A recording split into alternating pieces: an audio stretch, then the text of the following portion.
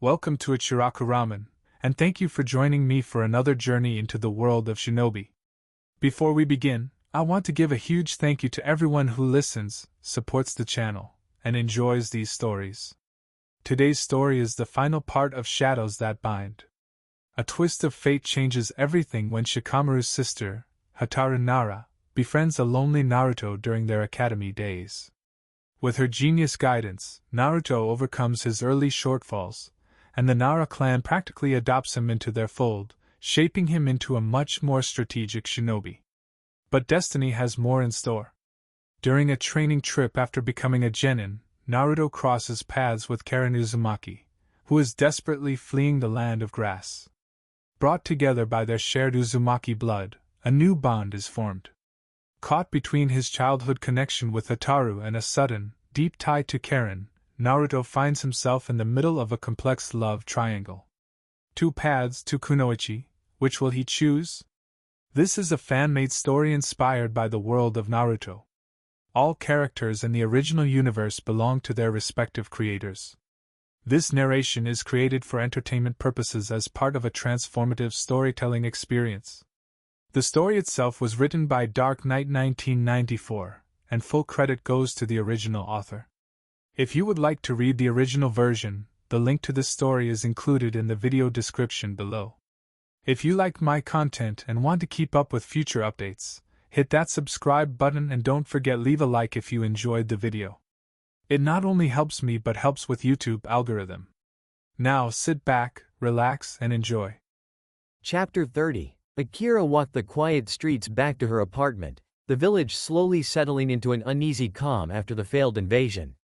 The streets were patrolled by ambush shadows and Jonin squads, lanterns flickering on as night deepened, but the tension lingered, civilians staying indoors, shinobi on high alert.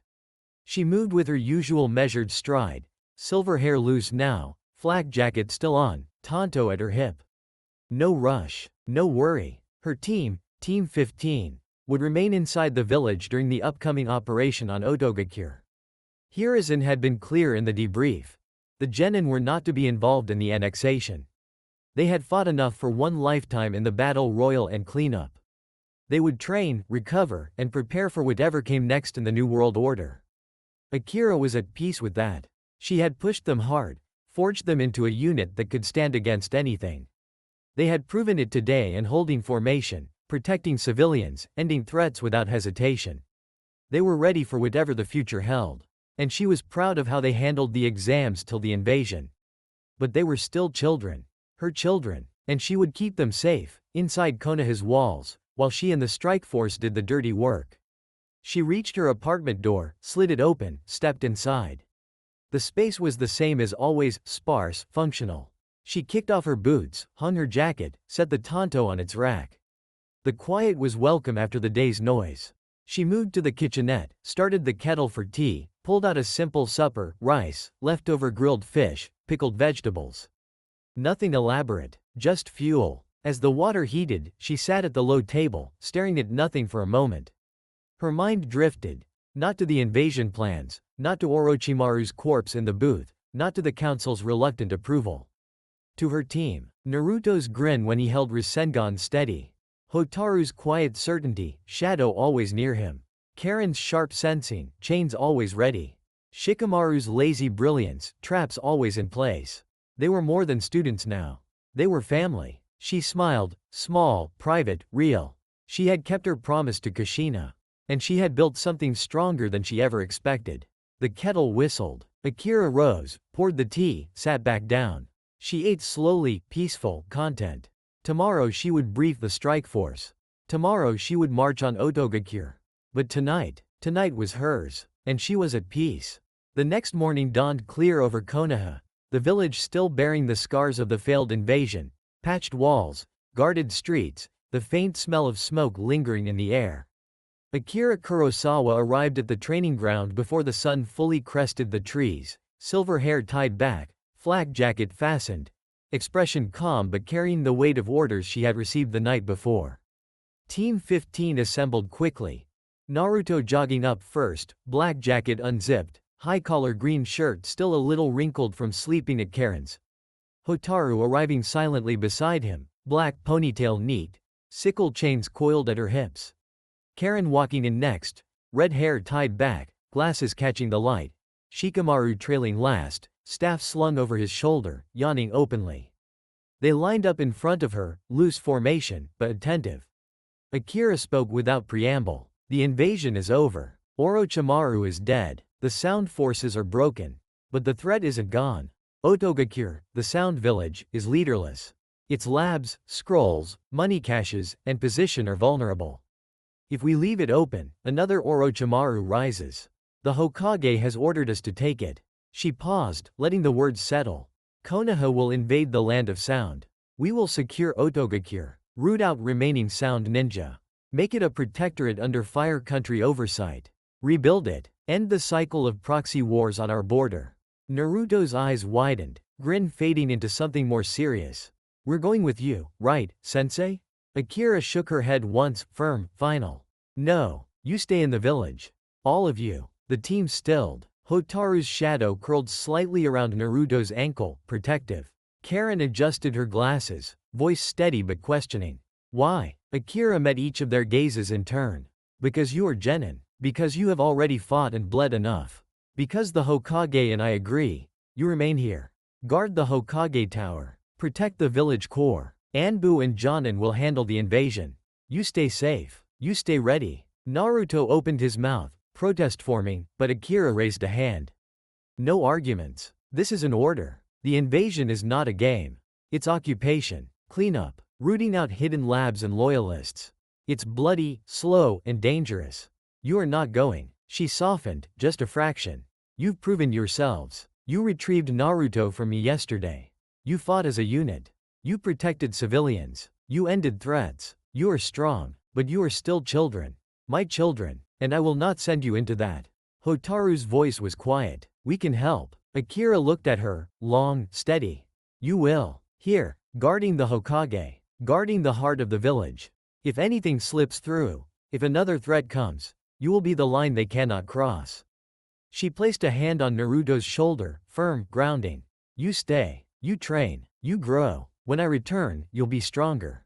And we'll face whatever comes next together. Naruto exhaled, frustrated but accepting. Fine, but you better come back, sensei. Akira's smile was small, rare, warm. I will. She looked at the others, Hotaru, Karin, Shikamaru. Report to the tower tomorrow morning. You'll be assigned guard rotation. Stay sharp. Stay together. She stepped back. Dismissed. Rest today. The village needs you whole. The four Genin stood there a moment, processing. Then Naruto nodded, grin returning, softer now.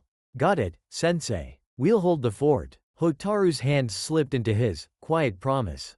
Karin smiled faintly. Team thing. Shikamaru sighed. Troublesome, but yeah. Akira watched them turn, heading back toward the Nara compound. She waited until they were gone. Then she turned north, toward the tower, toward the strike force briefing.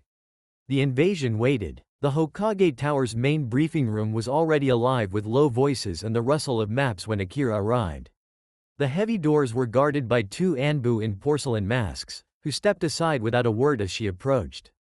Inside, the long table was covered in detailed scrolls and terrain diagrams of the land of sound, Otogakure marked in red, border villages circled, supply routes highlighted. Jonin captains and Anbu squad leaders stood around the table, Asuma, Kurenai, Guy, Yamato, and several others, leaning over the maps, marking routes with ink brushes. A few headhunter captains, Akira's former peers, stood at the far end, cloaks dark, eyes sharp. As she entered, the room quieted for a beat.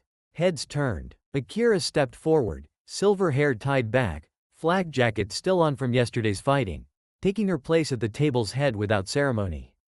Asuma looked up first, nodding once. You're here. Good. We're already planning the four-pronged invasion. He tapped the map, 4 arrows drawn in red ink converging on Otogakure from different directions. North approach. Heavy Anbu strike team. Fast, silent. Secure the labs and archives. Yamato leads. Yamato gave a short nod. East. Jonin assault group. Push through the main trade road. Draw out any defenders. Kurenai commands. Kurenai's eyes flicked to Akira. West. Diversionary force. Make noise, pull eyes away from the center push. Guy handles it. Guy flashed a thumbs up, teeth gleaming, though his usual enthusiasm was tempered. South. Main vanguard. Full force. Root out loyalists, secure the tower and village core. Akira, you lead this prong. Akira looked at the map, studying the southern arrow that cut straight through the heart of the land of sound. Numbers? She asked. Asuma answered. 200 Anbu and headhunters total, split across the prongs. Another 300 Jonin and Chunin. Minimal Genin involvement. We move in 48 hours. First wave hits at dawn. Kurenai added, Suna is staying neutral. Gaara's team held position during the invasion.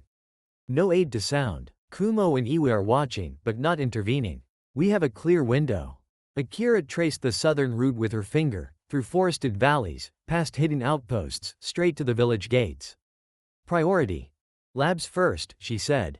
Orochimaru's research cannot fall into enemy hands or be destroyed. We secure it. Then the tower. Then the rest. No massacres. Amnesty for surrenderers. We rebuild, not raise. Guy nodded. Youthful precision. We will honor the village's name. Akira looked around the room, meeting every captain's eyes. We move fast. We move clean. We end this threat before it rises again. The captains nodded as one, resolute, ready. Asuma rolled up a scroll. Briefings continue tomorrow. Mobilization starts at dusk. Akira, you have command of the southern prong. Pick your strike teams. Akira gave a single nod. Already done. She turned toward the door, then paused, looking back at the map one last time. Otogakure falls in days, she said quietly. And when it does, the land of sound will never threaten us again. The captains bowed, silent agreement. Akira left, door sliding shut behind her. The Nara compound training ground was quiet in the late afternoon, the sun low and golden, casting long shadows across the packed dirt circle. Team 15 had gathered there after the debrief, none of them quite ready to go inside yet. Naruto sat cross-legged on the grass in the center, black jacket off and draped over his knees, high-collar green shirt sleeves rolled up. Hotaru sat beside him, legs tucked under her, black ponytail loose now, sickle chains resting on her lap. Karin leaned against a nearby tree, red hair catching the light, glasses slightly fogged from the day's heat. Shikamaru sprawled on his back a few feet away, arms behind his head, staff planted in the dirt like a marker. Naruto broke the silence first, voice low but still carrying that familiar energy. So, yesterday was wild. Akira-sensei just ended Orochimaru. In the booth, like it was nothing, Karin hummed softly, arms crossed, eyes half closed. I felt it. Her chakra spiked, sharp, cold, like lightning cutting through everything. Then his signature just vanished. No echo. No fade. Gone. Hotaru nodded once, shadow curling lazily around Naruto's ankle, almost unconsciously. She didn't hesitate, didn't speak, just acted. Precise. Final. That's how she is. Shikamaru exhaled through his nose, staring up at the sky. Troublesome, but yeah. Dead man switch triggered the attack, seals failed, sound ninja lost their edge. We cleaned up the rest. Civilian deaths low, 27. Shinobi took the brunt, but we held the village. No breach. No panic. That's good. He paused, tapping his staff once against the ground. Key details. Orochimaru was disguised as the case cage. Full robes, makeup, the works. Akira struck him in the neck, some new jutsu. Lightning soul rend. She told Hiruzen it destroys the soul. No region. No revival. He dropped dead right there. Jiraiya and Hiruzen were witnesses. No one else in the booth knew until the disguise fell. Karin hummed again, thoughtful. Explains why the seals died so fast. No leader, no power. The invasion collapsed in minutes. Hotaru added quietly, eyes on Naruto. She protected us. Protected the village. Protected you. She leapt down after, led us straight into the fight. No prisoners. She didn't let them touch another civilian. Naruto rubbed the back of his neck, grin fading into something softer. Yeah, she did. We followed her. Cleared streets, ended threats. Felt right, like we were supposed to be there. Shikamaru sat up slowly, leaning on his staff. Troublesome part is what's next. Hiruzen's planning to invade the land of sound. Take Otogakure. Root out remnants. Secure the labs, scrolls, money. Make it a protectorate. Akira leads the vanguard. We stay here, guard the tower, village core. Genin not going. Hotaru's shadow tightened slightly around Naruto's ankle, protective. She's keeping us safe, she said. We proved ourselves in the battle royal. Now she handles the rest. Karin pushed her glasses up. It's smart. We're strong, but we're still Genin. The invasion's occupation, slow, dirty, dangerous. We stay here, train, protect the Hokage. Be ready when she comes back. Naruto looked around at them. Hotaru close on his left. Karin leaning against the tree. Shikamaru watching the sky. How long do you think it'll take? He asked quietly. The invasion. Getting it done. Her coming back. Shikamaru exhaled. Troublesome question, but probably weeks. Maybe a month or two. Otogakure's small, broken. Most fighters are dead or scattered. Labs and assets are the priority. Clean sweep, install a governor, secure borders. Akira moves fast, won't drag it out.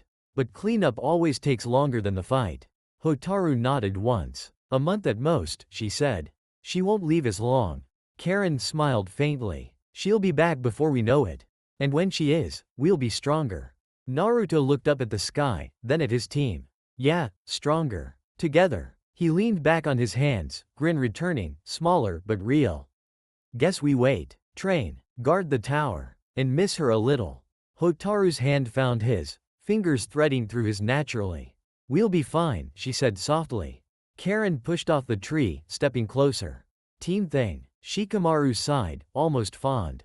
Troublesome, but yeah. They sat there a while longer, four genin, side by side, shadows stretching long in the fading light. The next day, Konoha moved with the quiet efficiency of a village that had survived an invasion and was already planning its counterstrike. The streets near the Hokage Tower were lined with Jonin and Anbu squads. Gear being checked, scrolls being sealed, supply carts loaded with rations, medical kits, and weapons. Akira had selected her vanguard the night before. Elite headhunters and Jonin she trusted implicitly, all ready to march on Otogakure within 48 hours. The air carried the faint clang of sharpening blades and the low murmur of final briefings. Inside the Hokage Tower, Team 15 stood guard outside Hirazen's office door, four genin in full gear, positioned in a loose diamond formation. Naruto at the front, center, Hotaru and Karin on the flanks, Shikamaru at the rear. They weren't there for ceremony, they were there because Hirazen had personally requested it. The village core needs eyes I trust, he'd said. And I trust you. Naruto shifted his weight slightly, black jacket zipped halfway, tanto at his hip, eyes scanning the hallway. This ambassador thing? You think Suna's mad about the whole cage was Orochimaru deal? Hotaru's shadow curled subtly around his ankle, reassuring. They will be cautious. The real Rasa is dead. Suna's council will want answers. And guarantees. Karin adjusted her glasses, sensing the hallway ahead. Ambassador's chakra is approaching, calm, controlled. No hostility. Yet, Shikamaru leaned against the wall, staff planted, yawning. Troublesome, but yeah, they're here to talk, not fight. Hirazen's gonna offer terms, neutrality, trade, maybe a quiet apology for the disguise mess. Suna won't want war with us right now. They're still reeling. The hallway doors at the far end opened. A Suna delegation approached. 3 shinobi in tan cloaks and headpieces, led by a tall woman with short brown hair and sharp eyes. Ambassador Yumi, a high-ranking Jonin and advisor to Suna's interim council. She carried no visible weapons, but her posture said she didn't need them. Team 15 straightened, Naruto stepping half a pace forward, hand resting near his tanto, but not drawing it. Hotaru's shadow stretched just a little wider. Karin sensed for hidden threats. Shikamaru watched everything. Yumi stopped a respectful distance away, bowing slightly to the genin guards. Team 15, she said, voice even. The Hokage is expecting us. May we pass? Naruto glanced at Hotaru, then back at Yumi. State your business first. Yumi's expression remained neutral. Diplomatic discussion regarding yesterday's events. Suna seeks clarity on the cage's impersonation, and assurances of continued peace between our villages. Hotaru's voice was quiet but firm. You may enter. The Hokage is ready. She stepped aside, shadow retracting just enough to allow passage. Yumi nodded once, then led her 2 aides past the team, into the office. The doors slid shut behind them. Naruto exhaled, shoulders relaxing a fraction. That went smooth. Hotaru's hand brushed his arm, brief grounding. For now. Karin kept her sensing on the door. Inside's calm, no threats, just talking. Shikamaru leaned back against the wall again. Troublesome, but yeah, Suna's not stupid. They know we just ended Orochimaru. They know we're not in the mood for another war. Naruto grinned, small, tired, but real. Then let's make sure it stays that way. We guard the door. We keep the Hokage safe. We wait for Sensei to come back from sound. Hotaru's shadow curled around his ankle again, soft, possessive. We wait. The Hokage's office was bathed in the warm glow of late afternoon sun, the long shadows of the village rooftops stretching across the polished floor.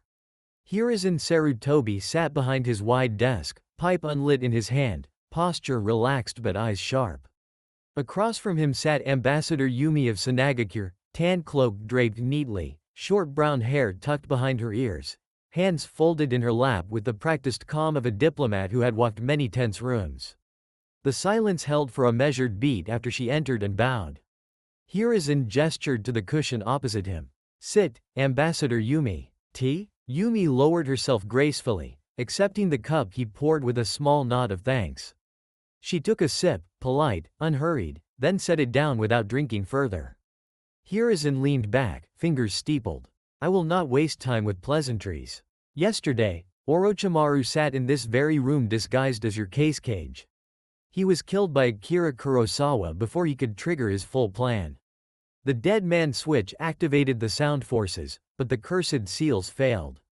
The invasion collapsed. Civilian deaths, 27.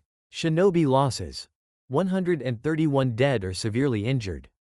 Konoha stands. Yumi's expression remained composed, but her fingers tightened slightly on her knees. The Council of Suna received word before dawn.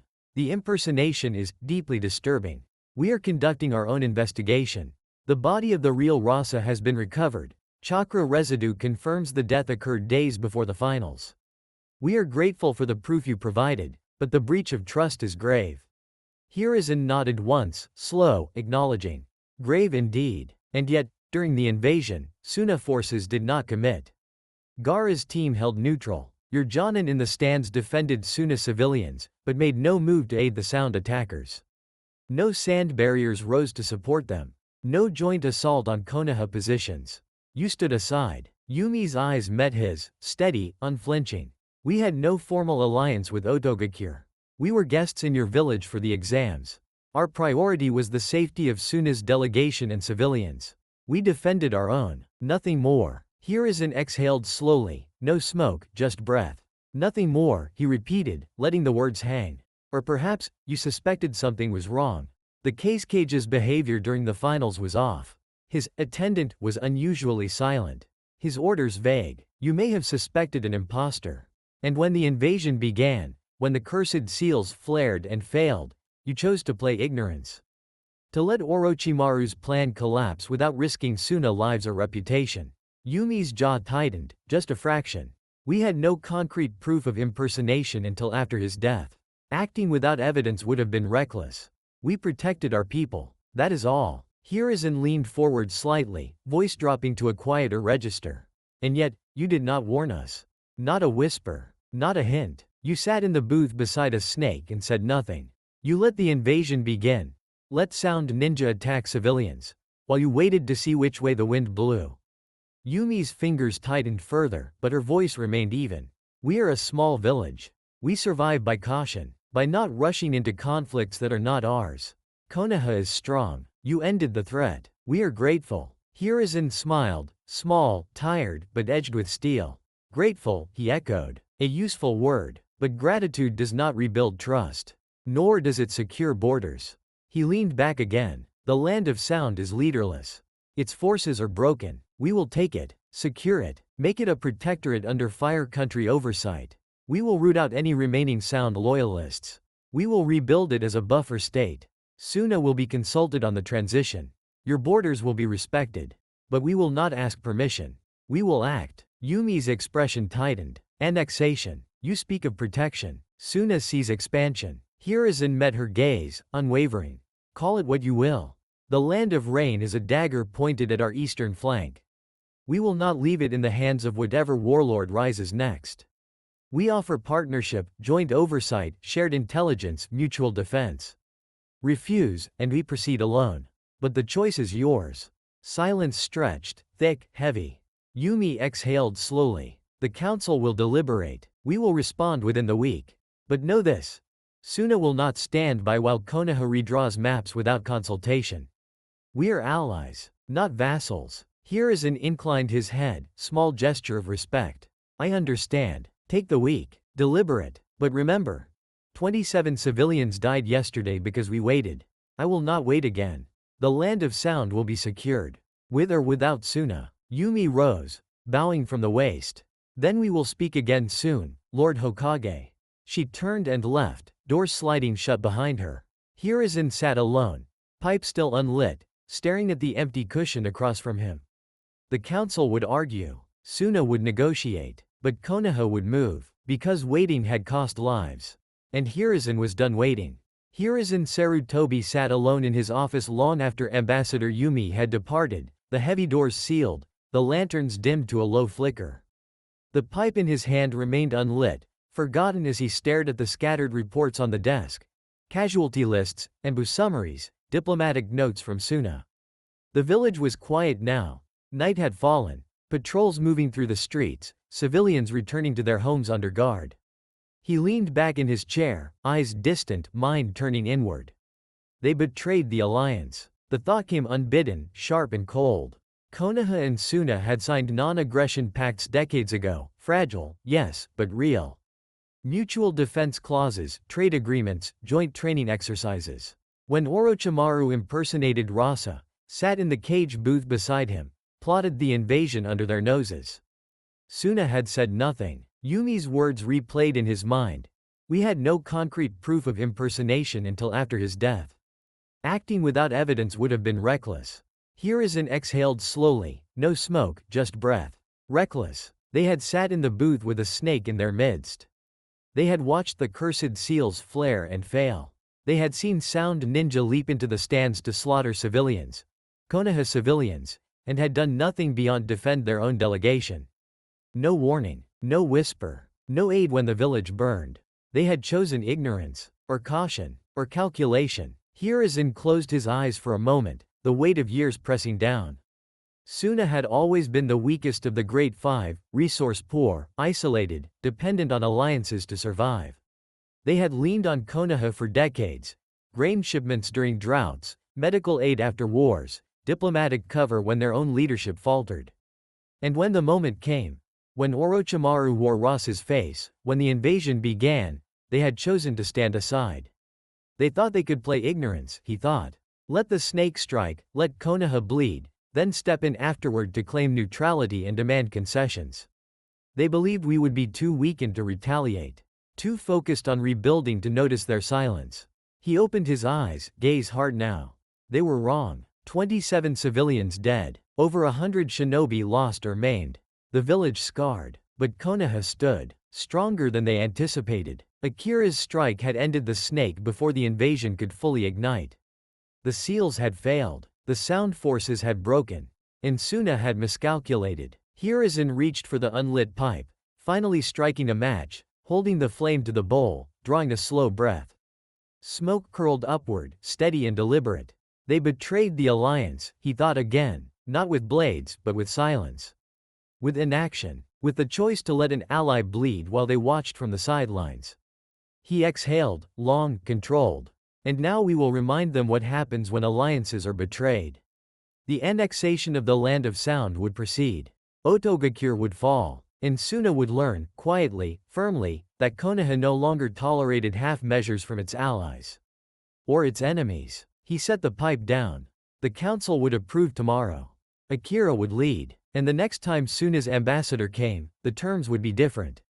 Karin and Shikamaru stepped inside the Hokage's office, the heavy doors sliding shut behind them with a soft thud. The room was quiet except for the faint rustle of scrolls and the low crackle of Hiruzen's pipe. The third Hokage sat behind his wide desk, surrounded by stacks of reports, casualty lists, and diplomatic missives. He looked up as they entered, offering a small, tired nod. Karina. Shikamaru. Come in. We have paperwork to sort, casualty confirmations, mission logs from yesterday, patrol schedules for the next week. You two have sharp minds and steady hands. Help me organize. Karin bowed slightly, moving to the right side of the desk where a pile of scrolls waited. She adjusted her glasses and began sorting, separating Enbu summaries from medical reports, civilian statements from Genin debriefs. Her movements were efficient, chains coiled quietly at her wrists. Shikamaru sighed but took the left side, lazily flipping through mission logs, marking key details with a brush. Troublesome, but yeah, this'll take hours. Hiruzen smiled faintly. It will, but it's necessary. The village heals through records as much as through medicine. Outside the office, in the wide hallway, Naruto and Hotaru remained on guard duty. Naruto leaned against the wall beside the door, arms crossed, black jacket unzipped, high-collar green shirt slightly rumpled. He glanced at Hotaru, who stood straight back a step away, black ponytail neat, sickle chains silent at her hips. Shadows subtly stretched along the floor toward the door. Think they're gonna be in there long? Naruto asked, voice low. Hotaru's gaze stayed on the hallway, alert, calm. Long enough. Hiruzen has much to organize. We stay until relieved. Naruto shifted, rubbing the back of his neck. Yeah, guess so. Kinda boring just standing here after yesterday. Hotaru's shadow brushed his ankle, soft, reassuring. It's not boring, she said quietly. It's necessary. We protect the Hokage. We protect the village. We protect each other. Naruto looked at her, grin softening into something warmer. You're right. Always are. He pushed off the wall, standing straighter. Still, miss fighting with you guys. Guard duty's okay, but I like when we're moving together. Naruto leaned against the wall beside the door, arms crossed, black jacket unzipped over his high-collar green shirt, pendant resting against his chest. He shifted his weight from one foot to the other, trying, and failing, to look bored. Hotaru stood straight back a step away, black ponytail neat, sickle chains coiled at her hips. Shadows stretched subtly along the floor toward the door like a silent sentinel. Her eyes scanned the hallway, left, right, back toward the stairs, always alert. Naruto glanced at her sideways, keeping his voice low. So, how long do you think this ambassador thing will take? Feels like we've been standing here forever. Hotaru didn't turn her head, but her shadow brushed his ankle once, soft, reassuring. Diplomacy moves slowly. Suna is still reeling from the Cage's death. They'll want answers, assurances, maybe concessions. Hiruzen will give them enough to keep peace, but not enough to weaken us. Naruto nodded slowly, staring at the opposite wall. Yeah, makes sense. After everything yesterday, Suna probably doesn't want to push too hard. They stayed out of the fight. Didn't help the sound ninja.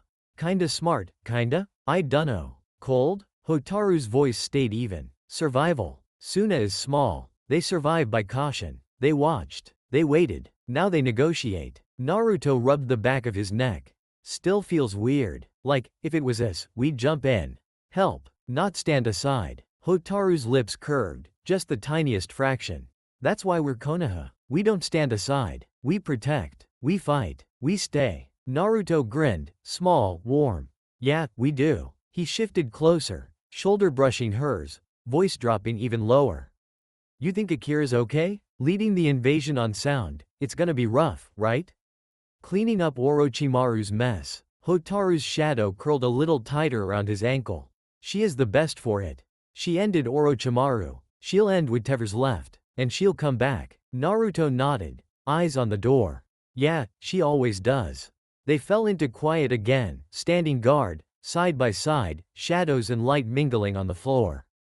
Inside the Hokage's office, the late afternoon light slanted through the wide windows, casting long golden stripes across the polished wooden floor and the stacks of scrolls on Hiruzen's desk.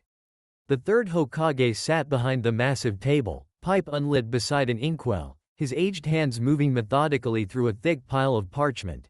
After action reports from the invasion, casualty lists, mission logs, and, most importantly, the recommendations for Chunin promotions.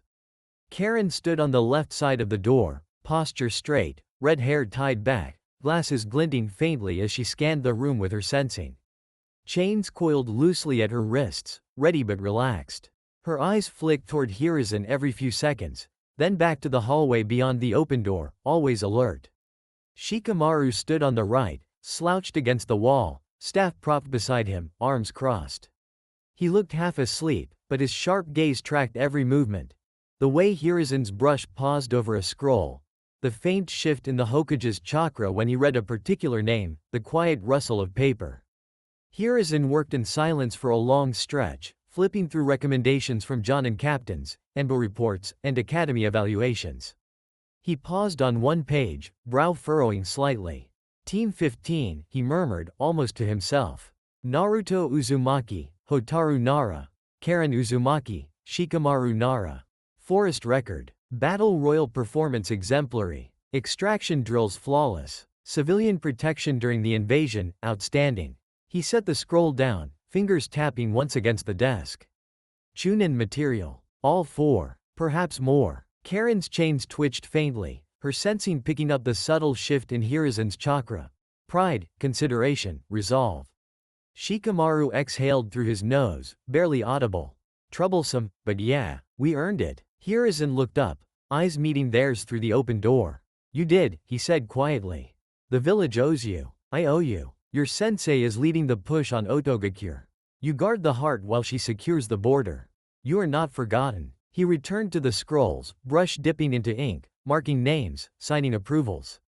Karin's voice was soft, almost a whisper. He's considering this for Chunin. Shikamaru shrugged one shoulder. Probably. Battle Royal. Invasion defense. No losses. We did what Genin do. Might as well make it official. They fell silent again, standing guard, watching the Hokage work. Outside the door, the village moved on, patrols, civilians, life returning to normal. Inside, the third Hokage reviewed recommendations. Akira Kurosawa stood at the head of the southern vanguard column, silver hair tied back tight against the wind, flak jacket fastened, tanto secure at her hip. The strike force stretched behind her, 200 Anbu and headhunters in dark cloaks, Genin in muted greens and grays. No banners. No noise beyond the soft crunch of boots on the forest path. They moved like a shadow sliding across the land, silent, disciplined, unstoppable. The border with the land of sound lay a few kilometers ahead, the terrain shifting from Konoha's lush forests to the gray, misty lowlands of Aim no Kuni. Rain clouds hung low on the horizon, the air already heavy with moisture. Akira felt it in her bones, the familiar weight of a mission that would end in blood. She didn't look back often. She didn't need to. The captains behind her, Yamato on the eastern prong, Kurenai on the west, Guy on the diversion, were coordinating via sealed messenger birds and shadow signals. The plan was set. 4 prongs converging on Otogakure at dawn.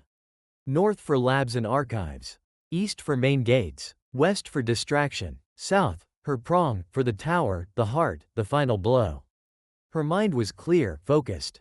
The invasion was necessary. Otogakure was broken, leaderless, its ninjas scattered or dead after Orochimaru's fall.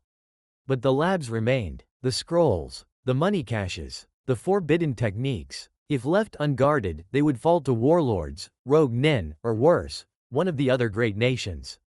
Konoha would not allow that. She would secure it, root out the remnants, install a governor loyal to Fire Country, rebuild it as a protectorate. No massacres, no needless destruction, amnesty for surrenderers, but no mercy for those who resisted. Akira's hand rested lightly on her tanto hilt, habit, comfort. Lightning chakra hummed faintly beneath her skin, ready for lightning soul rend if any hidden loyalist tried to play hero. She thought of her team, Team 15, back in the village. Naruto, grinning through exhaustion, Rasengan spinning in his palm. Hotaru, black hair neat, shadow always near him. Karin, red hair tied back, chains ready. Shikamaru, slouched but sharp, traps always in place. They were safe, guarding the tower, training, healing. Hirazen had kept them out of this. Good, they were Genin, they had already bled enough. Akira allowed herself one small, private smile. They would be waiting when she returned. Stronger. Ready. She raised her hand, silent signal. The column picked up pace, silent, swift, shadows among shadows. The border loomed. Otogakure waited. The Suna ambassador's hotel room in Konoha was modest, tatami floors, low table, a single window overlooking the village's night-lit rooftops. The lantern burned low, casting flickering shadows across the walls. Ambassador Yumi paced slowly, barefoot on the cool mats, tan cloak discarded over a chair, sleeves rolled up to her elbows. Her short brown hair was slightly disheveled from running her fingers through it, and her sharp eyes stared at nothing as her mind turned over the conversation with Hiruzen again and again. She stopped at the window, arms crossed tight, staring out at the lights of the Leaf Village, still alive, still strong, despite yesterday's invasion.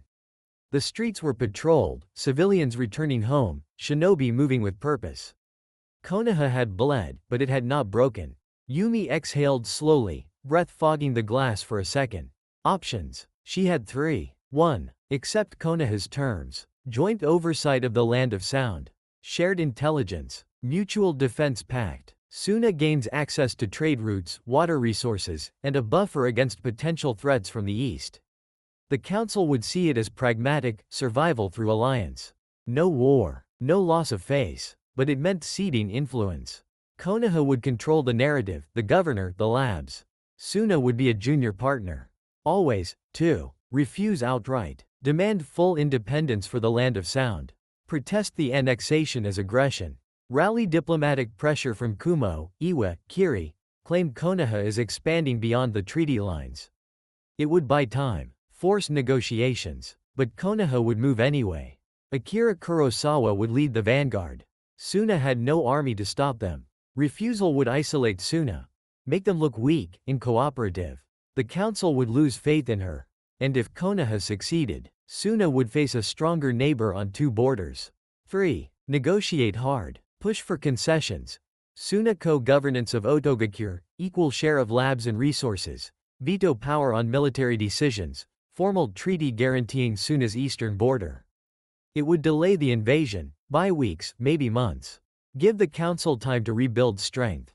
But Hiruzen had been clear, he would not wait forever. If Suna dragged its feet, Konoha would act alone. And then the deal would be worse. Suna shut out entirely, left to watch as Konoha claimed everything. Yumi pressed her forehead to the cool glass, closing her eyes. Hiruzen is not bluffing. He lost 27 civilians. He will not risk another 27. She thought of Gaara, his sand still dominating the center of the arena during the battle royal, his team holding neutral. The council had ordered it. Observe, protect Suna interests, do not commit. They had chosen caution, and caution had cost them leverage. Now Konoha was moving. Yumi opened her eyes, staring at her reflection in the window. We survived Hanzo. We survived pain. We survived Orochimaru's shadow. We will survive this. She straightened. Option 2 was suicide. Option 1 was surrender. Option 3, negotiation, was survival. She turned from the window, walking to the low table where a blank scroll and ink waited. She would draft a counter-proposal tonight. The first prong, Akira's southern vanguard, hit Otogakure at dawn. 200 Anbu and headhunters moved like smoke through the misty lowlands, black cloaks blending with the gray dawn. They struck the outer guard posts first, silent tanto strikes, lightning arch crescents snapping through the rain to sever necks and spines. No alarms, no survivors. The southern gate fell in minutes, chains broken, sentries slumped, blood mixing with rainwater on the cracked stone. Inside the village, the loyalists rallied, remnants of Orochimaru's elite, rogue sound Jonin, desperate Genin clinging to the old order. They fought house to house, street to street. Akira led from the front, tanto flashing, lightning soul-rend lancing out in white-blue needles that ended fights before they could begin. A sound Jonin tried to summon a water dragon from a rooftop. She flickered upward, blade meeting his throat mid-seal. He dropped, soul unraveled, body lifeless. Behind her, the vanguard pushed, ANBU teams clearing alleys with coordinated kunai volleys, headhunters slipping through shadows to cut throats from behind. Explosive tags detonated in tight clusters, collapsing sound barricades. Fire jutsu from Konoha Jonin countered water defenses, steam exploding in choking clouds. The fighting was bloody, close, brutal, no room for mercy. Sound loyalists fought like cornered animals, kunai in both hands, poison-laced blades, desperate seals. A headhunter took a poisoned senbon to the thigh and kept moving, killing his attacker before collapsing. Another Anbu fell to a point-blank water bullet, chest caved in, but his teammate avenged him with a single, precise strike. By mid-morning the southern district was theirs, streets slick with rain and blood, loyalist bodies dragged to collection points, surviving villagers herded into guarded zones. Simultaneously, the second prong, Kurenai's eastern assault, hit the main gates. 300 Jonin and Chunin struck hard, genjutsu veils masking their approach, windblades cutting through gate chains, earth spikes shattering barricades. Sound defenders poured from the towers, water dragons roaring, explosive tags raining, but Kurenai's teams were faster. Genjutsu illusions drew defenders into kill zones. Jonin squads flanked and cut them down. A sound elite squad tried to counter, cursed seal remnants flaring weakly. But without Orochimaru's power, they were mortal. Kurenai's team overwhelmed them. Kunai volleys, taijutsu blitzes, earth walls trapping them for execution. By noon, the eastern gates were down. The north and west prongs, Yamato and Gai, hit simultaneously. Silent lab seizures in the north, loud diversion assaults in the west drawing defenders away from the core. Otogakure burned, not in flames. Akira had ordered minimal arson, but in resistance. Sound loyalists fought block by block, rooftop ambushes, poison traps, suicide jutsu. But the four prongs converged relentlessly. Akira reached the central tower by mid-afternoon, southern vanguard clearing the last defenders. Bodies littered the steps, sound ninja in dark cloaks, some still clutching forbidden scrolls or experimental vials. She stepped over them, Tanto dripping, into the tower's main chamber. Empty. Orochimaru's throne gone. Labs stripped in panic, but the vaults remained, sealed, intact. She placed a hand on the heavy door, chakra flaring once. Lightning soul rend. A single bolt pierced the seal, unraveling its chakra threads. The vault opened. Scrolls, money caches, forbidden jutsu, all secured. Akira turned to her captains. Secure the archives. Seal the vaults. No one touches anything until inventory is complete. She stepped outside, rain still falling, mixing with blood on the cobblestones. The village was theirs. Otogakure had fallen, and the land of sound would rise again, under Konoha's protection. Akira looked toward the horizon, toward home. The rebuilt tower in Otogakure's central district was still scarred from the morning assault. Charred walls, shattered windows, the faint metallic tang of blood lingering in the corridors despite hasty cleanup. Akira Kurosawa sat in the high-backed chair that had once been Pain's throne room seat, now stripped of its godlike ornamentation and left plain. She lounged with deliberate ease, legs crossed at the ankle, one elbow on the armrest, chin resting on her knuckles. Her silver hair was slightly disheveled from the day's fighting, flak jacket unbuckled at the collar, Tanto resting across her lap like a casual accessory. Anbu and Headhunter Captain stood at parade rest around the room, delivering short, clipped reports in rotation. Northern labs secured, one captain said, mask muffling his voice. 43 loyalists eliminated, 22 surrendered, scrolls and sealing equipment inventoried and sealed. No losses on our side. Akira nodded once, small, efficient. West District? She asked. Resistance pockets cleared, 89 enemy dead, civilian quarter intact, evacuated before breach. Minor injuries among our Chunin. Tenten's team is sweeping for hidden caches. Another captain stepped forward. Southern perimeter stable. Surrendered forces under guard, 212. Interrogation ongoing. No sign of high-valued targets or forbidden experiments escaping. Akira's eyes narrowed fractionally. Eastern Gate? Final holdouts eliminated. Kurenai's team reports full control. Civilian spokesperson requesting audience. Claims to represent the remaining population. Akira straightened slightly, posture shifting from lounging to commanding without ever losing her relaxed air. Bring him. The doors opened moments later.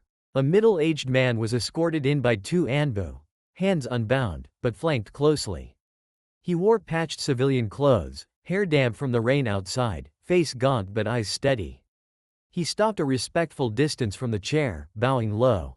Ambassador, or whatever title Konoha grants, he said, voice hoarse but clear. I speak for the civilians of Otogakure.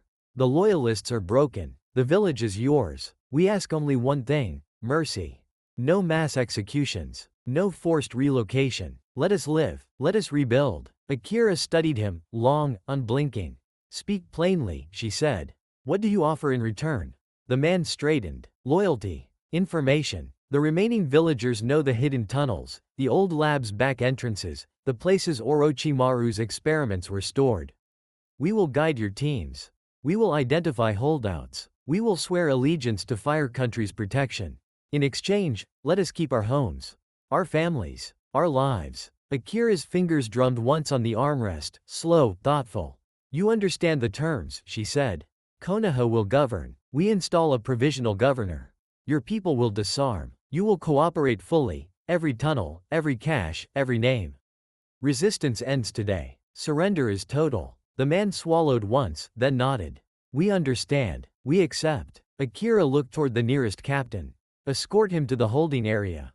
Take his statement. Verify every word. If he lies, she let the sentence hang, unfinished but clear. The Anbu bowed, leading the man out. The room fell quiet again.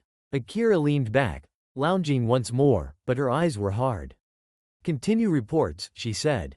Pockets of resistance are dying.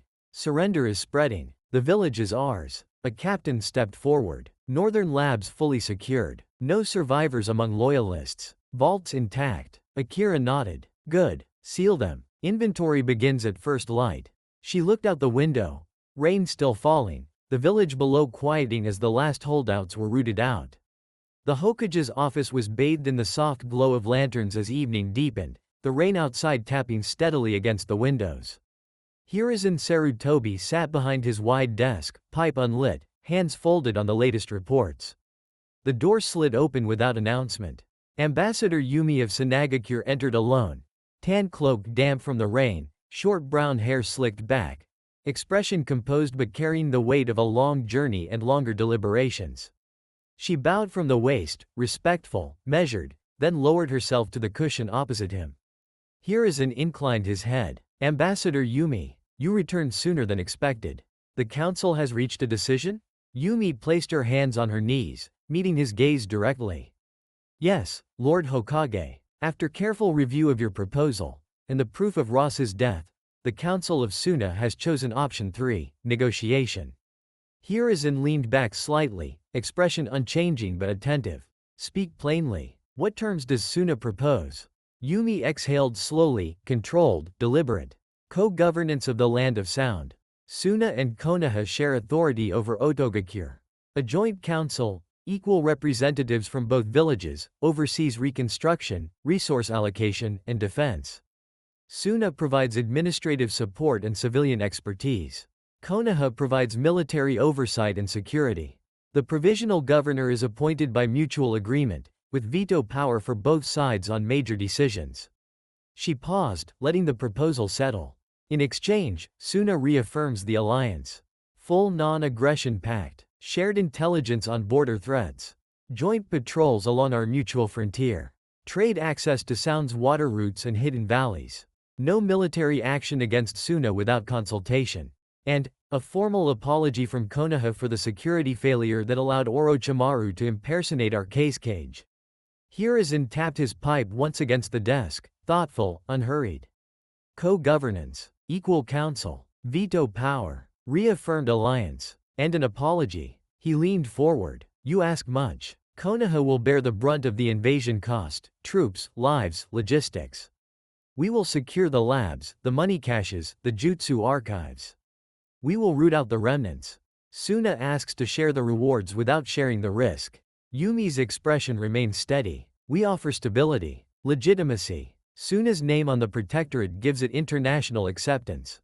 The other nations will not see it as pure Konoha expansion if Suna stands beside you. We prevent another war over the territory. We prevent escalation with Kumo or Iwa. We share the burden of governance. That is not nothing. Hiruzen studied her for a long moment, pipe turning slowly between his fingers. And if Konoha refuses co-governance? Takes the land alone? Yumi's voice stayed even. Then Suna will protest formally to the other cage. We will call it aggression. We will demand sanctions. We will not fight. Suna is too weak for that, but we will not stand silent. The fragile peace will fracture further.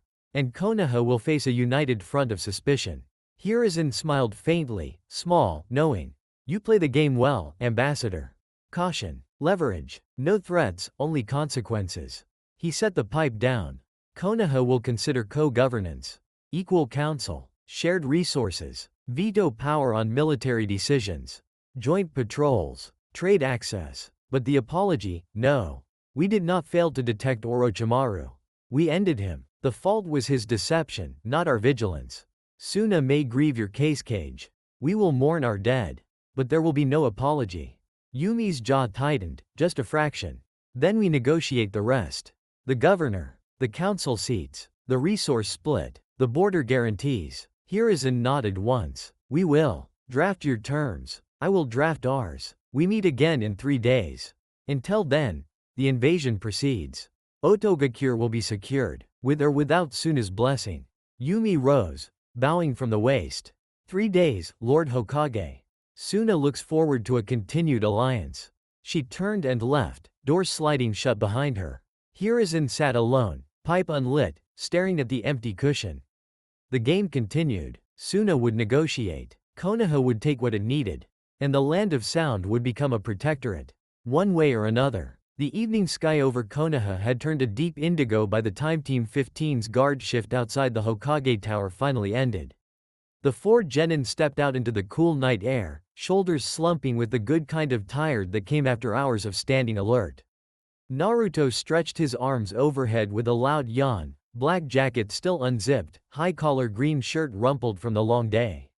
Man, standing still is way harder than fighting. My legs are killing me. Hotaru fell into step beside him, her black ponytail swaying gently.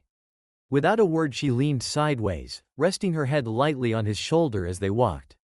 The contact was casual, natural, like it had been happening for months. Her shadow trailed behind them both, curling lazily around his ankle in that quiet, possessive way she never explained but never hid. Naruto grinned down at her, soft, easy, and adjusted his stride so she could stay comfortable against him. Karin slipped in on his other side, looping her arm through his free one and pressing close. Her red hair brushed his sleeve, coral pendant warm against his jacket. She didn't say anything at first, just held on, letting the rhythm of their steps match up. Shikamaru trailed a half step behind, staff slung over his shoulder, hands in his pockets. He watched the 3 of them for a second, Hotaru leaning on Naruto, Karin clinging to his arm, and a low chuckle slipped out before he could stop it. Hotaru's head lifted slightly. She didn't turn around, but her dark eyes flicked sideways toward her brother. The look was calm, almost lazy, but sharp enough to cut. Shikamaru shut up instantly. The chuckle died in his throat. He cleared it once, looked away, and muttered under his breath, troublesome. Karin smirked without looking back. Smart choice. Naruto laughed, quiet, warm, the sound rumbling through his chest so Hotaru could feel it against her cheek.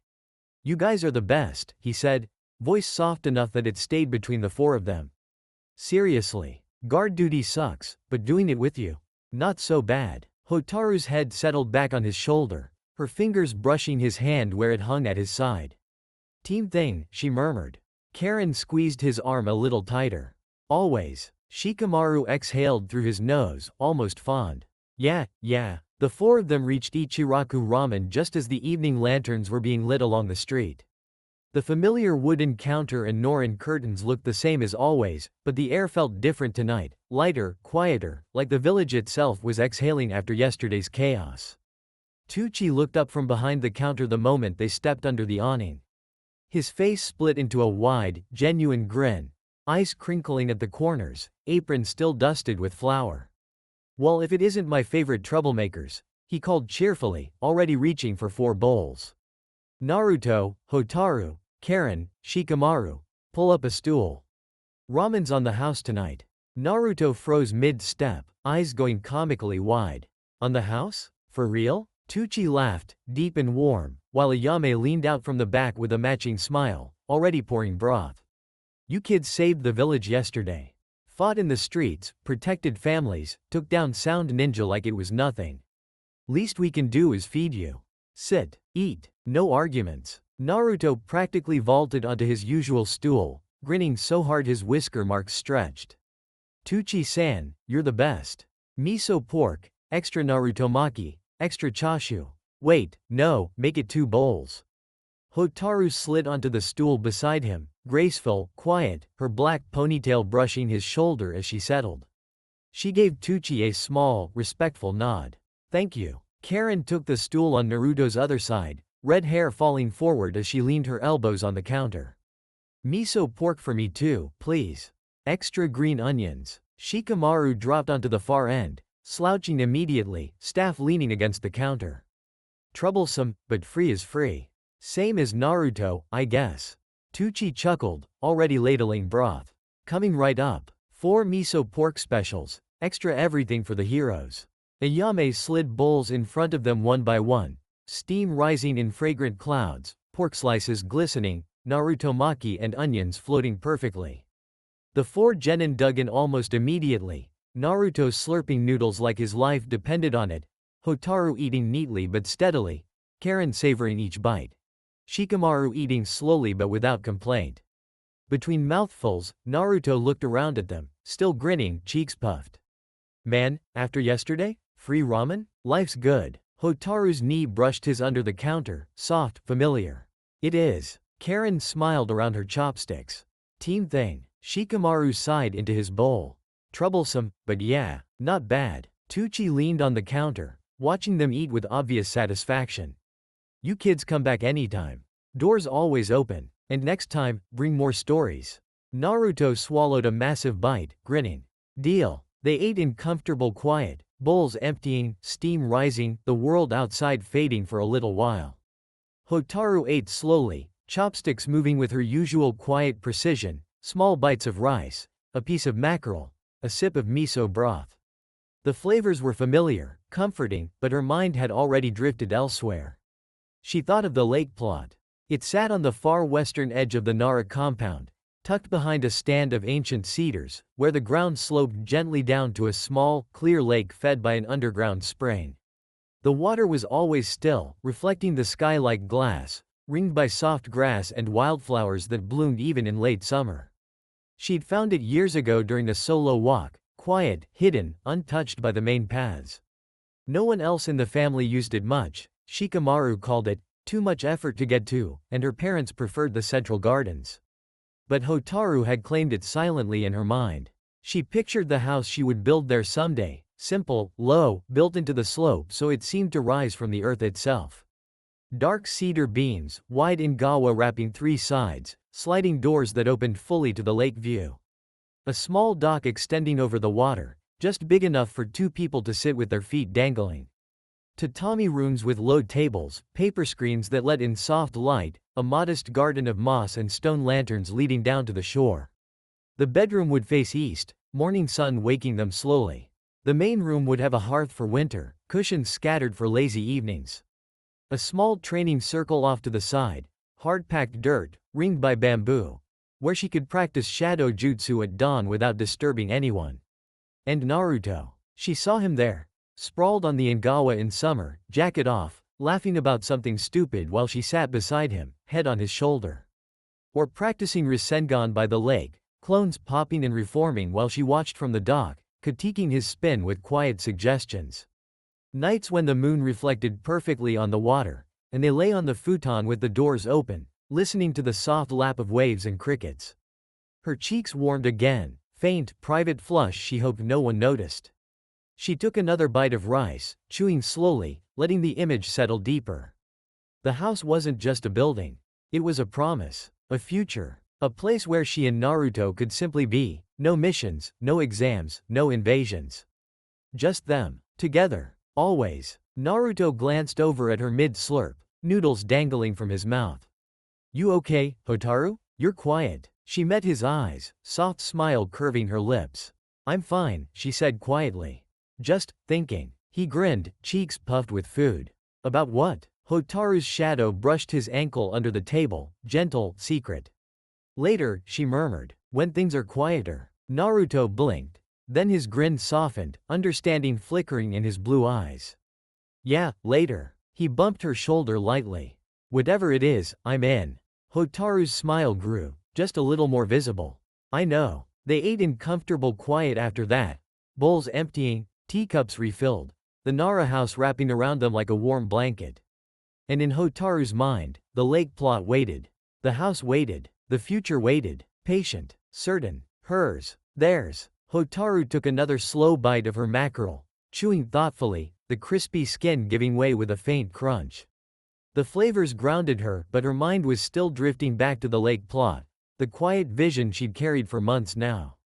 She pictured it again. The house built into the gentle slope, cedar beams dark against the grass, wide ingawa facing the water. The main room would be open, low tables and cushions, hearth for winter nights. The bedroom facing east for sunrise. A small training circle off to the side, hard-packed dirt, bamboo ring, for dawn practice. And then, 2 extra rooms. One for Karin, a wing on the northern side, private but connected, with its own small porch overlooking the lake. Windows that caught morning light, space for her chains and scrolls, a quiet corner for sensing meditation when the world got loud. Karin would have her own door, her own rhythm, but the house would still feel whole. One family, one roof. Hotaru didn't see it as competition or division. She saw it as balance. Naruto needed both of them, Hotaru's quiet certainty, Karin's fierce warmth. And they needed him. Sharing wasn't loss, it was strength. Protection doubled, love multiplied. She swallowed, setting her chopsticks down for a moment, fingers resting lightly on the edge of her bowl. The thought warmed her cheeks again, faint, private, but she didn't hide it this time. Naruto was beside her, shoulder brushing hers, and he noticed. "You okay?" he asked softly, voice low enough that only she heard. Hotaru looked at him, dark eyes steady, small smile curving her lips. "I'm thinking about the house," she said. "The one by the lake. The plot I showed you once." Naruto's grin softened, he remembered. The quiet afternoon they'd walked there together, her pointing out the slope, the view, the way the water stayed clear even in winter. "Yeah, you said you'd build it someday." Hotaru nodded once. "I will. And there's space for Karin too. A wing of her own. Private, but part of the whole." Naruto blinked. Then his face lit up with understanding, cheeks pinking slightly. "Oh, yeah, that'd be good. She deserves that. We all do." Hotaru's hand found his under the table, fingers threading through his naturally. "We do." She picked up her chopsticks again, taking another bite, slow, deliberate. The ingawa at the far end of the Nara compound overlooked the lake, wide, still water reflecting the late evening sky in perfect silver and indigo. A small wooden dock extended a few meters out, just wide enough for 2 people to sit with their feet dangling. Lanterns hung from the eaves behind them, casting warm pools of light that danced across the planks. Shikamaru Nara sat cross-legged on the edge of the porch, pipe in hand, smoke drifting lazily upward. Beside him, Yoshino leaned back on her palms, legs stretched out, ankles crossed. They had the porch to themselves tonight. Shikamaru already asleep in his room. The house quiet except for the soft lap of water against the dock pilings and the occasional cricket. Yoshino tilted her head toward the lake, a small smile playing on her lips. "You know she's already picked the plot," she said, voice low and amused. "That little clearing on the west side, maybe a 15-minute walk from the main house. Close enough to come by for dinner, far enough to pretend she's independent." Shikamaru took a slow puff, letting the smoke curl before answering. "She's been eyeing it since she was 12, he said dryly. "Used to disappear there for hours. Thought she was practicing shadow techniques. Turns out she was planning a house." Yoshino laughed softly, warm, knowing.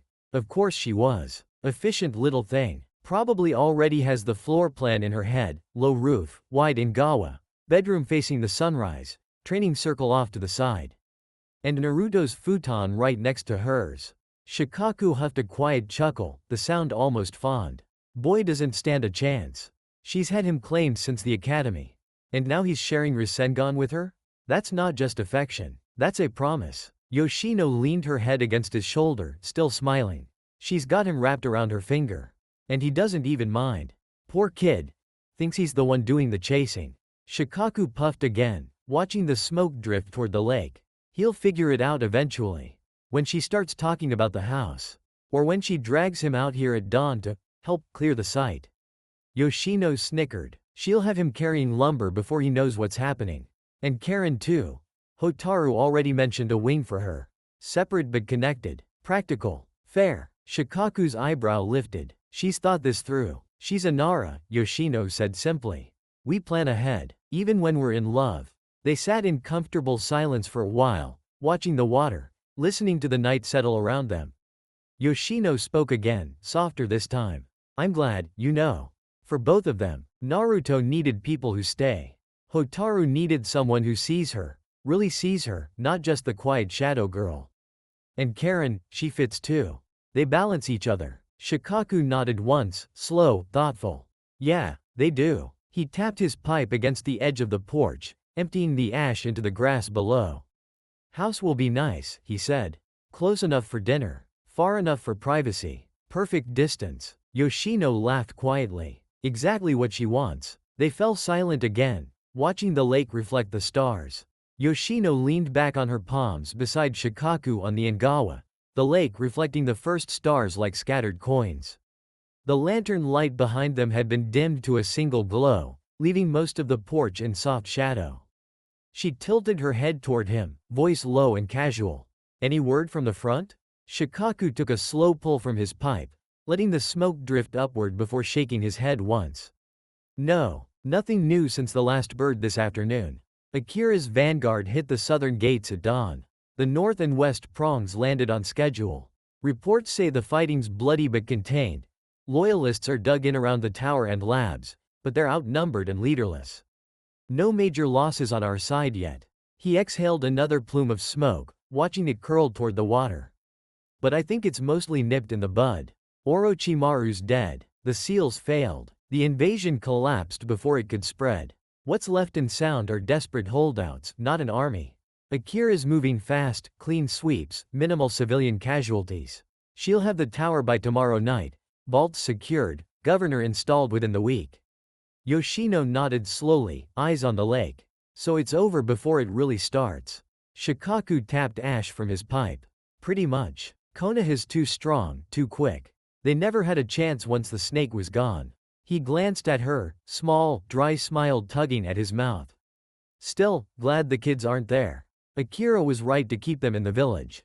Guarding the tower's safer than marching into a snake pit. Yoshino's smile softened. They're safe. That's what matters. She shifted closer until her shoulder rested against his. The Anbu squad moved through the underbelly of Otogakure like ghosts in the dark.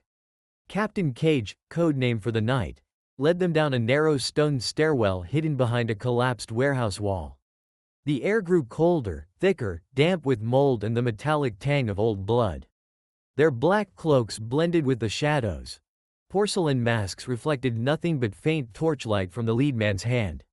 They reached the bottom. A low tunnel yawned ahead, rough-hewn rock, barely tall enough to stand upright, floor slick with seepage. Iron rings bolted into the walls held rusted chains. The passage sloped downward, curving into darkness. Cage crouched at the entrance, gloved hand tracing the edge of the opening.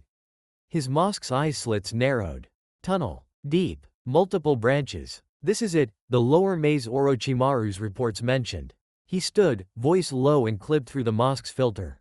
Sweep the floor. Every inch. Look for pressure plates, tripwires, hidden seals. No one steps inside until it's clear. The squad fanned out, silent, practiced. 2 Anbu dropped to one knee, fingers probing the stone for seams, irregularities, faint chakra residue. Another traced the walls with a gloved palm, checking for illusionary panels or false stone. A fourth unrolled a thin scroll, ink seals glowing faintly as they scanned for hidden traps. Pressure plate, left side, 10 centimeters in, one reported, voice muffled. Simple spring-loaded, disarmed, chakrad tripwire, waist height, linked to explosive tags, another said. Cut, false wall, right branch, 50 meters down. Illusion seal, breaking it now. Cage nodded once, sharp. Mark it, proceed single file. I lead. If anything moves, kill it. The squad formed up, single line, weapons drawn, steps measured. Cage stepped into the tunnel first, tanto in one hand, the other raised in a ready seal. Behind him, the others followed, masks blank, bodies tense, every sense tuned to the dark. The maze waited. The Anbu squad emerged from the narrow tunnel into a wider subterranean hall, high ceiling, damp stone walls lit by flickering red emergency lanterns. The air was thick with the stench of chemicals, blood, and decay. The corridor stretched ahead, branching into side chambers, but one large room immediately drew their attention, a sprawling laboratory. Glass tanks lined the walls, some cracked, others intact, filled with murky fluid and floating bodies in various states of dissection. Tables were strewn with surgical tools, blood-stained cloths, and open notebooks. Cages along one wall held living subjects, emaciated villagers and rogue ninja, some conscious and whimpering, others unconscious or worse. Restraints bolted to the floor held corpses in mid-autopsy, organs exposed, chakra pathways marked with black ink. A few still twitched, barely alive, tubes pumping unknown fluids into their veins. Captain Cage halted at the doorway, raising a gloved fist. The squad fanned out, silent, weapons drawn. One Anbu knelt beside a living subject. A young woman, eyes wide with terror, strapped to a table, abdomen partially opened but still breathing. Alive, he reported, voice muffled through the mask. Multiple subjects viable. Experiments ongoing. Cage's masked gaze swept the room, taking in the horror without flinching. Secure the area, he ordered. Restrain the scientists. Alive. No one dies until we extract information. The squad moved with lethal efficiency. Two Anbu secured the nearest scientist, a thin man in a stained white coat, trembling behind a console. They slammed him face down, wrists bound with chakra-suppressing cuffs, knee pressed to his back. He gasped but didn't resist. Another scientist, a woman with wild eyes, tried to reach for a syringe on the table. A headhunter's tanto flashed, slashing the air in front of her face, stopping her cold. She dropped to her knees, hands raised. Alive, the headhunter said flatly.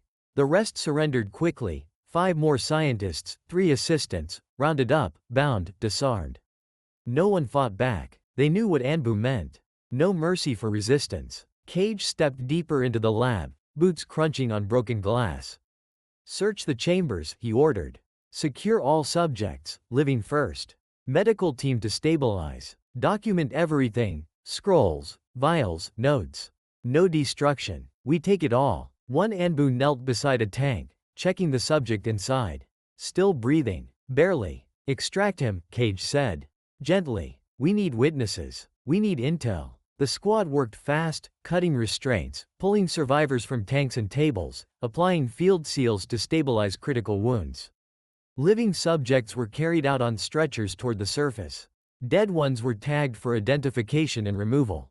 Cage stood at the center, mask impassive, but his voice carried quiet fury beneath the filter.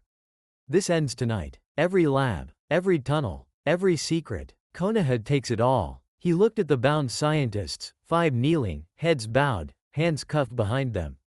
You will talk, he said simply. Everything. Names, experiments, hideouts, or you die slower than your victims. The lead scientist, thin man, trembling, nodded frantically. I'll talk. Please, mercy? Cage's masked gaze was cold. Mercy is for the innocent. You stopped being innocent a long time ago. The Anbu captain, mask unmarred, cloak dripping from the damp tunnels, approached Takeshi with quick, controlled strides. The underground hall still echoed faintly with the drip of water and the low groans of restrained scientists being dragged away. Captain Cage stopped a respectful distance away, posture rigid. Captain Owl, he said, voice muffled but edged with something rare for Anbu. Unease. We found something in the lower maze. You should come see it. Now. Owl straightened from the map table, golden eyes narrowing behind his dark hair. Speak plainly. The captain hesitated, just a fraction, then continued. Chamber 17. Sealed vault. We breached it. Inside, living experiments. Not just test subjects. High-value targets. Some are recognizable. And one is still conscious. Talking. He claims to be one of Orochimaru's successes. Says he has information on the invasion's backup plans. And, something about a dead man switch that didn't fully activate. Owl's jaw tightened. Panicked? He asked, voice low. The captain's mask tilted slightly, admitting it. Yes, sir. The subject is unstable. Talking fast. Names. Dates. Locations. We can't verify yet, but if even half is true, it's bigger than we thought. Owl exhaled once, slow, controlled. Secure the chamber. No one in or out without my order. Keep the subject alive. Sedate him if he becomes violent. He turned to the nearest officer. Double the guard on the vault. Bring my personal guard. We're going down. The captain bowed sharply. Yes, sir. The owl-masked Anbu strode toward the tunnel entrance, cloak sweeping behind him, steps measured but urgent. The heavy iron doors of Vault 17 groaned open under the push of two Anbu operatives. Captain Owl stepped through first, porcelain mask impassive, black cloak dripping from the damp tunnels, tanto drawn in a low guard. Behind him, 4 headhunters fanned out, blades ready, eyes scanning every shadow. The chamber was larger than expected, high ceiling lost in darkness, walls lined with reinforced steel tanks, surgical tables bolted to the floor, monitors flickering with dying readouts. The stench hit immediately. Chemicals, blood, rot, and something metallic like ozone after lightning. The man strapped to the central table was still alive, mid-30s, pale skin stretched tight over bones, hair matted with sweat and blood, tubes running into his arms and neck.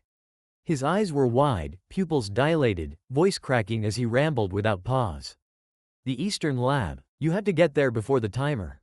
3 days. 3 days from Orochimaru's death. The vats will release clone bodies, poison gas, self-destruct seals on the pillars. The whole village goes up. I know the overrides. Vault 7, Sub-Level 4. Biometric seal. His blood. I have a sample in the cooler. Voice code. Eternal rain falls on the worthy. Chakra key. His signature. I can replicate it. Please, get me out. Get these tubes out. I can't. Owl raised a gloved hand. Silence fell instantly. The captain stepped closer, boots deliberate on the blood-smeared floor. His voice came muffled through the mask, cold and precise. Stop talking. The man froze, eyes locked on the owl mask, trembling. Owl crouched, bringing his face level with the strapped subject. Name. The man swallowed convulsively. D. Daichi. Daichi Mori. I was one of Orochimaru's lead researchers. Sub-level experiments. Clone stabilization. Poison synthesis. Quiet. Owl stood, turning to his squad. Secure the room. Living subjects first, stabilize, extract. Dead ones tagged for identification. All data, scrolls, vials, monitors, sealed and removed. No destruction, no risks. 2 Anbu moved to the tanks, checking vital signs, cutting restraints, pulling survivors onto stretchers. Owl returned to Daichi. You claim knowledge of a failsafe. Prove it, now. Daichi's voice cracked, desperate. The timer, it's keyed to Orochimaru's life force. When he died, it should have started the countdown. But the signal was incomplete, too sudden. The vats are still stable. The gas reservoirs sealed. The pillars intact. But in 3 days, unless overridden, the seals break. Gas vents. Tower collapses. Everything dies. Owl's masked gaze bored into him. Location of the override. Vault 7. Sub-Level 4. East Wing. Biometric seal. Orochimaru's blood. I have a vial in the cooler behind you. Voice code. Eternal rain falls on the worthy. Chakra key. His signature. I can mimic it. I swear. Owl turned to an operative. Retrieve the vial. Verify it. The Anbu moved, opening a small refrigerated unit behind the table, extracting a sealed tube of dark red liquid. Confirmed, the operative said. Orochimaru's blood type. Fresh. Owl nodded once. Sedate him. Keep him alive. Transport to surface. Full interrogation. Daichi's eyes widened, relief mixing with terror. Thank you. Thank you. Owl turned away, voice flat through the mask. You will talk. Everything. Or you die slower than the people you cut open. He gestured to the squad. Move. Vault 7. Sub-Level 4. Full containment. No risks. The Anbu moved, stretchers rolling, subjects secured, data crates sealed. The operative nodded, moving to inject a sedative into Daichi's arm. The man's voice trailed off into slurred murmurs as the drug took hold. Owl stepped back, mask impassive, then formed a single seal with his left hand. Message scroll technique. A small scroll materialized in his palm, chakra infused, sealed for Akira alone. He wrote quickly, precise, no wasted words. Vault 17 breached. Living subjects extracted. Lead scientist Daichi Mori claims Orochimaru's failsafe active in Eastern Lab. Vault 7, Sub-Level 4. Timer. 3 days from Orochimaru's death. Gas release, self-destruct seals, clone vats. Override possible with biometric, blood samples secured, voice code, chakra key. Subject unstable but cooperative. Recommend immediate team to sub-level 4. Time critical. He sealed the scroll with a pulse of his own chakra, personal signature for authentication, then pressed it to the ground. The scroll vanished in a puff of smoke. Chakra messenger bird formed streaking upward through the tunnels toward the surface, toward Akira. Owl turned back to his squad. The central tower of Otogakure had been secured for hours now, but the real work was in the vaults. Akira Kurosawa stood in the heart of the main archive chamber, high ceiling, steel-reinforced walls, rows of sealed cabinets and scroll racks still bearing the faint residue of Orochimaru's chakra. The air was thick with dust and the metallic bite of old sealing ink. Headhunters and Anbu worked in silent, methodical teams, gloved hands cataloging, sealing, crating. Every scroll, every vial, every notebook was being tagged, duplicated, and prepared for transport back to Konoha. She oversaw it all, arms crossed, silver hair catching the harsh lantern light, eyes scanning each crate as it was sealed with triple-layered Konoha wards. A headhunter captain approached, porcelain mask impassive, black cloak still dusted from the tunnels. "Lord Akira," he said, voice low through the filter. "All classified documents are secured. High-priority items, Orochimaru's personal research scrolls, curse seal variants, body modification notes, are in the first transport cart. Secondary caches, money ledgers, weapon blueprints, summoning contracts, are being loaded now." Akira nodded once, sharp, efficient. "Double-check the seals. No leaks. No traces. Everything goes to the tower vault under Hirazen's direct guard." The captain bowed, then hesitated. One item, flagged as anomalous. He held up a single scroll, sealed with a faint green wax stamp, the symbol of a megacure etched into it. The paper was old, edges frayed, but the chakra signature on the seal was fresh enough to read. Akira took it, unrolling just enough to scan the contents. Payment records, weapons shipments, kunai, explosive tags, chakra blades, delivered in bulk to hidden sound outposts. Jutsu scrolls, sealing techniques, forbidden water and lightning variants, transferred in exchange for services rendered. Ninja transfers, named individuals from AIM no Sato, loaned to Orochimaru's forces for joint operations. Dates lined up with the months before and after Pain's fall. Payments signed off by AIM no Takeshi. Akira's frown deepened, small but unmistakable. Her fingers tightened on the scroll. AIM no Takeshi, the new leader of a megacure, had been dealing with Orochimaru. Weapons, jutsu, ninja, trade, alliance, or at least, cooperation. She rolled the scroll shut, seal snapping back into place with a soft click. "Secure it," she told the captain. "High priority. Eyes only for Hirazen. No copies until he authorizes." The captain bowed, taking the scroll and sealing it into a warded case. Akira turned back to the crates, watching as the last of the classified materials were loaded onto the transport carts. Her frown lingered. Takeshi had played both sides. An hour later, the last echoes of combat had faded from Otogakure's streets. Akira stood on the tower's upper balcony, rain still falling in a steady gray curtain, soaking her silver hair and running in rivulets down her flak jacket. The village below was quiet now, too quiet. Bodies of sound loyalists lay where they fell, being collected by Anbu teams. Civilians were being herded into guarded zones, medics moving among the wounded, Konoha shinobi securing every intersection. A messenger bird landed on the railing, small scroll tied to its leg. Akira untied it with precise fingers, unfurling the message. Captain Owl reporting. Last pocket of resistance crushed, Eastern Lab sublevel. No survivors among loyalists. Vault 7 secured. Failsafe timer confirmed. 3 days from Orochimaru's death, but override achieved. Gas vents sealed. Clone vats neutralized. Self-destruct disabled. All classified materials inventoried and ready for transport. No further threats detected. Awaiting orders. Akira rolled the scroll shut. Small, satisfied nod. Victory was theirs. Otogakure had fallen. The land of sound was Konoha's. She raised her hand, signaling the nearest headhunter captain below. "Establish a safe zone," she ordered, voice carrying clear over the rain. Central District, Tower Square to the main gates. Civilians and surrendered personnel inside. Full perimeter guard. No unauthorized entry or exit. Medical team's priority. Food and water distribution begins at dawn. No executions without my direct order. Amnesty holds for full cooperation. The captain bowed sharply. Yes, ma'am. Akira turned back to the railing, looking out over the village she had just taken. Rain fell harder now, washing blood into gutters, soaking the banners that still hung limp from the towers. She exhaled once, slow, controlled. The fighting was over. The cleanup would begin. Captain Owl moved through the lower maze like a shadow among shadows, his Anbu squad trailing in perfect silence. The tunnels had narrowed again, damp stone walls slick with condensation, air thick with the chemical reek of Orochimaru's labs.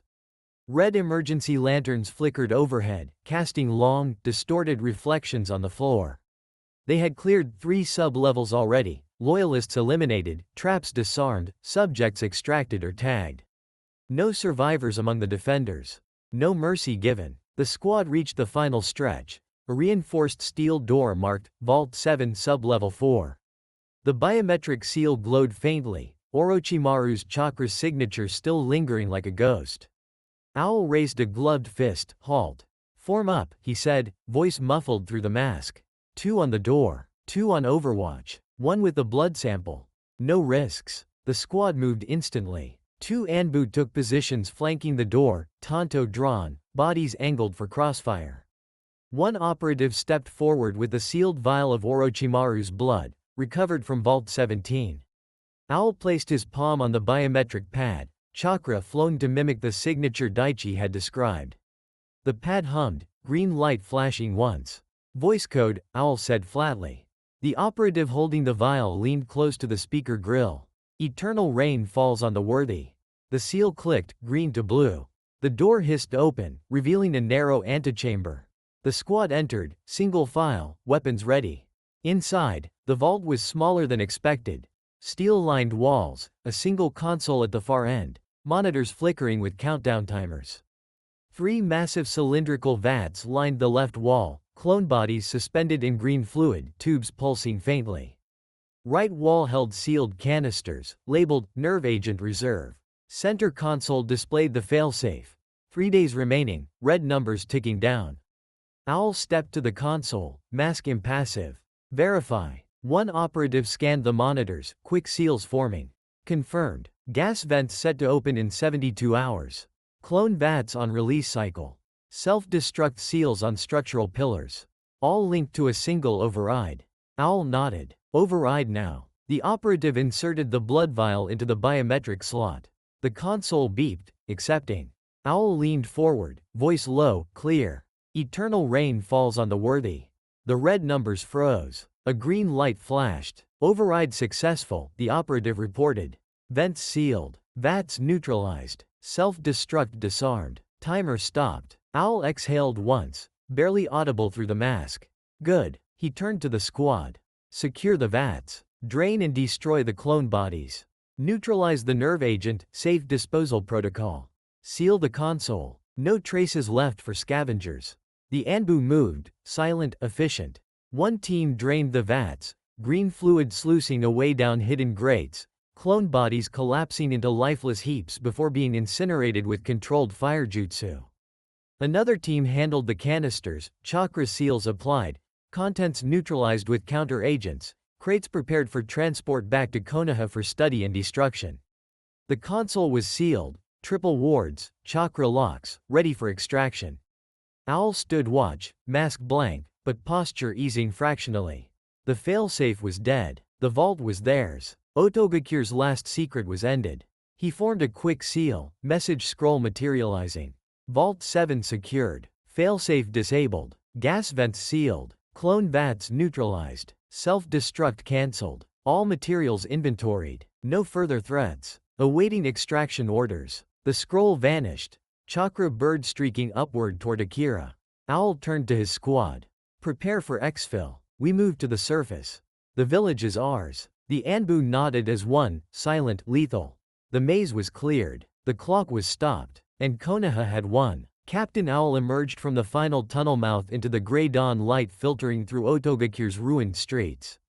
Rain still fell in steady sheets, turning the cobblestones slick and dark. Behind him, the last of his squad filed out, 6 Anbu, cloaks dripping, masks impassive, carrying sealed crates of scrolls, vials, and data from Vault 7. The tunnels had been flooded as a final precaution, water surging in controlled bursts from hidden reservoirs, washing away any lingering biohazards, poison residues, or failed experiments.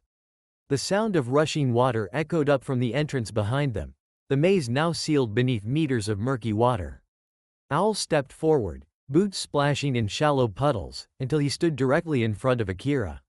She waited at the center of the street, silver hair plastered to her face by rain, flak jacket dark and soaked, tanto sheathed but hand resting on the hilt.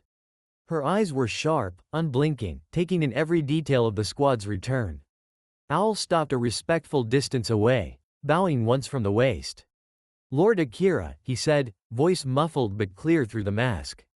Message delivered and confirmed. Vault 7 secured. Failsafe disabled. Gas vents sealed. Clone vats neutralized. Self-destruct cancelled. All materials inventoried and extracted.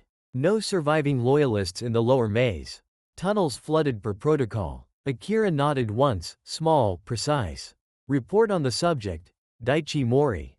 Alive. Sedated. Transported to surface holding. He provided the override codes and blood sample. Verified. No deception detected during extraction. Akira's gaze swept the crates, sealed, warded, guarded. And the rest? Complete. Every scroll, vial, notebook, and sample accounted for. High-priority items under triple seal. No losses. No contamination. Akira exhaled once, slow, controlled. Good. She stepped forward, placing a gloved hand briefly on Owl's shoulder, firm, approving. You and your squad performed flawlessly. Rest now. Debrief at dusk. Owl bowed again. Yes, ma'am. He turned, signaling his team to disperse, a NBU melting into the rain-soaked streets toward holding zones and medical tents. Akira stood alone for a moment, rain streaming down her face, eyes scanning the village she had taken. The heavy doors of the command chamber in Omegacure's central tower opened with a low groan, admitting the rain-soaked figures of Takeshi's inner circle. The room was stark, bare stone walls, a single long table under harsh overhead lanterns, maps of the Land of Rain and its borders pinned across one wall, troop rosters and supply manifests stacked neatly on the table. Rain hammered steadily against the reinforced roof, a constant drumbeat that drowned out distant sounds of the village below. Aim no Takeshi sat at the head of the table, black hair slicked back, dark cloak draped over the high-backed chair, hands resting lightly on the arms. His scarred face was calm, golden eyes steady as he watched his advisors enter. He rose slowly, respectful but commanding, gesturing to the chairs around the table. Enter. Sit. The 5 advisors filed in, 4 men and 1 woman, all veteran Jonin who had survived Hanzo, pain, and the chaos after. They bowed once, deep, disciplined, then took their seats without a word. Rainwater dripped from their cloaks onto the stone floor, pooling in small puddles. Takeshi remained standing a moment longer, letting the silence stretch. "Thank you for coming quickly," he said, voice low but carrying to every corner. "The rain is heavy tonight. It cleanses the streets. It hides our movements. It reminds us why we endure." He sat, chair creaking faintly under his weight. "The reports from our scouts are in. Konoha has moved on Otogakure. Akira Kurosawa leads the southern prong. 4-pronged assault, north, east, west, south. They struck at dawn. Gates fell within hours. The tower is under siege. Orochimaru's loyalists are being rooted out block by block." One advisor, scarred across the jaw, voice rough, leaned forward. "The snake is confirmed dead?" Takeshi nodded once. "Dead. Soul destroyed. No revival. No cursed seal resurgence. His dead man switch triggered the attack on Konoha, but it failed. The seals faded. The invasion collapsed. Orochimaru's empire is ash." A murmur rippled around the table, relief edged with calculation. The woman advisor, short black hair, eyes sharp, spoke next. "And Konoha?" Takeshi's golden eyes hardened. "They take the village, secure the labs, claim the land, make it a protectorate. They will rebuild it under their governor." They will control the eastern border. They will end the proxy wars, on their terms. Another advisor, older, gray at the temples, leaned forward. This changes everything. The land of sound was a buffer. A dagger pointed at Konoha. Now it becomes their shield. Our western frontier is exposed. If they push further. Takeshi raised a hand. Silence fell instantly. They will not push further. Not yet. Konoha is stretched, rebuilding after the invasion, guarding their own borders, dealing with internal council dissent. They will consolidate. They will watch us. They will wait to see if we resist. He leaned forward, fingers interlaced on the table. We do not resist. Not openly. Not now. He looked around the table, meeting each gaze. We watch. We wait. We rebuild our own strength. The army grows. The loyalists train. The village heals. When the next war comes, and it will come, we will not be the battlefield. We will be the ones who choose the battlefield. His voice dropped, low, cold, certain. And when Konoha is distracted, when their eyes turn north or west, we will remind them that the rain never forgets. The advisors nodded as one, silent, resolute. Takeshi leaned back, golden eyes glinting in the lantern light. Dismissed. Prepare your squads. We watch. We wait. We endure. The advisors rose, bowing once, then filed out into the rain-soaked halls. Takeshi remained seated, alone now, staring at the map of the land of rain and its borders. The heavy doors of the command chamber had closed behind the last departing advisor, leaving only Takeshi's 5 inner generals at the long table. Rain continued its relentless drumming on the tower roof above, a steady rhythm that matched the low murmur of their breathing.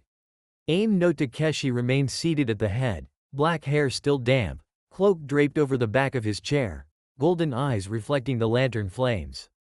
He leaned forward, elbows on the table, fingers interlaced. The generals waited, silent, attentive. Numbers, Takeshi said, voice low but carrying. How many soldiers do we have under arms? Active, reserve, training cadre. Speak plainly. The first general, scarred across the jaw, voice rough, answered without hesitation. Active shinobi, 1,842. Reserves, 960. Training cadre, new recruits and academy students, 412. Total fighting strength, 3,214. We can mobilize 2,000 within 48 hours. The rest in waves over the next week. Takeshi nodded once, slow, accepting. Supplies? The logistics officer, older, gray at the temples, spoke next. Rations for 6 months at full mobilization. Medical kits for 3,000 casualties. Weapons. Standard kunai and shuriken stockpiles sufficient for 2 major engagements. Explosive tags. Limited, but production ramping up. Poison reserves. Orochimaru's old formulas, enough for guerrilla strikes on supply lines. Water and medical supplies are stable. The rain keeps the rivers full. No shortages yet. Takeshi's gaze shifted to the third general, a woman with short black hair and sharp eyes. And the shinobi? How do they like their new gifts from the snake? She smiled, thin, cold. They like them very much. The cursed seal remnants we recovered from Orochimaru's labs, we've reverse-engineered the stable versions. No more madness. No more loss of control. The seals grant enhanced strength, speed, regeneration, without the side effects. We've applied them to 300 elite Jonin and Chunin so far. Morale is high. They call it, the rain's blessing. Word spreads fast. More are volunteering every day. Takeshi's fingers drummed once on the table. Good. Keep the numbers quiet. No more than 500 sealed before the first war. We don't want the other villages to know what we have until it's too late. He leaned back, golden eyes sweeping the table. Aim no Takeshi remained seated at the head of the long table, the rain still hammering the tower roof above like distant artillery. The 5 generals had stayed behind after the others left, each one a veteran who had survived Hanzo's purges, Pain's reign, and the chaos after Orochimaru's fall. Their cloaks dripped steadily onto the stone floor, but none moved to remove them. The lanterns flickered, casting hard shadows across their faces. Takeshi leaned forward, elbows on the table, golden eyes sweeping the circle of his most trusted commanders. We have the numbers, he said quietly, voice carrying in the enclosed space. 3,214 total fighting strength. But it's not enough. Not for what comes next. We have the numbers, he said quietly, voice carrying in the enclosed space. 3,214 total fighting strength. But it's not enough. Not for what comes next. He paused, letting the words settle. I intend to build an empire. The generals remained silent, listening, absorbing. Takeshi's fingers drummed once on the wood. No more surviving in the rain. No more being the battlefield for others. We take land. We take resources. We take respect. But to do that, we need more soldiers. More shinobi. More bodies willing to die for a megacure. He looked at the first general, the scarred veteran with the rough voice. How many can we recruit in the next 3 months? Realistic numbers. No illusions. The general leaned forward. From the village proper, another 400 to 600 viable candidates. Orphans, displaced families, the unemployed youth. They've seen the speeches. They want purpose. With proper incentives, food, housing, pay, we can pull them in. Training cadre can handle the volume. Takeshi nodded. Second wave? The logistics officer spoke next. The border villages, small outposts that have suffered most from proxy wars. Another 300 to 500 if we send recruiters with promises of protection and citizenship. The rural clans, scattered rain ninja who went rogue after pain, perhaps 200 more if we offer amnesty and seals. Takeshi's eyes narrowed. The seals. How many can we apply safely? The woman general with sharp eyes answered. We've stabilized the formula. No more madness. No more loss of control. We can safely seal 500 in the next quarter. Another 1,000 over the following 6 months. The volunteers are lining up, morale is high. They see it as the rain's blessing. Strength without the snake's curse. Takeshi leaned back, fingers interlaced. Good. We recruit aggressively. Food rations for families of recruits. Housing priority. Training starts immediately. Seals for the elite first, those who prove themselves. The rest get standard gear and jutsu. We build numbers. We build loyalty. He looked around the table. When the war comes, and it will, we will not be the victims. We will be the ones who take. The land of rain will expand. Borders redrawn. Resources claimed. And when the Great Five bleed each other dry, we will stand taller than any of them. The generals nodded, silent, resolute. Takeshi stood. Recruit. Train. Seal. Prepare. In 6 months we will not be 3,000. We will be 10,000. And when the time is right, we strike. He turned toward the window, rain streaking the glass. A megacure rises. The generals rose, bowing once, then filed out into the storm. Takeshi remained alone, watching the rain. The empire was coming, and he would build it. One soldier at a time. One seal at a time. One conquest at a time. The next morning dawned bright over Konoha, the village moving with its usual rhythm, vendors opening stalls, shinobi on patrol, children laughing on their way to the academy. Naruto and Hotaru walked side by side down a quieter street near the market district, the air carrying the scent of fresh bread and blooming cherry trees. Naruto had his hands behind his head, black jacket unzipped over his high-collar green shirt, pendant bouncing with each step. Hotaru walked close enough that their arms brushed, black ponytail neat, sickle chains silent at her hips, shadow trailing lazily behind them both. Karin and Shikamaru had split off earlier, opting for breakfast at a small sushi bar near the river instead of the usual ramen run. Karin had waved with a grin, saying she wanted something lighter after yesterday's fighting, and Shikamaru had just shrugged and followed, muttering, troublesome, but fish sounds fine. Naruto glanced at Hotaru, grin easy. Think they're gonna make it back before we finish training? Karin said she'd bring extra wasabi rolls if they had any. Hotaru's lips curved, just a tiny fraction. They will. Karin doesn't miss food, and Shikamaru won't say no to free sushi. Naruto laughed, quiet, warm. Yeah, they're weirdly perfect together. Like, she bosses him around, and he just goes with it. Hotaru's shadow brushed his ankle, soft, possessive. Like us. Naruto's grin turned sheepish, cheeks pinking slightly. Yeah, like us. They walked in comfortable silence for a few steps, past a flower stall, past an old man sweeping his stoop, before Naruto spoke again. So, what's the plan today? Akira-sensei's off leading the sound thing. We're on tower guard again? Hotaru nodded once. Tower duty until noon, then free training, Rasengan endurance, chain sync, whatever we need. Naruto cracked his knuckles. Good. I want to get the hold up to 3 minutes. Maybe 4. And that exploding clone trick yesterday? I want to try chaining it with gale palm, wind push, then boom from behind. Hotaru's small smile returned. Efficient. I'll help with the timing. Shadows to hide the clones until the last second. Naruto bumped her shoulder lightly. You're the best at that stuff. Thanks for, everything. Hotaru's hand found his, fingers threading through his naturally. You're welcome. They kept walking, hands linked, shadows merged, steps matching. The village moved around them, normal, peaceful, healing. Karin and Shikamaru walked side by side down the quiet side street toward the sushi bar, the morning sun filtering through the trees in soft patches. The village was still waking up, vendors rolling up shutters, a few early shinobi on patrol, but the two of them moved in their own bubble of comfortable silence, broken only by the occasional yawn from Shikamaru. He finally broke it, staff tapping the ground with each lazy step. So, he said, voice low and drawling, why'd you leave the blonde with my sister? Thought you two were glued to him. Karin glanced sideways at him, glasses catching the light, red hair swaying slightly with her stride. A small, cheeky grin tugged at her lips. Because we each need time with him, she said simply, tone light but honest. Hotaru gets the quiet mornings, the deep talks, the shadow stuff. I get this. The easy nights, the massages when he's too tired to argue, the way he blushes when I kiss his cheek. She paused, grin widening. Plus, I wanted sushi. Shikamaru huffed a short laugh, almost a snort. Troublesome. You're both terrifyingly honest about it. Karin shrugged one shoulder, chains clinking softly at her wrists. No point pretending. He's ours. We share. And he likes it that way. Shikamaru glanced at her, half-lidded eyes thoughtful.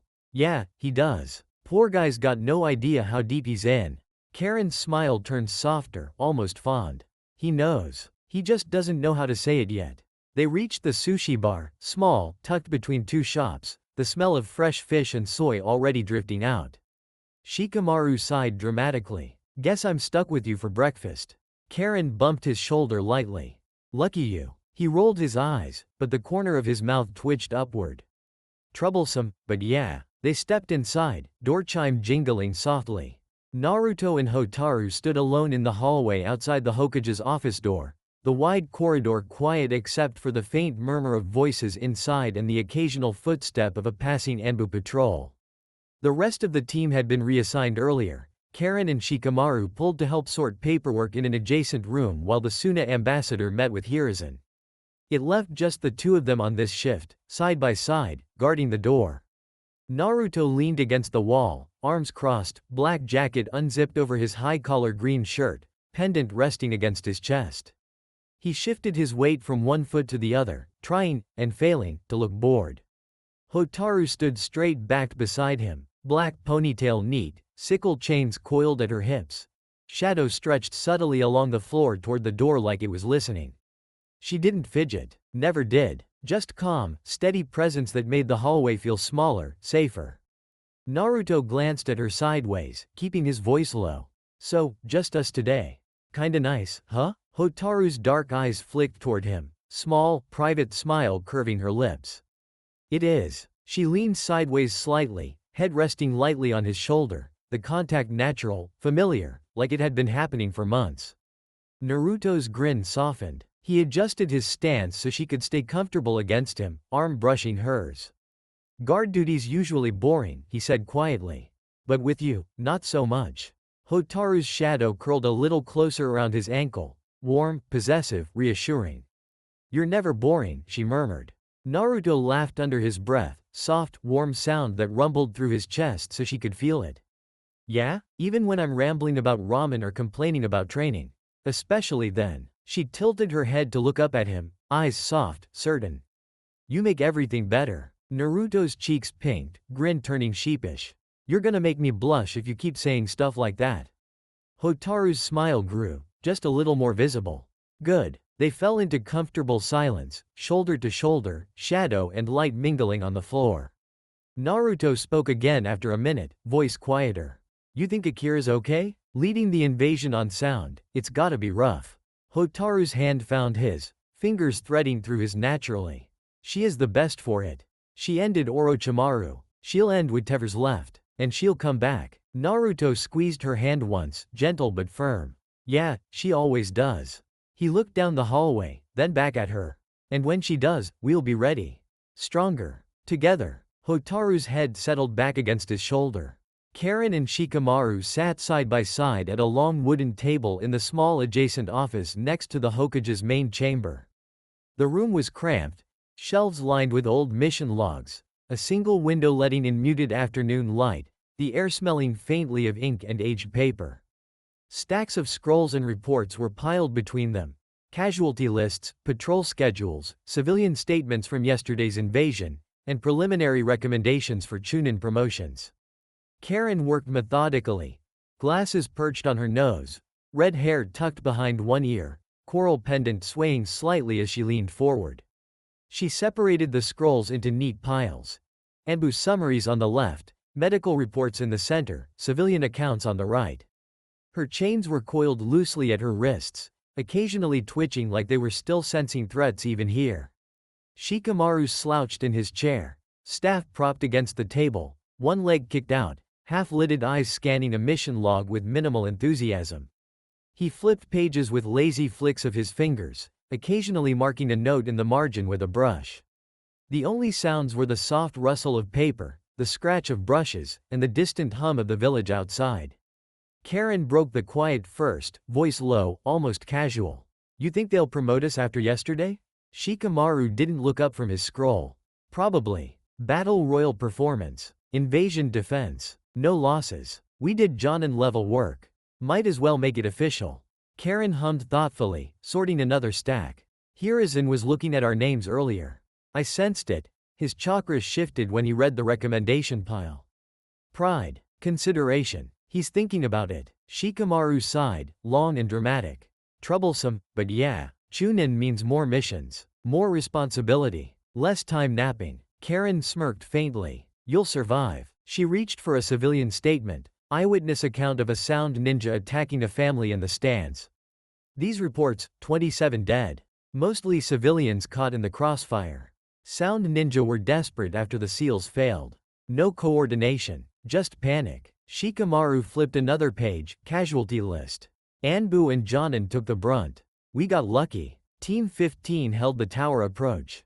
No breach. Karin nodded, fingers tracing the edge of a scroll. Akira led the cleanup. No prisoners. She ended threats fast. Efficient. Brutal. But necessary. Shikamaru exhaled through his nose. Yeah, she doesn't mess around.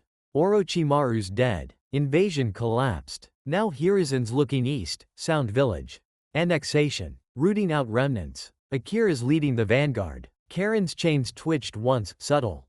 She's keeping us here. Guard duty. Training. No front lines. Shikamaru glanced at her. Smart. We're Genin. We're strong, but we're not ready for occupation work. Cleanup's dirty. Slow. Bloody. Let the Genin handle it.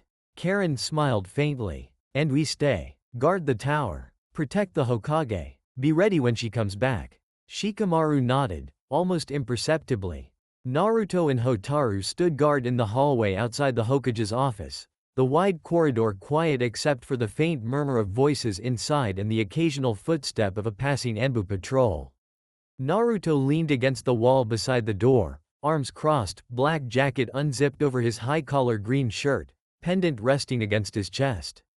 He shifted his weight from one foot to the other, trying, and failing, to look bored. Hotaru stood straight-backed beside him, black ponytail neat, sickle chains coiled at her hips. Shadow stretched subtly along the floor toward the door like it was listening. She didn't fidget, never did, just calm, steady presence that made the hallway feel smaller, safer. The doors to the main corridor opened. Ambassador Yumi of Sanagakure entered first, tan cloak draped over her shoulders, short brown hair tucked behind her ears, expression composed. Behind her walked Gaara, red hair stark against his pale skin, gourd strapped to his back, sand already swirling faintly around his feet like a living aura. His pale eyes were calm, almost blank, but they swept the hallway with quiet intensity. Naruto straightened instantly, eyes widening as he recognized the redhead. Gaara? Hotaru's shadow tightened around his ankle, protective, grounding. She didn't move, but her hand brushed Naruto's arm once, brief, steady. Gaara stopped a few paces away, gaze locking onto Naruto. The sand at his feet stilled. The ambassador bowed slightly to the guards. The Hokage is expecting us. Naruto and Hotaru stepped aside, silent, professional, allowing Yumi to pass into the office. The doors slid shut behind her. Gaara remained in the hallway. He stared at Naruto for a long moment, sand shifting slightly, then settling. Naruto met his gaze, blue eyes steady, no fear, just curiosity. Gaara spoke first, voice low, flat, almost monotone. "When you're off duty, would you spar?" Naruto blinked, then grinned, sharp and excited. "Spar? With you? Hell yeah, anytime." Hotaru's hand tightened on his arm, small warning squeeze, but she didn't speak. Gaara's expression didn't change, but the sand around his feet rippled once, almost like interest. "Good," he said. "I want to see what you've become." Naruto's grin widened. "You got it. After this shift, training ground outside the village. No holding back?" Gaara nodded once, small, certain. No holding back. He turned, sand trailing behind him like a living cloak, and entered the office after the ambassador. The doors slid shut. Naruto exhaled, excitement buzzing through him. Hotaru looked at him, dark eyes steady. "You're going to spar Gaara?" Naruto laughed, quiet, thrilled. "Yeah, I am." Hotaru's shadow curled tighter around his ankle, warm, possessive. "I'll be there." Naruto squeezed her hand once. The Hokage's office doors slid open with a soft whisper, admitting Ambassador Yumi and Gaara of the Sand. Yumi entered first, tan cloak draped over her shoulders, short brown hair tucked behind her ears, expression composed but carrying the weight of her council's decision.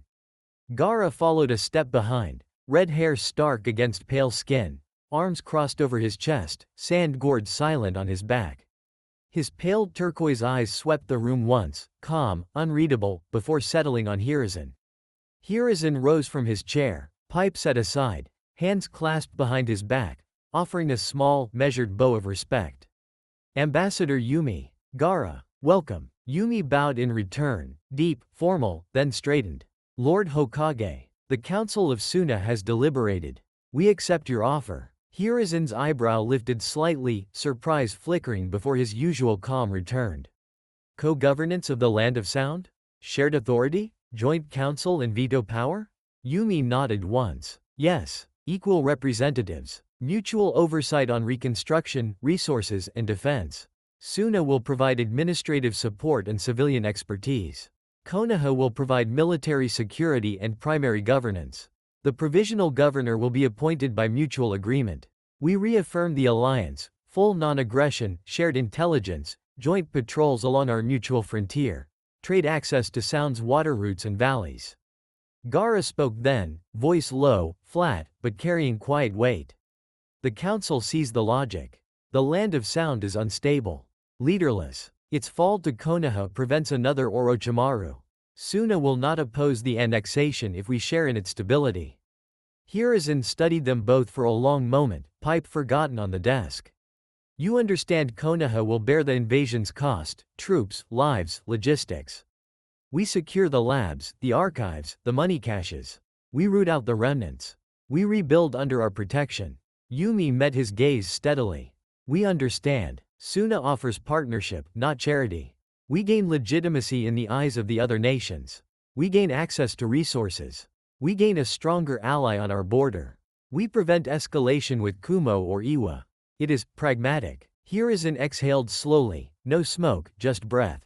"Then it is agreed. Co-governance, equal council, shared resources, veto on military decisions, reaffirmed alliance. No apology from Konoha. Ross's death was Orochimaru's crime, not ours. But we will issue a joint statement of regret for the deception that cost both our villages."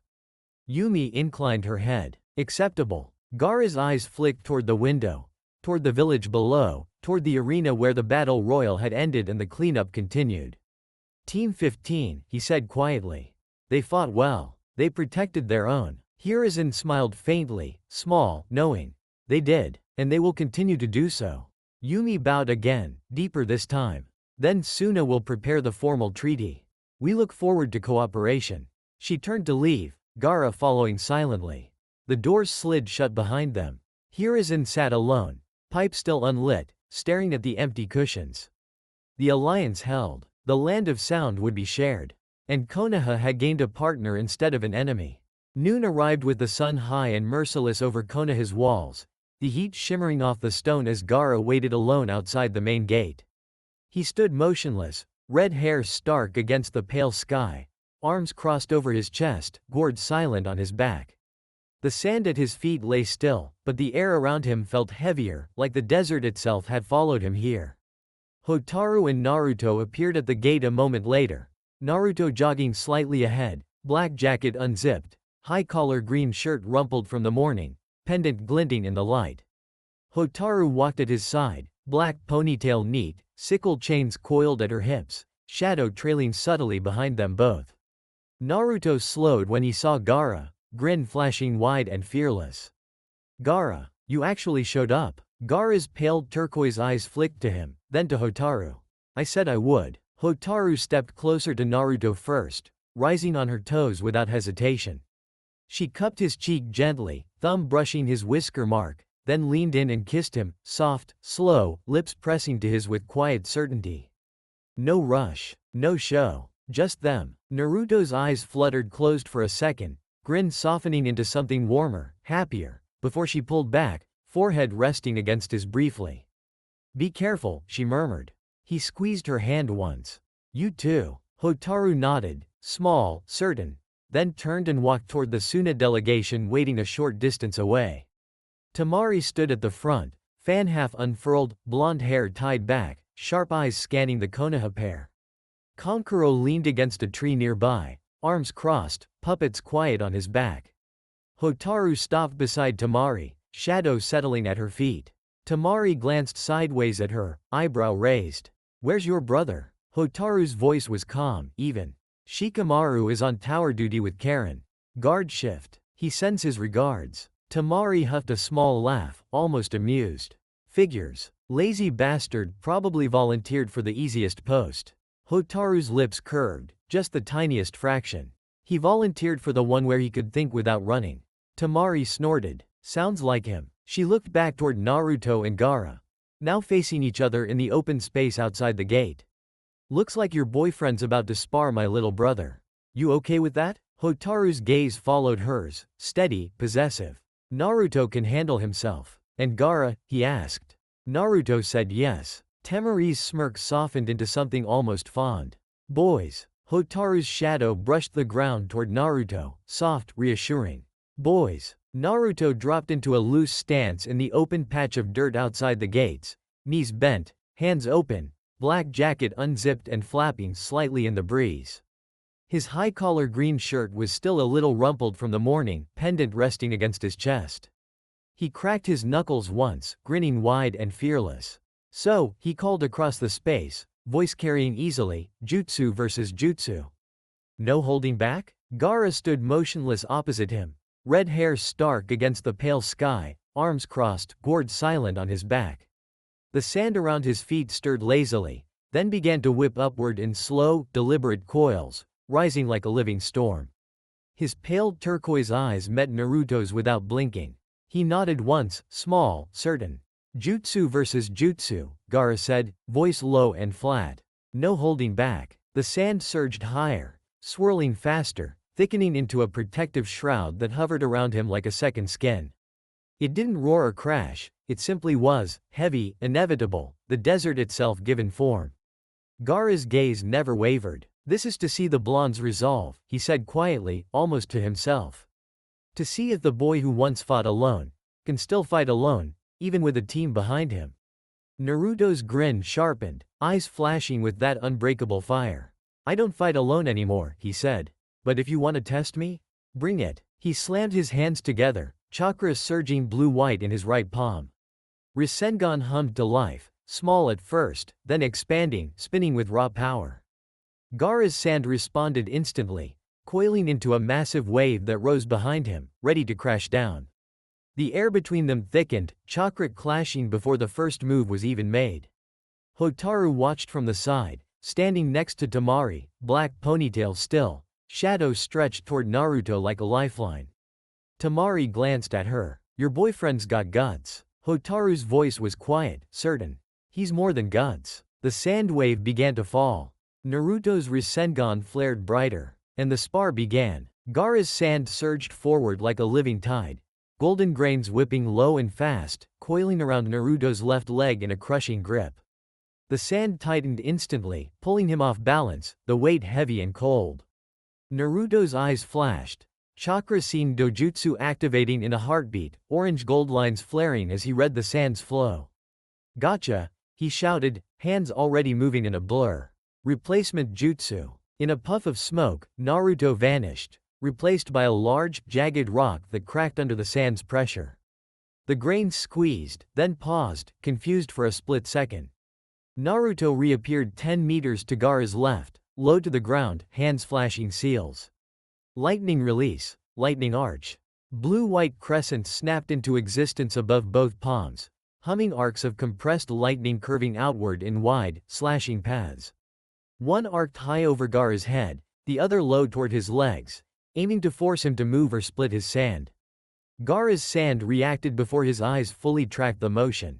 A massive wall rose in front of him, thick, golden barrier swirling into place like a desert storm. The lightning arcs slammed into it, crackling against the sand, sparks flying, but the wall held. The arcs curved around the edges, seeking gaps, but Gaara's sand shifted, thickening, flowing, absorbing the energy in crackling bursts. The wall pulsed, then lashed forward in a counterwave, sand tendrils reaching for Naruto like grasping hands. Naruto laughed, bright, fierce, body flicker carrying him sideways, dodging the tendrils by inches. "You're fast," he called.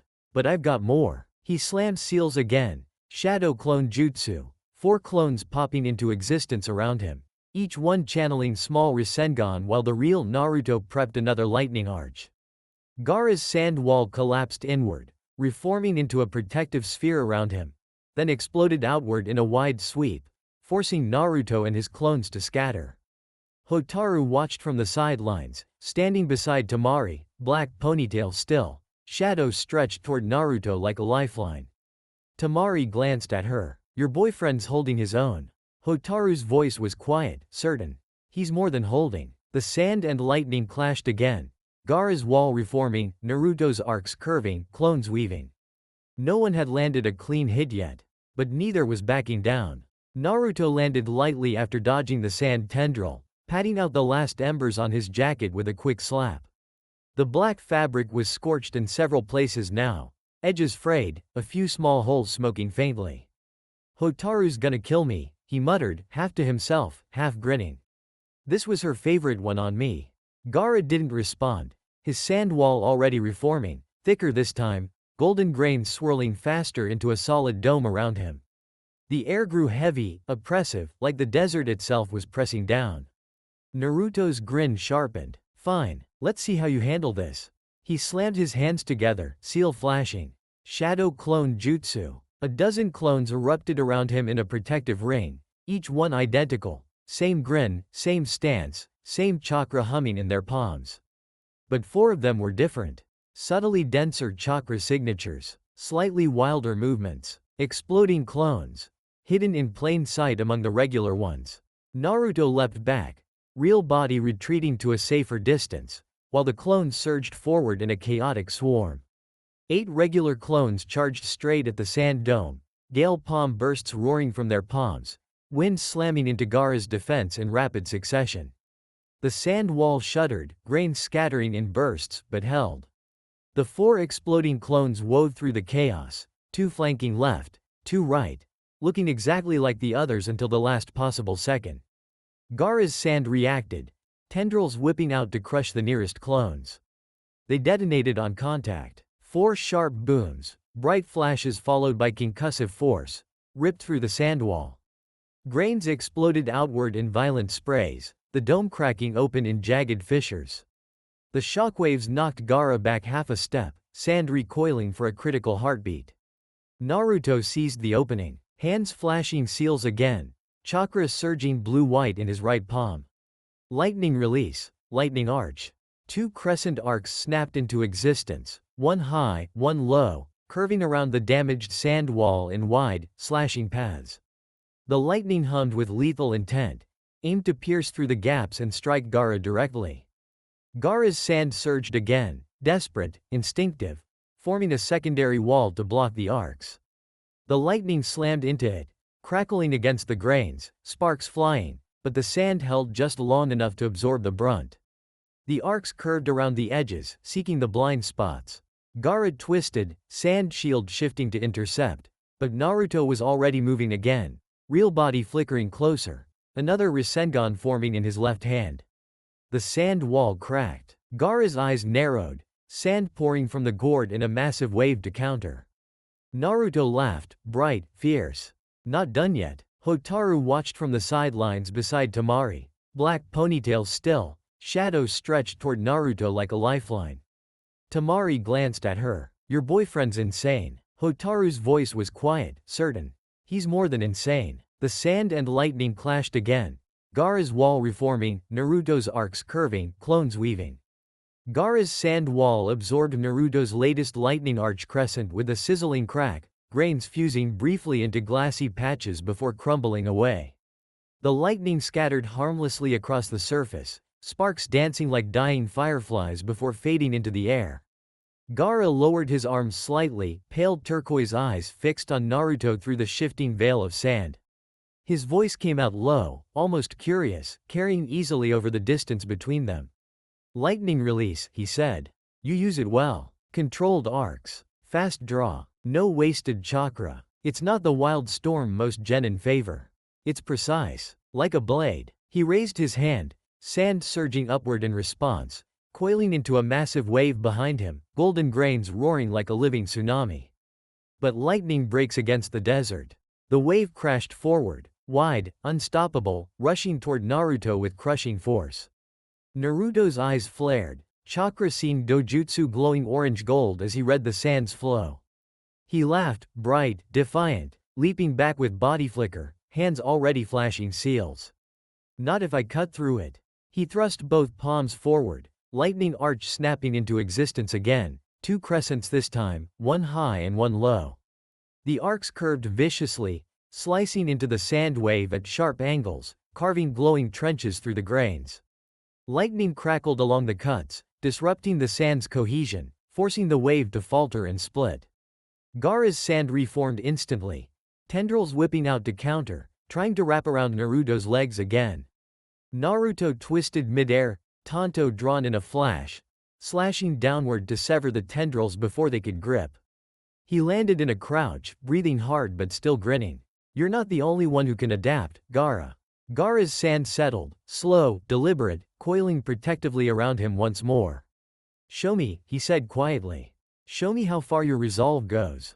The sand surged again, higher this time, a towering wall ready to crash down. Naruto's grin widened. Bring it. Naruto grinned wide, eyes flashing with that familiar spark of mischief as he slammed his hands together. Shadow Clone Jutsu. A single clone popped into existence beside him, identical grin, same stance, same wild energy. The clone immediately formed seals, quick, precise, then thrust both palms forward. Water release. Water bullet technique. A high-pressure stream erupted from the clone's mouth, thick and forceful, flooding the open dirt field in seconds. Water surged outward in a shallow, spreading wave, ankle-deep in places, turning the ground into slick mud and pooling around Gaara's feet. Naruto didn't wait. He leapt back, real body retreating a few meters, hands flashing seals again. Chakra crackled along his arms, blue-white lightning surging into both palms. Lightning release. Lightning arch. He swept his arms outward, multiple crescent arcs snapping into existence, humming with lethal power. The arcs lashed downward, straight into the flooded field. The water conducted instantly. Lightning arced through the shallow flood, white-blue electricity dancing across the surface in crackling webs. The charge raced toward Gaara, seeking him out through the conductive water, sparks jumping and hissing as the voltage spread. Gaara's sand reacted on instinct, rising in a protective wall, but the water had already reached his feet. The lightning surged upward through the sand shield, disrupting its cohesion. Grains sparked and scattered, the wall wavered, thin cracks forming as the current ate into its structure.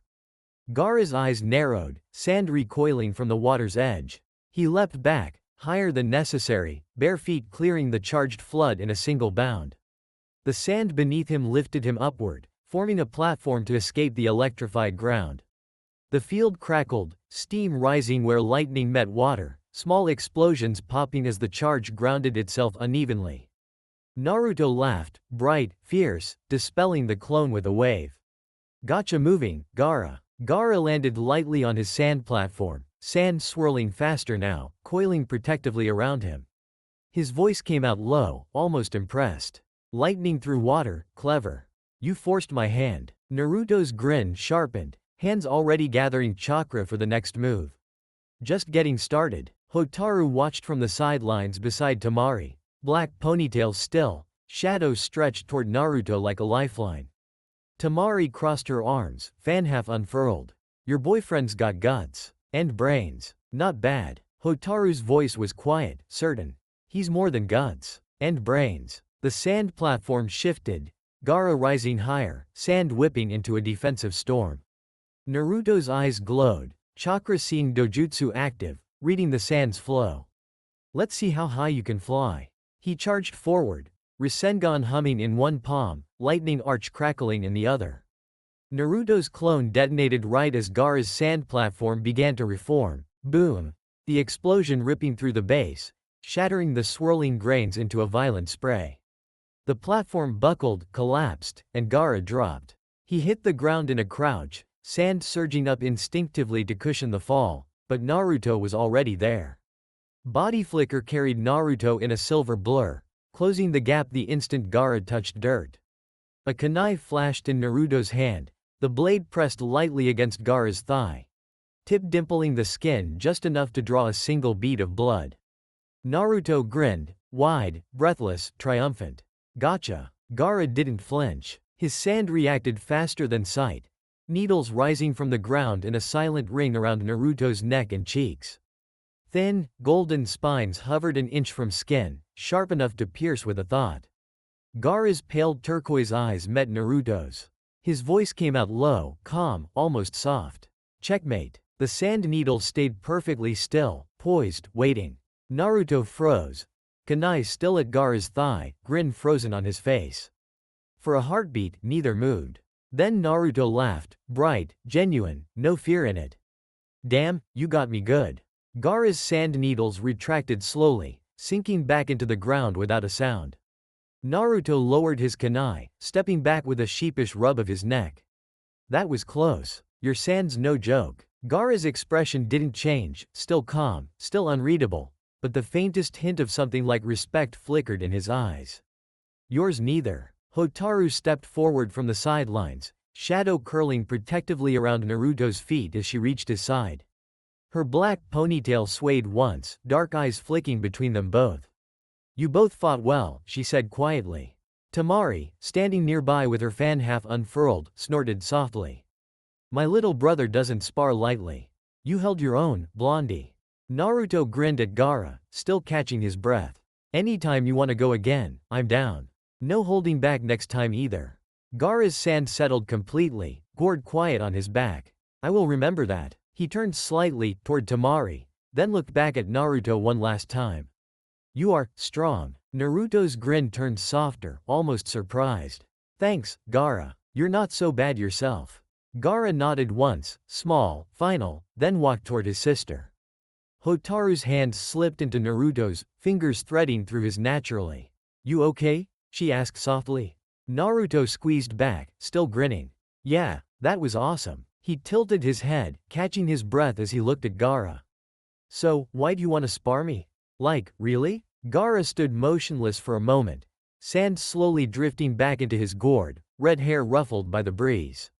His pale turquoise eyes met Naruto's without blinking. "I know about the tailed beast," he said simply, voice low and flat. "The 9 tails inside you. I wanted to test your strength myself. To see if the Jinchuriki is more than just a vessel." Naruto froze, grin faltering for half a second. The words hit like a quiet punch. His eyes widened slightly, then softened as understanding clicked into place. He stared at Gaara, really stared, and something brightened in his expression, like a light switching on. "Then, we're kinda like family, huh?" Gaara's eyes narrowed fractionally, not in anger but in quiet surprise. Family? Naruto rubbed the back of his neck, grin returning softer this time. Yeah, the tailed beasts, they're like brothers, right? 9 siblings, stuck in us. So, that makes us kinda like brothers too. Jinchuriki family or whatever. Gaara was silent for a long beat, sand shifting faintly at his feet, then settling completely. Perhaps. He gave a small nod, almost imperceptible. Naruto's grin widened, bright, genuine. Cool. So, next time we spar, it's brother versus brother. No holding back. Gaara's lips twitched, faintest hint of a smile. No holding back. He raised a hand, small wave, almost awkward, then turned toward Temari. Temari stood a short distance away, fan half closed, arms crossed. She gave Naruto a quick nod, respectful, before falling in step beside Gaara. They walked away, sand trailing behind Gaara like a quiet shadow. Naruto watched them go, grin lingering.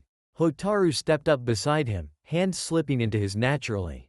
Naruto and Hotaru sat alone on the Ingawa at the back of the Nara compound, legs dangling over the edge, bare feet brushing the cool grass below. The moon had risen high, silver light spilling across the quiet lake in front of them, turning the water into a perfect mirror of stars. The house behind them was dark and still, everyone else asleep. Naruto stared out at the reflection, hands resting on his knees, unusually quiet. Hotaru sat close, shoulder pressed lightly against his, black ponytail loose now, strands moving in the faint night breeze. She didn't speak first. She never did when he needed to think. After a long minute, Naruto exhaled, slow, shaky. Hotaru, I gotta tell you something. She turned her head slightly, dark eyes on him, calm, patient. He rubbed the back of his neck, habit when he got nervous. You know, about the fox? The 9-tailed fox? Inside me? Hotaru didn't flinch, didn't pull away. She just nodded once, small, certain. I know. Naruto blinked, surprised. You already knew? She looked back out at the lake. I found out a long time ago. When I first decided to get close to you. I studied, looked for records, old academy files, clan archives, village rumors, the seal, the date of your birth, the attack. It wasn't hard to put together. Naruto stared at her, mouth open for a second, then closing. And, you still? Hotaru turned fully toward him now, dark eyes steady, no fear, no disgust. You're not the fox, Naruto. Her voice was quiet but firm, like she was stating something obvious, something undeniable. You're Naruto Uzumaki, the boy who smiles even when he's hungry. The boy who never gives up. The boy who shares Rasengan because he wants the people he cares about to be strong too. The fox is sealed inside you. It's not you. It never was. Naruto swallowed hard, eyes stinging suddenly, though he blinked it back fast. I always thought people would be scared, or hate me, or think I'm a monster. Even after everything, sometimes I still feel like one. Hotaru's hand found his, fingers threading through his naturally, bracelet brushing his wrist where their timepieces touched. You're not a monster, she said softly. You're mine, ours, and we're not afraid of you. We're not afraid of the fox. We're not afraid of anything inside you. She leaned her head against his shoulder, quiet, steady. I chose you knowing. Karin chose you knowing. Akira chose you knowing. We all know. And we all stay. Naruto let out a shaky laugh, half relief, half disbelief. You really looked up records? Just to figure me out? Hotaru's lips curved, just the tiniest fraction. I wanted to understand you. All of you. So I could be what you needed.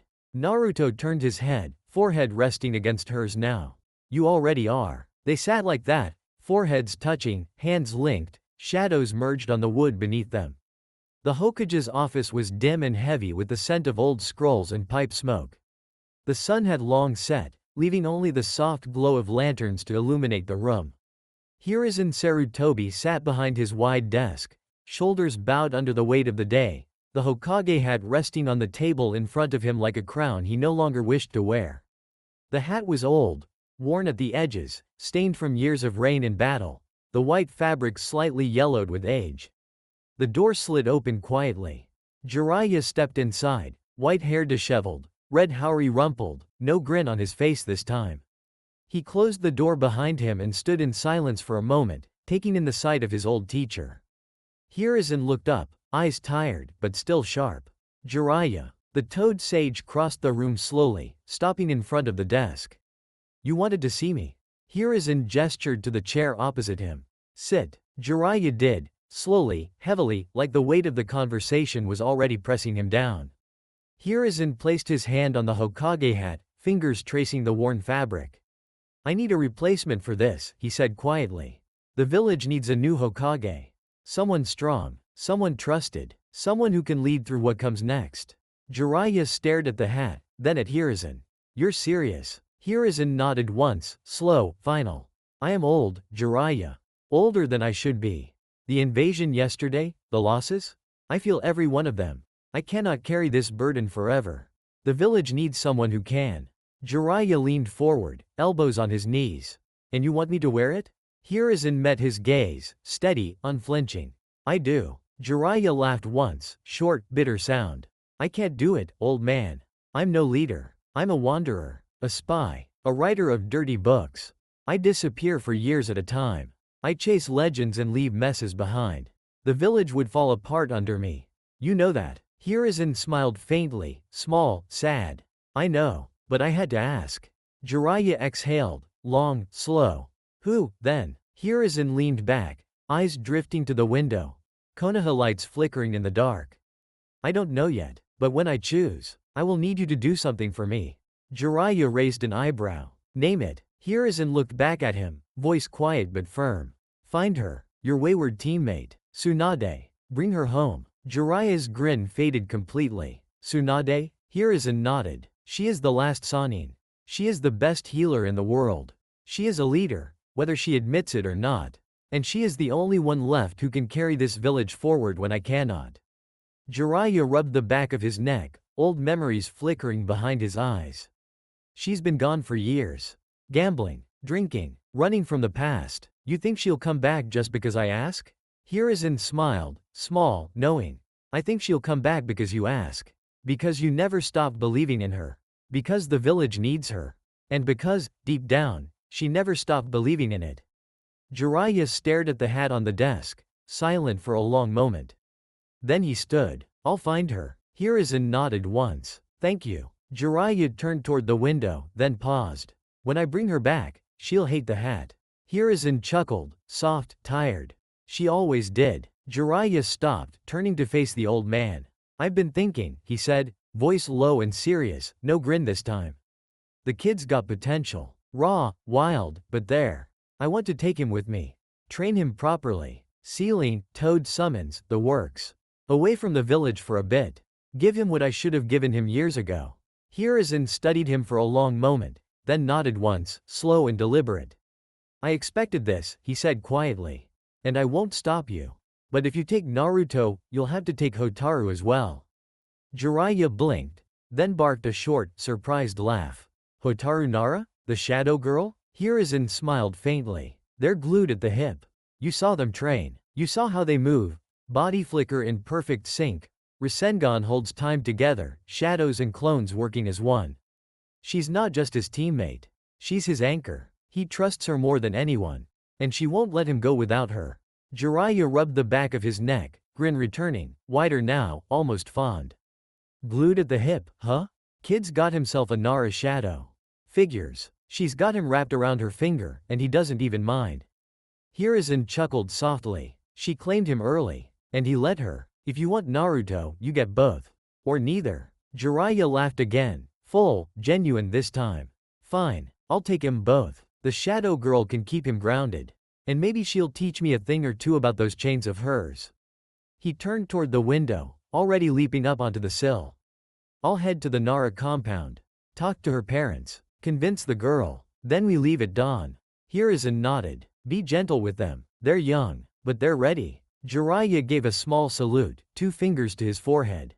Always gentle. Mostly. He leapt out into the night, white hair vanishing across the rooftops toward the Nara district. Hiruzen sat alone, pipe still unlit, staring at the empty window. Jiraiya landed lightly on the outer wall of the Nara compound just as the evening lanterns were being lit along the paths. The air smelled of cedar and rain-soaked earth, and the faint hum of chakra lingered from recent training.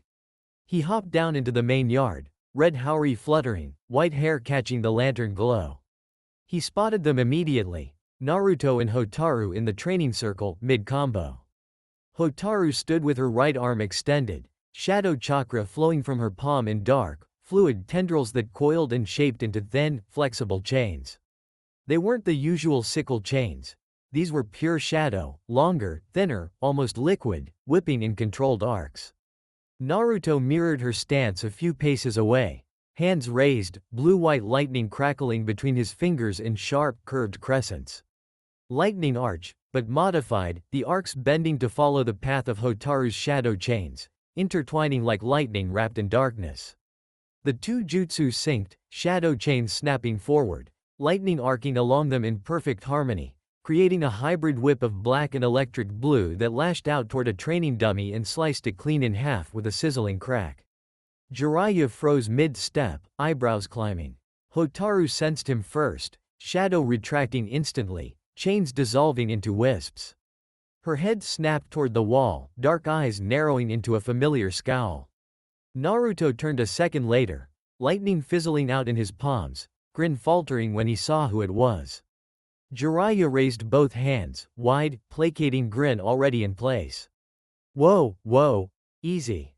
Don't skewer the messenger. Hotaru's scowl deepened, shadow coiling tighter around her feet. Naruto blinked, then blinked again. Wait, you're that guy. The old pervert from training. Jiraiya winced, hand rubbing the back of his neck. Yeah, about that nickname. Let's maybe not lead with it around your girlfriend. Hotaru stepped forward, half a pace in front of Naruto, voice flat. You're Jiraiya, the Toad Sage. Jiraiya bowed slightly, still grinning. In the flesh. Pleasure to finally meet you properly, Hotaru Nara. And Naruto, good to see you again, kid. Naruto's eyes widened. Again? We met? Jiraiya chuckled, low, warm. Briefly, when you were little, I kept tabs. But that's not why I'm here. He straightened, expression shifting to something more serious. The Hokage sent me. I need to take you with me on a mission. Both of you. Hotaru's scowl didn't fade. What mission? Jiraiya looked between them, then at Naruto specifically. To find Tsunade Senju, the 5th Hokage candidate. She's been gone a long time. Gambling, drinking, running from the past. The old man wants her back. And he wants you two to come with me. Naruto blinked. Me? Why me? Jiraiya's grin returned, smaller, softer. Because you're her godson. Because you're Minato and Kushina's kid. Because you're the Jinchuriki. And because I think you'll be the one who convinces her to come home. Hotaru's shadow tightened around Naruto's ankle, protective. And me? Jiraiya looked at her, respect clear in his eyes. Because you're glued to his hip. Because he trusts you more than anyone. Because Hiruzen said if I take Naruto, I take you too. And honestly, I think you're good for him. You keep him grounded. You keep him safe. And I think Tsunade needs to see that. Naruto looked at Hotaru, eyes wide, hopeful. You in? Hotaru studied Jiraiya for a long moment, then looked at Naruto. Her hand found his, fingers threading through his naturally. If you go, I go. Naruto's grin returned, bright, unbreakable. Then we're in. Jiraiya laughed, full, genuine. That's what I like to hear. Pack light. We leave at dawn. Tsunade's out there somewhere. Gambling dens, hot springs, bars. We'll find her. He turned toward the gate, then paused, looking back. And hey, keep practicing that combo. Shadow chains and lightning arcs?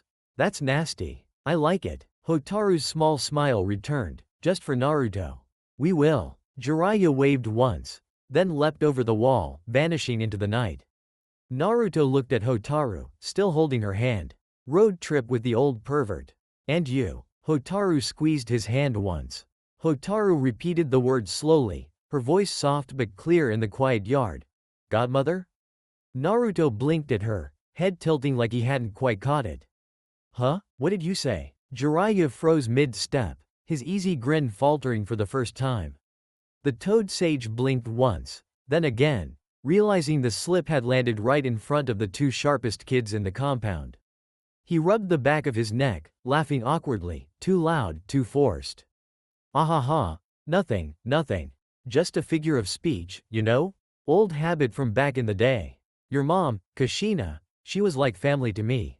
So, godmother vibes. That's all. Hotaru's dark eyes narrowed slightly, shadow curling a fraction tighter around Naruto's ankle. Not aggressive, just attentive. She didn't push, but she didn't let it go either. Naruto scratched his head, still grinning, oblivious. Oh, cool. Mom had cool friends, huh?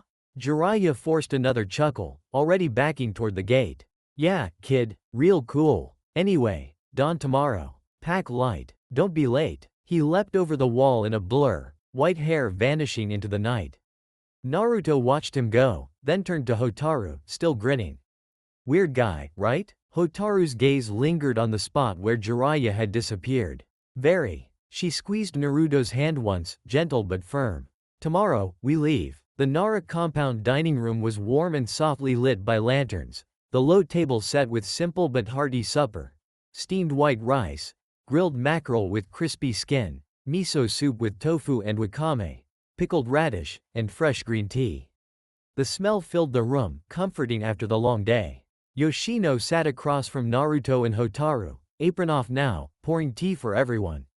Shikamaru sat at the head, pipe in hand but unlit for once, watching quietly.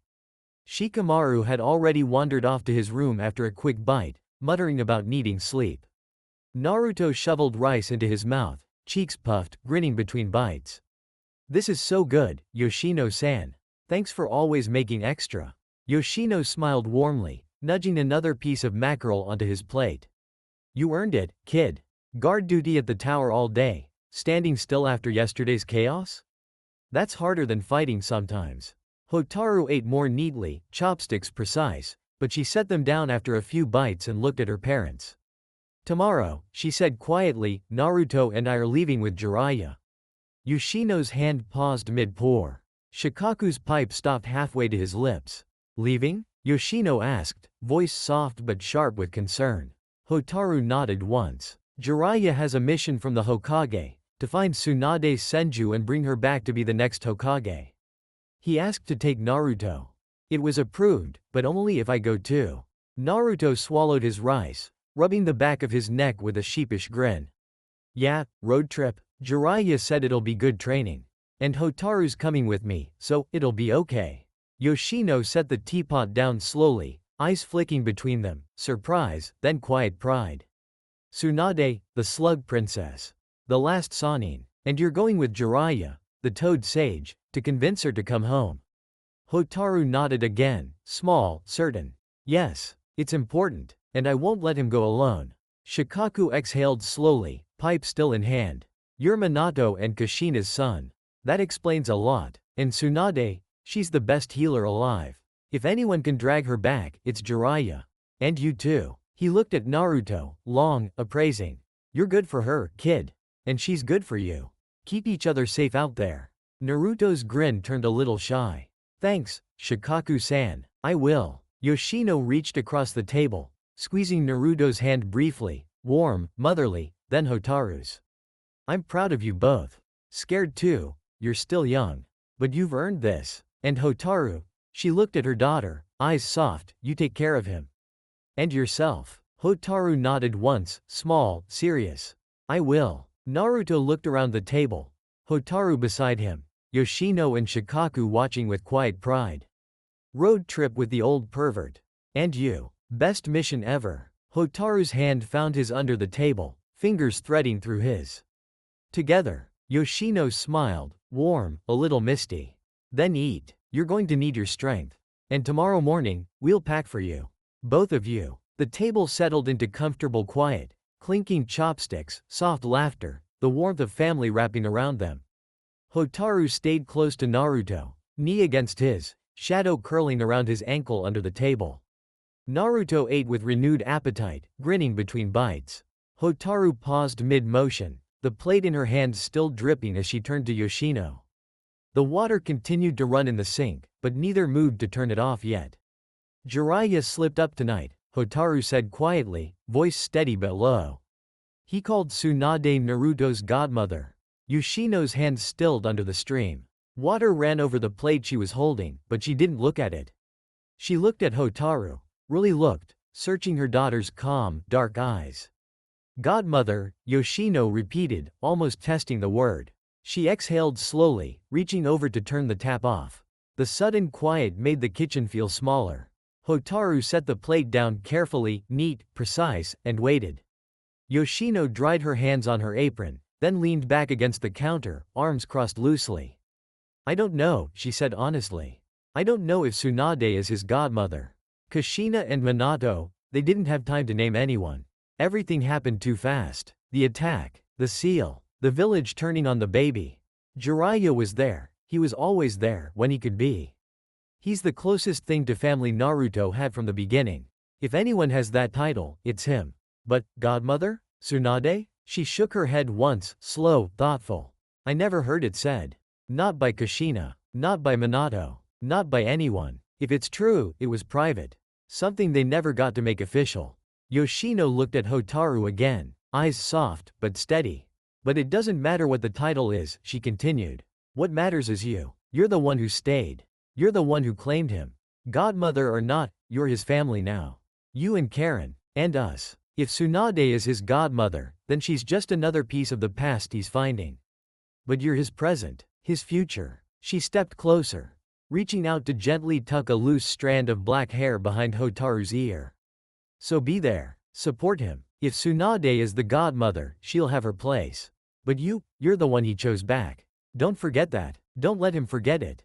Hotaru held her mother's gaze for a long moment, then nodded once, small and certain. I won't. Yoshino smiled, warm, a little misty. Then go to bed. Pack tomorrow. And when you leave, remember, you're not just going on a mission.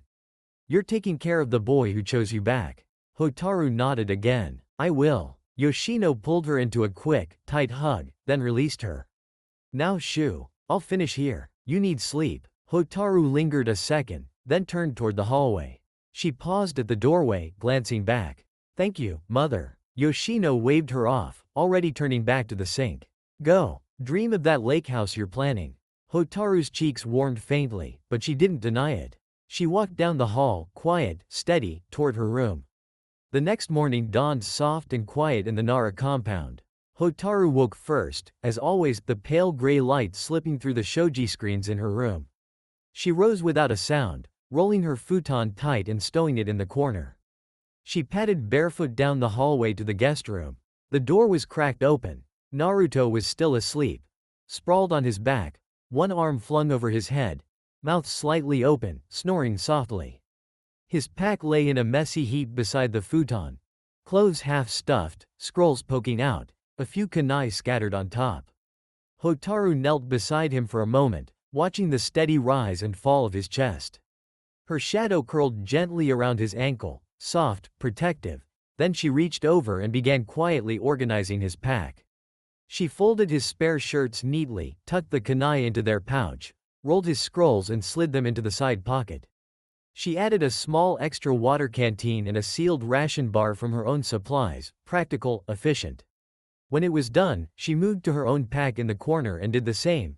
Clothes folded, chains oiled and coiled, medical pouch restocked, everything precise and ready. She stood, packs now side by side, neat, balanced, prepared. Then she headed to the kitchen. Yoshino was already there, sleeves rolled up, stirring a pot of miso on the stove. The rice cooker hummed softly, grilled fish sizzled on a low flame. The smell of breakfast wrapped around the room, warm, familiar. Yoshino glanced up as Hotaru entered. You're up early. Hotaru nodded once, small, respectful.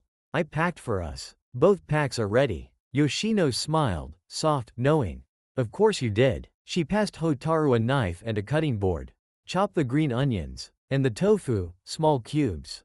Naruto likes extra in his soup. Hotaru moved to the counter, knife flashing in quick, precise strokes. Green onions fell into neat rings, tofu into perfect little squares.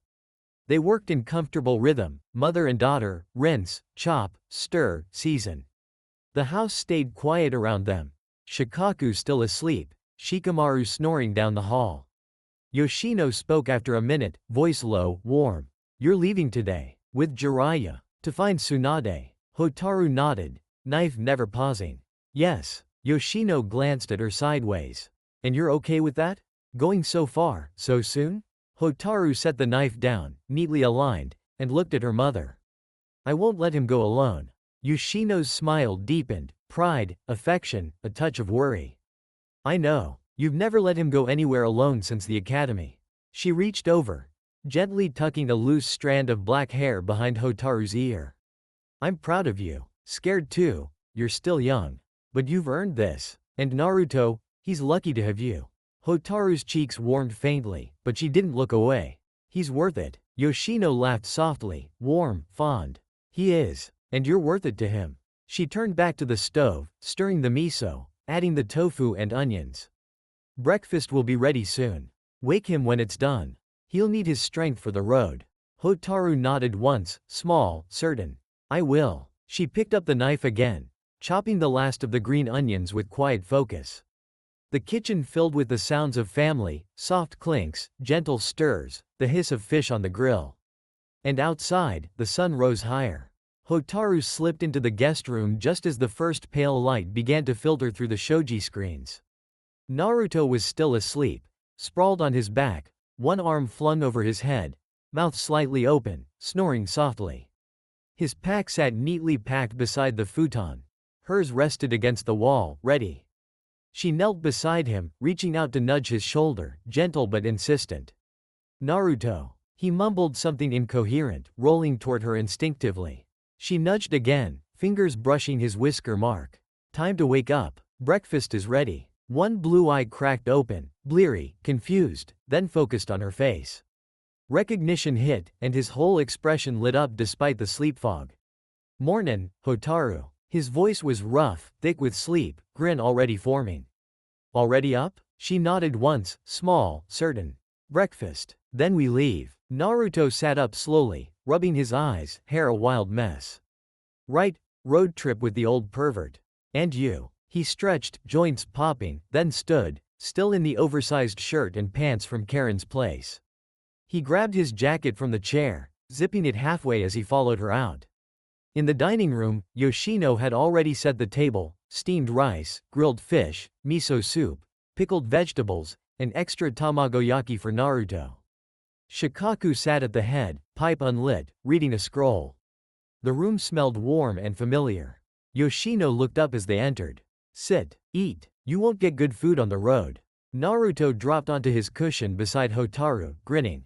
Thanks, Yoshino-san. This looks amazing. They ate quickly but quietly, Naruto devouring his portion with his usual enthusiasm, Hotaru eating neatly, knee-brushing his under the table. Yoshino watched them with soft eyes. Shikaku glanced up once or twice, nodding faintly in approval. When the bowls were empty, Naruto stood, pack slung over one shoulder. I guess, this is it. Yoshino rose, pulling him into a quick, tight hug, then Hotaru. Be safe. Both of you. Come back in one piece. Shikaku stood as well, placing a hand on Naruto's shoulder, firm. Listen to Jiraiya, but trust your instincts. And take care of my daughter. Naruto nodded, serious for once. I will. Promise. Hotaru bowed slightly to her parents. We'll be back. Yoshino smiled, warm, a little misty. You better. They stepped outside, sandals on, packs secure, and walked the path toward the village gate. The morning air was cool, the village just beginning to wake. Jiraiya was already there, leaning against the gatepost, red hauri bright in the dawn light, white hair wild, scroll pouch at his hip. He spotted them and pushed off with a grin. Right on time. Ready for the road, kids? Naruto grinned back, wide, fearless. Ready. Let's go find this Tsunade lady. Hotaru stepped up beside Naruto, hand brushing his briefly. We're ready. Jiraiya laughed, low, warm. Then let's move. Tsunade's out there somewhere. Gambling dens, hot springs, bars. We'll track her down. He turned toward the gate, then paused, looking back at them. And hey, keep practicing that combo. Shadow chains and lightning arcs? Nasty. I like it. Hotaru's small smile returned, just for Naruto. We will. Naruto bumped her shoulder lightly. Together. Hotaru nodded. Together. Jiraiya waved them forward. Let's go, then. The three of them stepped through the gate, Konoha falling behind, the road stretching ahead. The Hokage's office was dim in the late evening, the lanterns turned low and the windows open to the cool night breeze. Hiruzen Sarutobi sat behind his wide desk, The initial damage reports from the invasion now joined by a single sealed scroll, fresh from the front lines in Otogakure. He broke the seal with a quiet snap, unrolling the parchment. Akira's handwriting was precise and familiar, clean lines, no flourish, every word deliberate. Lord Hokage, Otogakure has fallen. The four prongs converged as planned. Southern vanguard secured the tower and central vaults. Northern prong took the labs intact. Eastern and western forces cleared the gates and perimeter. Loyalist resistance pockets were eliminated, minimal civilian casualties. Surrendered villagers are cooperating. No major threats remain. All classified materials, scrolls, jutsu archives, money caches, experimental notes, are inventoried and secured. Contraband is loaded on transport carts under triple seal. First convoy departs at dawn. Full shipment will arrive in Konoha within 7 days. The village is stable under provisional control. A governor is needed soon to establish civil order and begin reconstruction. How long until one is dispatched? Hiruzen read it twice, slowly, carefully, then rolled the scroll shut and placed it on the desk. He leaned back, exhaling once, long, steady, the weight of victory settling in his chest. The snake was dead, his village was taken, and the land of sound was now Konoha's to shape. He picked up his pipe, finally lighting it, drawing a slow breath as smoke curled toward the ceiling. 7 days, he murmured to the empty room. The convoy will arrive in 7 days. The governor. He looked toward the window. Konoha lights flickering in the night. A name had already been chosen, quietly, during the council's late-night session. A neutral, capable shinobi. Haru Mizuki. A veteran chunin turned administrator with experience in border villages and no ties to any major clan. Loyal. Practical. Unlikely to abuse power. Hiruzen took another puff, then reached for a fresh scroll and began writing. Victory confirmed. Well done. The convoy will be met at the gates, full security detail. Contraband goes directly to sealed vaults under Anbu watch. Governor Haru Mizuki departs tomorrow at dawn with a small administrative team and escort. He will arrive in Otogakure within 5 days. You will brief him personally on the situation and hand over command of civil governance. Military oversight remains yours until stability is assured. Maintain order. Offer amnesty where possible. Root out the last loyalists. Konoha stands with you. He sealed the scroll, chakra imprint locking it, then summoned a messenger bird. The small creature fluttered to his hand, he tied the message to its leg. Fly swift, he murmured. The bird took wing, disappearing into the night toward the east. Hiruzen leaned back again, pipe glowing faintly. The invasion was over. The occupation had begun, and in 5 days, the land of sound would have a new governor. Konoha would have a new protectorate. And Akira would have her next task completed. He smiled, small, tired, but satisfied. The village had bled, but it had not broken. And now it grew, stronger, safer, unstoppable. The campfire crackled low in the small clearing, casting flickering orange light across the 3 travelers. Jiraiya had chosen the spot carefully, flat ground, a stream nearby for water, thick trees for cover, far enough from the road that no patrols would stumble across them. The day had been long, steady travel, light sparring to keep them sharp, and endless stories from Jiraiya about Tsunade's gambling habits and legendary temper. Naruto sat cross-legged on a fallen log, poking at the fire with a stick. Hotaru sat beside him, knees drawn up, arms wrapped around them, black ponytail loose now, dark eyes reflecting the flames.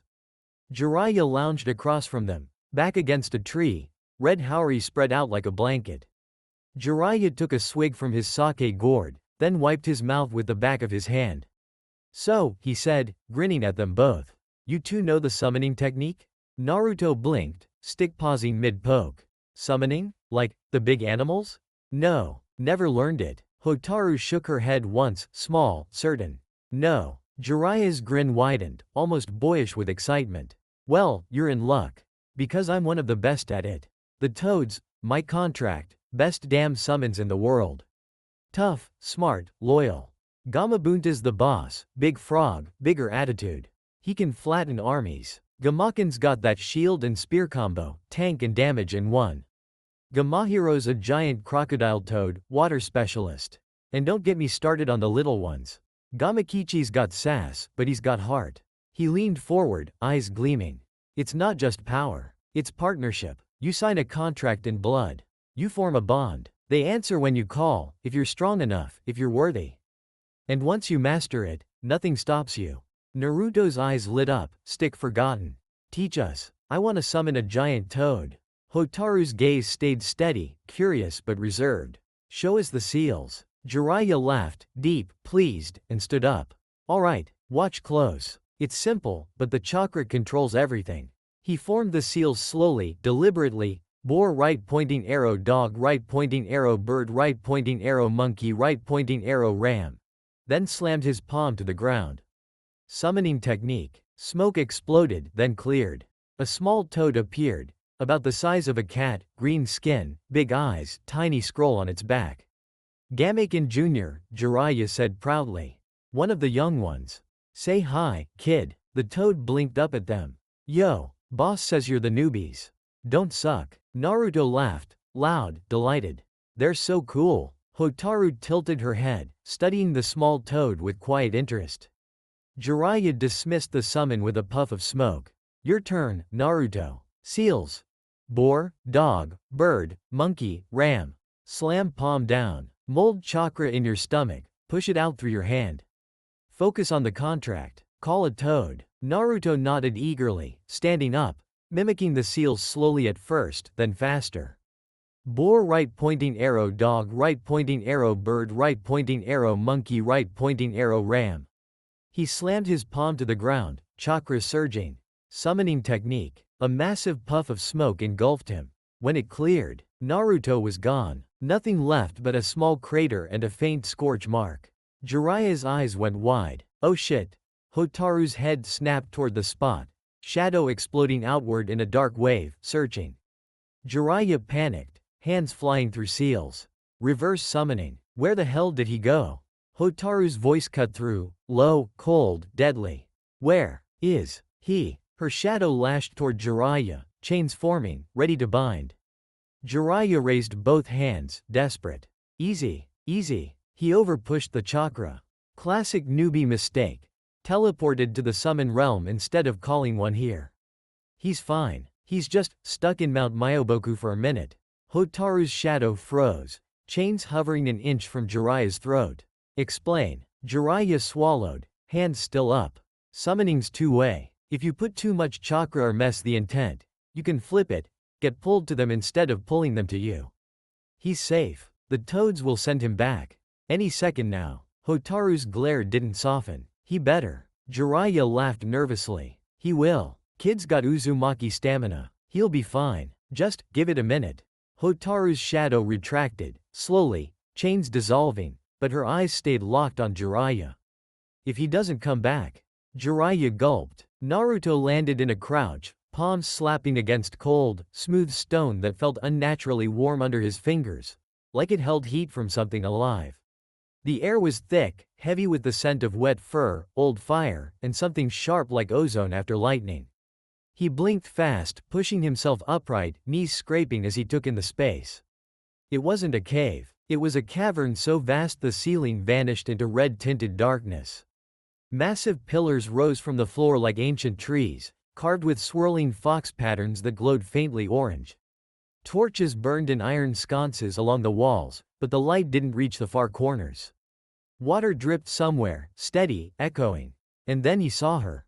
At the far end of the cavern, on a raised platform of black stone that looked more like a throne carved by time itself, lay the boss of the fox summons.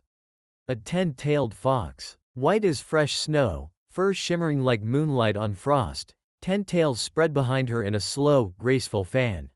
Each tail moved independently, elegant, powerful, alive. Her eyes were molten gold, slitted and ancient, watching him with a calm that felt deeper than the cavern. The other foxes, hundreds of them, perched on ledges and pillars, 3-tailed, 5-tailed, 7-tailed, 9-tailed, red, gold, black, silver fur rippling. They stared at him in silence, tails flicking in unison like a living wave. But she was the center. The white 10-tailed fox lifted her head slowly, 10 tails swaying once behind her. You, her voice echoed through the chamber, not loud, but everywhere, soft, resonant, like wind through snow. The child who carries my brother's seal. You pulled yourself here by mistake. Naruto blinked, then grinned, wide and fearless, pushing himself to his feet. Yeah? I was trying to summon a toad and, poof. Here I am. Guess I overdid the chakra or something. A ripple of low, amused rumbles went through the foxes. Some chuckling, some snorting. The white fox tilted her head, golden eyes narrowing slightly, curious. You are not afraid. Naruto shrugged, casual, but honest. Why would I be? You're foxes. Kurama's inside me. That makes you guys kinda like family, right? Fox family or whatever. The cavern went dead silent. Then the white fox laughed, low, rolling thunder that vibrated through the stone, warm and ancient. Family. She rose, slow, graceful, massive form unfolding like a mountain coming to life. 10 tails fanned behind her, white fur shimmering. I am Shirogane, eldest of the 10-tailed line. Kurama is my youngest brother. The others are kin. You carry his seal. That makes you something. Naruto's grin widened. Something? I'll take it. The cavern was vast and silent, the red-tinted lanterns casting flickering shadows across the carved pillars and stone floor. Naruto stood in the center, heart-pounding but grin still wide and fearless. The foxes watched him from every ledge and corner, 3-tailed, 5-tailed, 7-tailed, 9-tailed, tails swaying in slow, synchronized waves. At the far end, on the raised black stone platform that served as her throne, Shirogane, the 10-tailed fox boss, regarded him with molten gold eyes. Her fur was white as fresh snow, shimmering like moonlight on frost, 10 tails spread behind her in a graceful fan. Each tail moved independently, elegant, powerful, alive. She was larger than any creature Naruto had ever seen, yet her presence felt calm, ancient, almost gentle. She lowered her head slowly, one tail extending toward him. Long, white, glowing faintly with soft orange chakra. The tip hovered an inch from his forehead. Touch it, her voice echoed through the cavern, soft, resonant, everywhere at once. Let me see your resolve. Your heart. Your truth. Naruto didn't hesitate. He reached up, small hand pressing against the warm, soft fur of her tail. The moment skin met fur, the world shifted. No pain, no violence, just connection. Images flowed into her, gentle, like memories shared over a fire. She saw a small boy in a dark apartment, alone, smiling anyway. Hungry, bandaged, ignored, yet still laughing at the world that hated him. She saw academy days, mocked, pushed aside, failing tests but never giving up. She saw the loneliness etched into every grin, the stubborn fire that refused to die. Then she saw Hotaru, the quiet girl who noticed him first, corrected his notes, shared her lunch, dragged him home for dinner. The one who claimed him without fanfare, without words, just actions. The one who slept beside him, shadow always near. The one who kissed him under moonlight and never let go. She saw the team. Karin's fierce loyalty, Shikamaru's lazy brilliance, Akira's unyielding watchfulness. She saw Naruto grow, not just in power, but in trust, in belonging. She saw him share Rasengan without hesitation, because he wanted the people he loved to be strong too. The vision faded. Shirogane withdrew her tail, slow, careful. She looked down at him, golden eyes soft with something ancient and new. You have endured, she said. Alone, then not. You have chosen kindness where others chose hate. You have chosen family where others chose fear. Naruto blinked, breath catching, eyes wide. Shirogane's 10 tails fanned once, warm amusement. I approve. She lowered her head again, muzzle brushing his right forearm. A soft orange glow flared at the point of contact, sinking into his skin like warm ink. A small, intricate seal formed on the inside of his right arm, faint, golden, fox-shaped, glowing for a heartbeat before fading to near invisibility. You are marked, Shirogane said. A fox summoner. When you are ready, when your heart and will are strong enough, one of us will answer.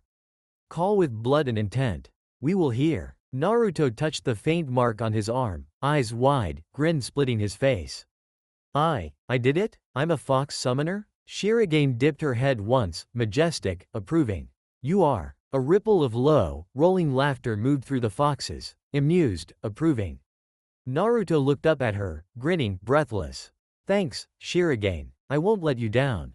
Shirogane's golden eyes softened, ancient sorrow mixed with something warm. See that you don't, child. She settled back on her platform, tails curling around her. Go back. Your world waits. Your family waits. Call us when you are ready. Naruto nodded, fist clenched, eyes blazing. I will. Believe it. Smoke swirled, gentle this time. Hotaru's shadow snapped outward the instant Naruto reappeared. Dark tendrils whipping around him like a protective net, coiling around his arms, legs, and torso in a firm but gentle hold that pinned him in place. The chains weren't tight enough to hurt, but they were unbreakable. She flickered in front of him in a blink, black ponytail swinging, dark eyes blazing with a mix of fury and raw fear. Uzumaki, she said, voice low and sharp enough to cut glass, don't you ever do that again. Naruto blinked, still dazed from the fox realm, grin faltering as he felt the shadows lock him down. Hotaru? I'm okay. No. Her shadow tightened, just a fraction, enough to make him feel it. You vanished. Into thin air. 1 second you were here, the next you were gone. I felt it. Your chakra just disappeared. Her hands clenched at her sides, knuckles white. I thought. She stopped, jaw tight, eyes flicking away for half a second before locking back on him. Don't do it again. Naruto's grin softened, guilty but warm. He didn't struggle against the shadows, he just looked at her. I'm sorry, he said quietly. I messed up the summoning. Overdid the chakra. Got pulled to the fox realm instead. But I'm back. I'm right here. Hotaru stared at him, chest rising and falling faster than usual. Then slowly, deliberately, the shadows loosened. They didn't retract completely. They stayed wrapped around him like dark ribbons, soft now, reassuring. She stepped closer, close enough that her forehead almost touched his. You scared me, she whispered, barely audible. Naruto's eyes widened, then softened. I know. I'm sorry. He lifted a hand, slowly, carefully, and cupped her cheek, thumb brushing her skin. I'm okay. Promise. Hotaru exhaled, shaky, then leaned into his touch. Don't disappear again. Naruto nodded, serious now. Never. Jiraiya, still standing a few paces away, let out a long, relieved breath. His shoulders sagged visibly, grin returning but shaky. Phew, thought she was gonna strangle me for a second there. Hotaru's head snapped toward him, shadows twitching once, warningly. Jiraiya raised both hands, high, placating. Hey, easy. He's back. No harm done. Kid's tougher than he looks. Hotaru's glare lingered, cold, sharp, then she looked away, back to Naruto. The shadows settled, curling protectively around him again, but no longer binding. Jiraiya lowered his hands, still grinning nervously. Right, so, good news. You summoned a fox summoner mark. Bad news. You kinda skipped the toad lesson. Naruto laughed, bright, relieved, pulling Hotaru into a quick hug. I'm good. We're good. Hotaru led him, arms wrapping around his waist, face buried in his shoulder for a heartbeat. We're good, she echoed, soft, certain. Jiraiya watched them, then chuckled, shaking his head. You two are something else. He sat back down by the fire, grabbing his sake gourd. A poof of smoke erupted right at the base of Naruto's neck, small but sudden. When it cleared, a tiny one-tailed fox sat perched on his collarbone, fur a deep, shimmering crimson, golden eyes bright and knowing. One fluffy tail curled neatly around Naruto's throat like a living scarf. The fox tilted its head, looking up at Naruto with a small, formal bow of its head. Naruto-sama, it said, voice high and clear despite its size, carrying an ancient formality. I am Kogitsune, messenger of Shirogane-sama, eldest of the 10-tailed line and boss of the fox summons. Naruto blinked down at it, cross-eyed trying to focus on the little creature sitting on his own neck. Hi? Nice to meet you? Wait, how are you sitting there without falling off? Kogitsune's tail flicked once, amused. Balance is our birthright. It turned its head toward Hotaru, golden eyes softening with quiet approval. Shirogane-sama extends her greetings to you, Hotaru of the Nara. She wishes to meet the mate of the clan's summoner at first light tomorrow. Summon her then. She will come. Hotaru's dark eyes widened fractionally, the first real surprise she'd shown all night. Her shadow instinctively curled tighter around Naruto's legs, protective. The boss summoned, wishes to meet me? Kogitsune dipped its head again, formal, respectful. Yes. The mark on his arm binds him to our line. You are his chosen. Shirogane-sama would see the one who stands beside him. Naruto's face lit up, grin splitting wide. That's awesome. You guys wanna meet Hotaru? She's the best. Kogitsun's tail swished once, almost fondly. We do. And one more thing, Naruto-sama. It leaned closer, voice dropping to a whisper that only Naruto and Hotaru could hear. You may only hold the fox contract. The toad contract is not yours to claim. Jiraiya's path is his own. Your path is with us. Naruto blinked, then nodded slowly. Got it. Foxes only. No toads. Cool with me. Kogitsun hopped once, light as a feather, then looked at Jiraiya, who was staring at the tiny fox like it had just grown a second head. And you, Toad Sage, Kogitsun said, tone polite but firm. Your student has chosen his kin. Respect the bond. Jiraiya blinked, then laughed, loud and genuine, rubbing the back of his neck. Well damn, guess the kid's got fox family now too. Fair enough, little messenger. I won't fight it. Kogitsun gave a final small bow to Naruto, tail curling in salute, then vanished in another soft poof of smoke. The clearing went quiet. Naruto touched the faint golden mark on his right arm, still warm, then looked at Hotaru. She wants to meet you. Tomorrow at dawn. The boss fox summon. Hotaru stared at the spot where Kogitsun had been, then at Naruto.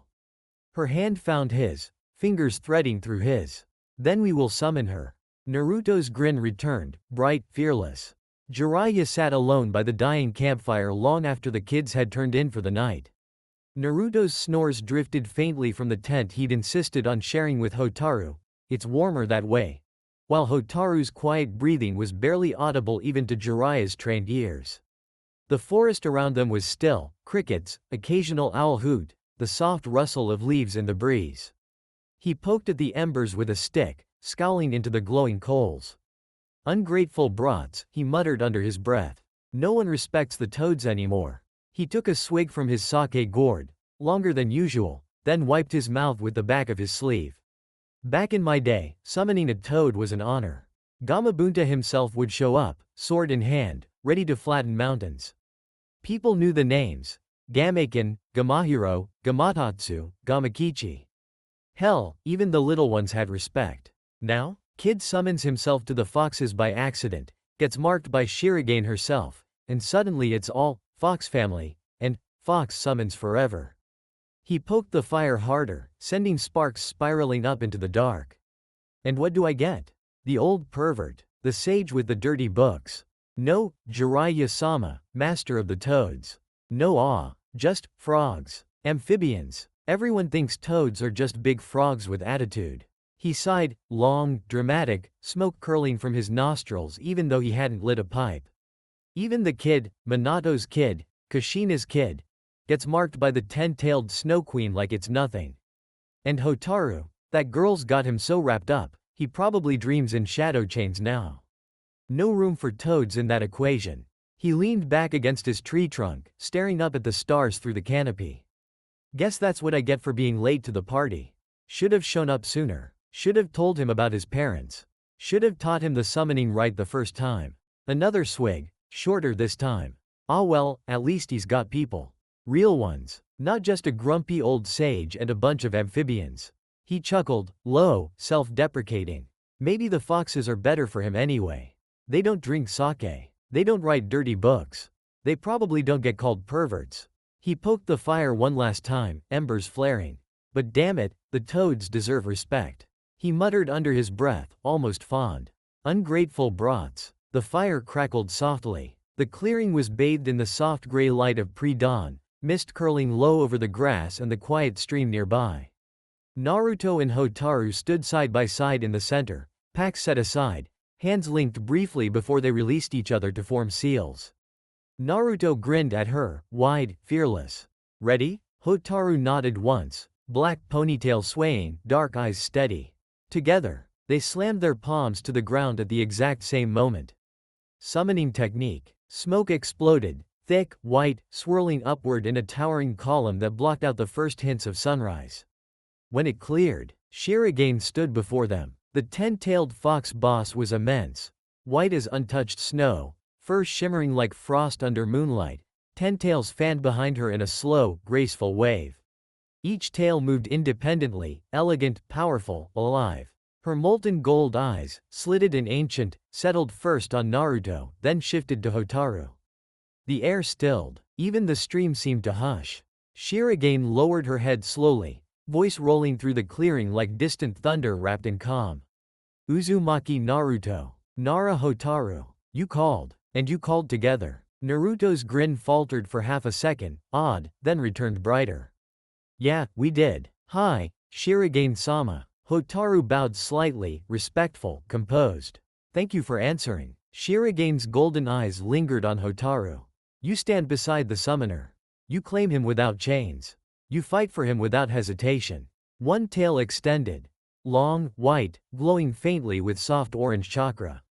The tip hovered an inch from Hotaru's forehead. May I see? Hotaru didn't hesitate. She stepped forward, head tilting slightly upward. Yes. The tail tip touched her forehead, gentle, warm. The world shifted for Shirogane. Images flowed in, gentle, like memories shared over a fire. She saw the academy, Hotaru noticing the small, overlooked boy first. Correcting his notes, sharing lunch, dragging him home for dinner. She saw the nights Hotaru slid into his futon, shadow always near, protecting him from loneliness he didn't speak of. She saw the quiet kisses under moonlight, the hand-holding in training, the way Hotaru's shadow curled around him like a vow. She saw the battle royal, Hotaru stepping between Naruto and danger, chains and shadows moving to shield him. She saw the team, Karin's fierce loyalty, Shikamaru's lazy brilliance, and how Hotaru anchored them all, but especially Naruto. She saw love, not loud, not showy, but deep, certain, unbreakable. The vision faded. Shirogane withdrew her tail, slow, careful. A soft orange glow flared at the point of contact on Hotaru's forehead, faint, golden, fox-shaped, before sinking into her skin and fading to near invisibility on her right wrist. You are marked, Shirogane said. A summoner by bond. When he calls, you may stand with him. When you call, we will answer. Hotaru touched the faint mark on her wrist, eyes widening slightly, then bowed her head again. Thank you. Shirogane settled back, 10 tails curling around her. You are worthy. Both of you. Naruto stared at the mark on Hotaru's wrist, then at his own arm, grin splitting wide. We both got marked. We can summon foxes together. Hotaru's small smile returned, just for him. Yes. Shirogane's golden eyes softened. Call us when you are ready. We will answer. Smoke swirled, gentle, controlled. When it cleared, Shirogane was gone. The clearing fell quiet again. Naruto turned to Hotaru, still grinning, eyes bright. She approved us. Both of us. Hotaru's hand found his, fingers threading through his. Yes. He pulled her into a quick, tight hug, laughing against her shoulder. We got fox summons. Both of us. Hotaru hugged him back, shadow wrapping around them both. The three of them reached the outskirts of Tanzaku town just as the sun dipped low, painting the sky in streaks of orange and purple. The place was a sprawling gambling hub, neon signs flickering even in daylight, dice clacking behind paper screens, sake cups clinking, and the constant murmur of crowds betting on everything from cards to cockfights. Lanterns swayed above narrow streets lined with casinos, pawn shops, bars, and hot spring inns. The air smelled of fried food, spilled alcohol, and cheap perfume.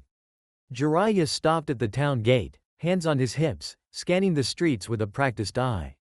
All right, kids, he said, voice low. This is Tanzaku town, Tsunade's favorite playground. She'll be here somewhere, probably at the biggest casino or the hottest spring. But first, he sniffed the air like a bloodhound, then frowned. She's not here. Naruto blinked. Not here? But this is the gambling town. You said. Jiraiya raised a hand. Rumors say she was spotted here last week. But the locals are talking. Word is she lost big at the Dragon's Luck casino 2 nights ago, got into a fight with the owner over a debt, and left in a huff. She's already moved on, to the next town over. Aim no Sato's little sister town, Tanzaku Gai. Bigger stakes, shadier tables. That's where the high rollers go when they get banned from here. Hotaru's dark eyes narrowed slightly. How far? Jiraiya pointed down the road leading west. 2 days on foot, 1 if we push hard. She's got a head start, but Tsunade doesn't move fast when she's drinking. We'll catch her. Naruto cracked his knuckles, grin returning. Then let's go. No way we're letting her slip away now. Hotaru's hand brushed his arm, brief, grounding. We'll find her. Jiraiya laughed, low, warm. That's the spirit. Come on. We'll grab supplies and head out at first light. Tonight we rest. Tomorrow we chase the slug princess. They started walking down the main street, Jiraiya leading, Naruto bouncing with energy, Hotaru staying close to his side, her shadow trailing behind them both like a quiet promise. The neon lights flickered overhead. Gamblers shouted from open doors. And somewhere ahead, 2 towns over, Tsunade waited. Drinking, gambling, running, but not for much longer. Because Naruto Uzumaki was coming for her. With Hotaru at his side. And Jiraiya grumbling about no respect for toads, under his breath. The road stretched west. Pav Tien swayed. The dimly lit gambling den in Tanzaku-gai was thick with smoke, sake fumes, and the clatter of dice and chips. Tsunade Senju sat in a private booth at the back, legs crossed, sake cup in hand, blonde hair loose over her shoulders. She stared at the cards on the table, another bad hand, another lost bet. The pile of IOUs in front of her had grown to a small fortune, the kind that could buy a small village or bankrupt a big one. Beside her, Shizune hovered anxiously, hands clasped, eyes darting between Tsunade and the door. Tsunade-sama, we should go. The debt collectors are circling again. Tsunade took a long drink, then set the cup down with a soft clink. Let them circle. I'll win it back. Shizune opened her mouth to argue, then froze as the door to the private room slid open.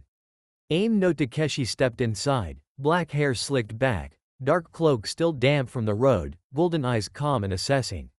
He carried no visible weapons, but his presence filled the room like a storm cloud. 2 Aim Jonin flanked him, silent, masked, hands on sword hilts. Takeshi stopped a respectful distance from the table, bowing slightly from the waist. Lady Tsunade Senju, Shizune of Konoha, I am Aim no Takeshi, leader of a megacure. Tsunade's eyes narrowed, sake cup paused halfway to her lips. And what does the rain want with me? Takeshi straightened. I have come to make an offer. He gestured. One of his jonin placed a sealed scroll on the table between them. The wax bore the Aim symbol, fresh, unbroken. Open it, Takeshi said. Tsunade set her cup down, slow, deliberate, then broke the seal. The scroll unrolled. Numbers. Large numbers. Debt ledgers from every major casino in Tanzaku-gai and beyond. Every marker Tsunade had signed, every loss she'd racked up over years of running. The total was staggering. And at the bottom, a single line. All debts paid in full. In exchange for services. Tsunade's eyes flicked up to Takeshi, sharp, suspicious. You bought my debts. Takeshi nodded once. I did. All of them. Cleanly. Legally. No collectors will bother you again. Shizune stepped forward, voice tight. What do you want in return? Takeshi's gaze shifted to her, then back to Tsunade. Teach. Train. Send your medic teams to a megacure. We have wounded from years of war. We have ninja who need healing knowledge. We have a village rebuilding. In exchange for your expertise, your presence, your guidance, we clear your slate. Completely. Tsunade stared at the scroll, then at Takeshi. You think you can buy me? Takeshi's expression didn't change. I think I can offer you a clean start. No more running. No more debts. A purpose. A megacure needs healers. Konoha has many. But you are the best. And you are free to choose. Shizune's hand tightened on Tsunade's sleeve. Tsunade-sama. Tsunade leaned back, crossing her arms, sake cup forgotten. You know who I am. You know what I lost. You know why I left. Takeshi nodded, slow, respectful. I do. Dan, the war, the pain. I know why you run. And I know why you drink. But I also know you are still the slug princess. Still the greatest medical ninja alive. And a megacure is not Konoha. We do not ask you to return to the place that broke you. We ask you to come to a place that needs you.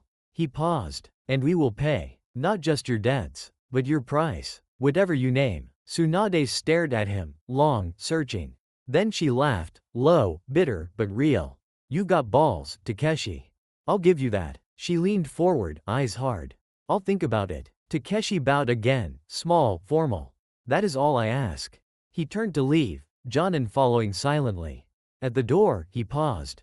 The offer stands. No deadline. But the longer you wait, the more debts accumulate. The door slid shut. Tsunade stared at the scroll, debts wiped clean. Shizune watched her, worried, hopeful. Tsunade-sama? Tsunade picked up her sake cup, drained it in one swallow. Pour me another. Shizune obeyed. Tsunade stared at the empty cup. A mega cure. She set the cup down, hard. Damn it. The rain kept falling outside. And Tsunade, finally, started to think. About going home. Not to Konoha, but to a place that needed her. A place that might, just might, let her heal something besides herself. Tsunade stared at the empty sake cup in front of her, fingers still curled loosely around it. The gambling den's noise, dice clattering, drunken laughter, the low hum of bets being placed, felt distant, like it was happening in another room. Shizune sat across from her, hands folded tightly in her lap, voice low but urgent. Tsunade-sama, I think it's a bad idea. Tsunade didn't move, didn't look up. Shizune continued anyway. Going to a megacure, teaching their medic teams, letting Takeshi pay off your debts. Even if the council agreed to co-governance, it's still treason. You're a Konoha Sannin, a former Hokage candidate. You can't just walk into another village and hand them medical knowledge. Especially not one that was allied with Orochimaru for years. Tsunade finally lifted her gaze, hazel eyes dull from sake and exhaustion. Here is and wouldn't charge me for that. Shizune nodded once, quick, almost desperate. You're right, he wouldn't. He loves you too much. He always has. Even after you left, even after everything, he never stopped hoping you'd come back. He wouldn't put you on trial. Not for this. Tsunade reached for the sake bottle, slow, almost mechanical. Shizune's voice dropped lower. But if he were to die, and someone like Akira was appointed Hokage? Tsunade's hand froze mid-reach. The bottle hovered an inch above the table.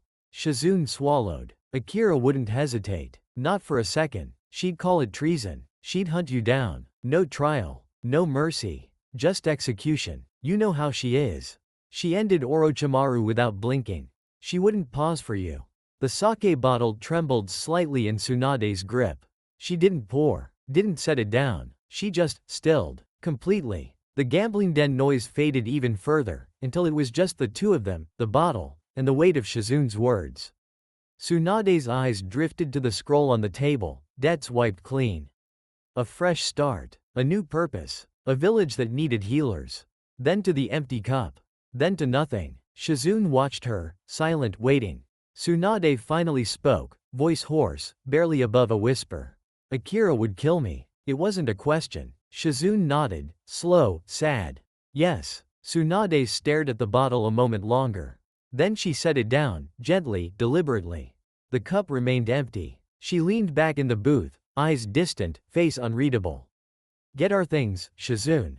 Shizune blinked. Tsunade-sama? We're leaving. Shizune's eyes widened. Leaving? Tanzaku guy? Tsunade's gaze drifted toward the window, toward the road that led east. Toward a megacure. Shizune's breath caught. But you just said. I know what I said. Tsunade stood, slow, steady, like she was waking up from a long dream. But Akira's not Hokage yet. Here is and is. And while he's alive, I can choose. She looked at Shizune, eyes clearer than they'd been in years. And I choose to go. Shizune stared at her, then nodded slowly. Yes, Tsunade-sama. Tsunade turned toward the door. Pack light. We leave tonight. Shizune rose, already moving. Tsunade paused at the threshold, looking back at the empty sake cup. Then she walked out into the night. Toward a megacure. Shizune placed a gentle hand on Tsunade's arm, stopping her before she could step out into the rain-soaked street. Tsunade-sama, she said softly, voice barely above the patter of rain on the awning. Wait until tomorrow. Sleep on it. The debts aren't going anywhere tonight, and neither is Takeshi's offer. We can think clearly in the morning. Tsunade stared at the curtain of rain beyond the doorway, sake still heavy on her tongue, the weight of the scroll burning in her pocket. She exhaled, long, slow, the sound almost lost in the downpour. Fine, she muttered. One more night. Shizune's shoulders relaxed a fraction. Thank you. They turned back inside the small motel, narrow hallway, creaking wooden floors, the faint smell of old tatami and incense. Their room was at the end, 2 futons, a low table, a single lantern already lit by the innkeeper. Shizune slid the door shut behind them, the latch clicking into place. Tsunade dropped onto one futon with a heavy sigh, kicking off her sandals and stretching out on her back. Shizune knelt to unpack their small bags, clothes, medical supplies, a few coins that hadn't yet been lost to gambling. Tsunade stared at the ceiling beams. Co-governance, she murmured. Teaching their medics. Paying off debts. Sounds almost respectable. Shizune paused, folding a spare shirt. It could be a fresh start. No more running. No more losing everything on a bad hand. Tsunade laughed once, low, bitter. A fresh start. After all these years. After Dan. After Nawaki. After everything. Shizune sat beside her, quiet, patient. You don't have to decide tonight. Just sleep. Tomorrow we'll talk. Really talk. Tsunade closed her eyes. Yeah, tomorrow. Shizune dimmed the lantern until only a faint glow remained. Good night, Tsunade-sama. Tsunade didn't answer, but her breathing slowed, deep, even. Sleep came slowly, fitfully. The three of them reached Tanzaku-gai just as the sun dipped below the horizon, painting the sky in deep oranges and purples. The town was bigger than the last, narrow streets lined with neon signs, dice clattering behind paper screens, sake cups clinking, and the constant murmur of crowds betting on everything from cards to cockfights. Lanterns swayed above casinos, pawn shops, bars, and hot spring inns. The air smelled of fried food, spilled alcohol, and cheap perfume. Jiraiya stopped at the town gate, hands on his hips, scanning the streets with a practiced eye. This is it, he said, voice low. Tanzaku-gai. Bigger stakes, shadier tables. Tsunade's here, I can feel it. She's got a weakness for this place. Lost big here once, won bigger the next night. She's probably at the Golden Lotus or one of the backroom high-stakes dens. Naruto cracked his knuckles, grin wide. Then let's go find her. Hotaru stayed close to his side, black ponytail neat, sickle chains silent at her hips. Shadow trailing behind them both like a quiet promise. Jiraiya led the way down the main street, dodging drunk gamblers, sidestepping a few shady dealers, until he stopped outside a modest inn with a faded sign. Moonlit Springs Motel. Lanterns hung from the eaves, casting warm light over the entrance. He sniffed the air once, then nodded. She's here. I can smell the sake and bad decisions. Naruto laughed, bright, excited. Let's go get her. Hotaru's hand brushed his arm, brief, grounding. We'll find her. Jiraiya pushed the door open, bell jingling softly. The lobby was small, tatami floors, low counter, a sleepy clerk behind it. Jiraiya strode up, slapping a few coins on the wood. Room for 3. And, which room is the blonde woman in? Tall, loud, drinks like a fish, probably yelling at someone over cards? The clerk blinked, then pointed upstairs without hesitation. Room 7, second floor. She's been here 3 days. Keeps winning, keeps losing, keeps drinking. You friends? Jiraiya grinned. Something like that. He turned to the kids. Stay close. Tsunade's not gonna be happy to see us. Especially not happy to see me. Naruto cracked his neck. I can handle it. Hotaru's shadow curled slightly around his ankle. Quiet promise. We can. They climbed the stairs, creaking wood underfoot, until they reached room 7. Jiraiya knocked once, loud, confident. A muffled voice from inside, slurred, irritated. Who the hell is it? Jiraiya leaned close to the door, grinning. Tsunade, it's me, Jiraiya, and I've got company. Silence. Then, crash of something breaking inside. The door flew open. Tsunade's Senju stood there, blonde hair loose, eyes bloodshot from sake, fists clenched, chakra already flaring around her. Jiraiya, you bastard, you brought kids? Her gaze flicked to Naruto and Hotaru, then back to Jiraiya. Whatever you're selling, I'm not buying. Jiraiya raised both hands, still grinning. Not selling. Recruiting. The old man's dying. He wants you back. As Hokage. Tsunade laughed, harsh, bitter. Hokage? After everything? No chance. Naruto stepped forward, grinning, fearless. Hey, I'm Naruto Uzumaki, and I think you'd make a great Hokage. You're super strong, right? And you heal people. The village needs you. Tsunade stared at him, then at Hotaru, who stood silently beside him, hand brushing his arm. And you? The Nara girl? Hotaru inclined her head, small, respectful.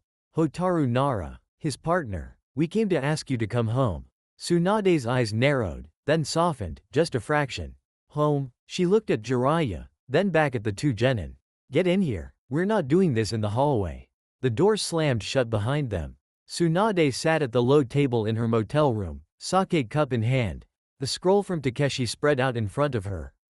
The room smelled of old tatami, cheap incense, and the faint tang of spilled alcohol from earlier losses. Shizune had just stepped out to grab more ice when the door slid open again. Jiraiya entered first, white hair wild, red haori slightly rumpled, grin already in place but eyes serious. Behind him came Naruto and Hotaru, Naruto bouncing with nervous energy, black jacket unzipped, Hotaru calm and composed, black ponytail neat, shadow trailing subtly behind her. Tsunade's eyes flicked up, sake cup pausing halfway to her lips. Jiraiya, she said flatly. And, kids? Jiraiya raised both hands, placating. Tsunade. Long time. These are my traveling companions. Naruto Uzumaki, Hotaru Nara. Naruto waved, grinning wide. Hi, I'm Naruto, future Hokage. Hotaru bowed slightly, respectful, quiet. Lady Tsunade. Tsunade stared at them, then back at Jiraiya. You brought children to drag me back? Really? Jiraiya chuckled, low, awkward. Not exactly. The old man sent me. But these two, they're part of the reason I'm here. Naruto's Minato and Kushina's kid. Hotaru's, well, she's the one who keeps him alive and sane. Tsunade's gaze softened, just a fraction, when she looked at Naruto.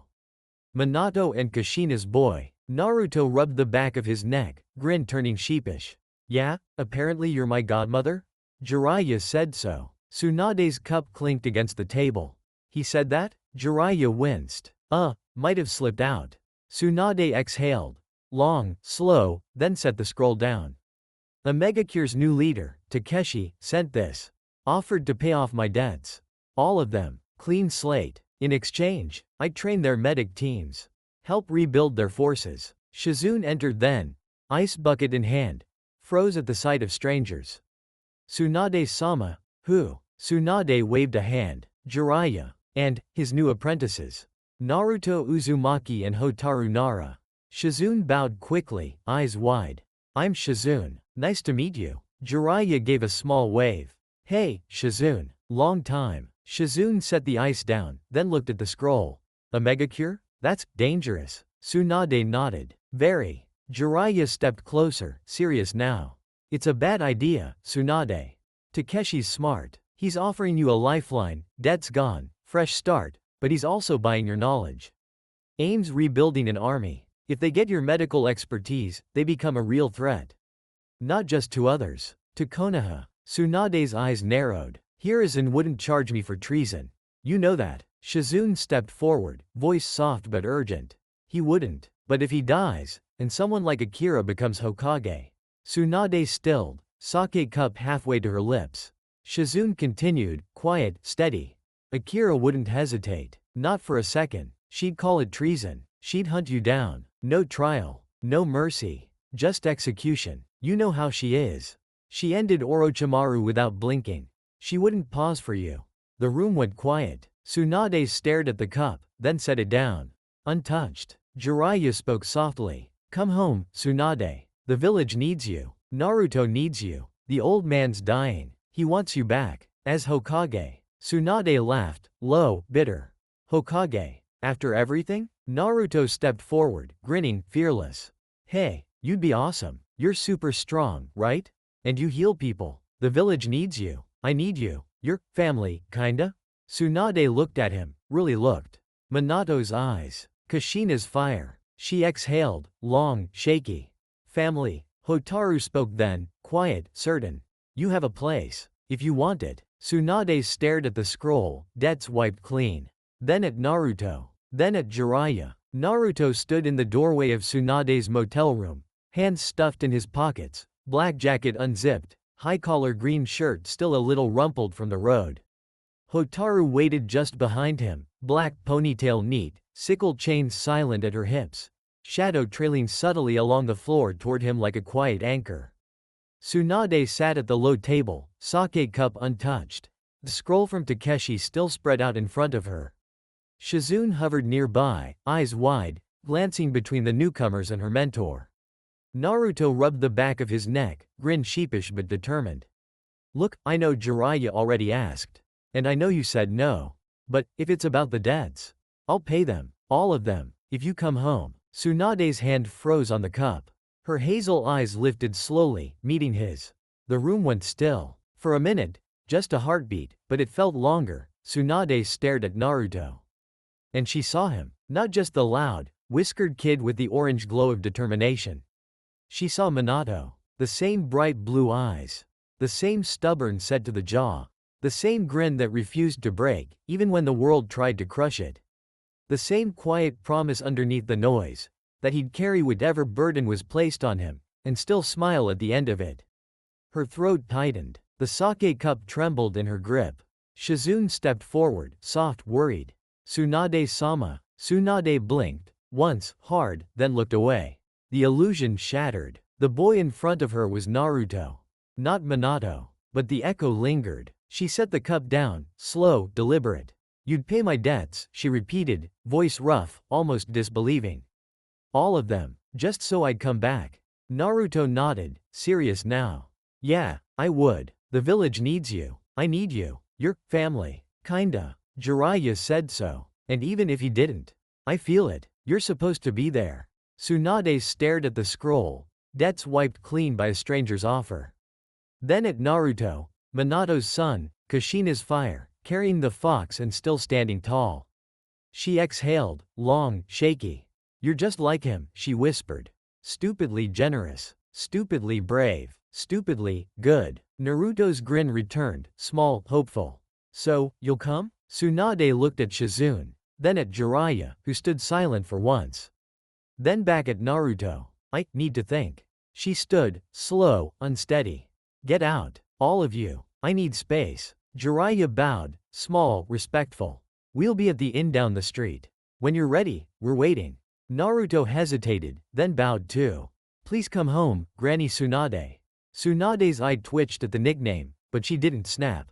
Just go. They left, door sliding shut behind them. Tsunade sat alone, scroll in front of her, sake cup untouched. She stared at the empty doorway. Minato's face lingered in her mind. And for the first time in years, she didn't reach for the bottle. She just sat, thinking, about debts, about family, about going home. Tsunade sat on the edge of the motel futon, elbows on her knees, staring at the scroll from Takeshi. Debts wiped clean, teaching the Megacure's medics, a new start. Shizune knelt across from her, hands folded in her lap, voice gentle but firm. Tsunade-sama, I'd like to go home. Tsunade's eyes lifted slowly, hazel, tired, searching. Home. Shizune nodded. Konoha. The village. Hiruzen. The people who still remember who you were before, everything. If you go back, he'll name you the 5th Hokage. Jiraiya said so. Naruto said so. You'd be Hokage. You could heal the village. Not just bodies. The spirit. You could make it what it was supposed to be. What Dan and Nawaki believed in. What Minato and Kushina died for. Tsunade listened. Really listened, eyes distant, throat working once. Shizune continued, soft, honest. A megacure, it sounds like a fresh start. Debt's gone. Purpose. But I have a bad feeling about it. Takeshi's ambitious. He survived pain. He survived Orochimaru's shadow. He's offering you everything because he wants everything. Your knowledge. Your name. Your legitimacy. If something goes wrong, if he turns, we'd be trapped there. No Konoha to run to. No allies. Just us. Tsunade stared at the scroll, debts, freedom, purpose.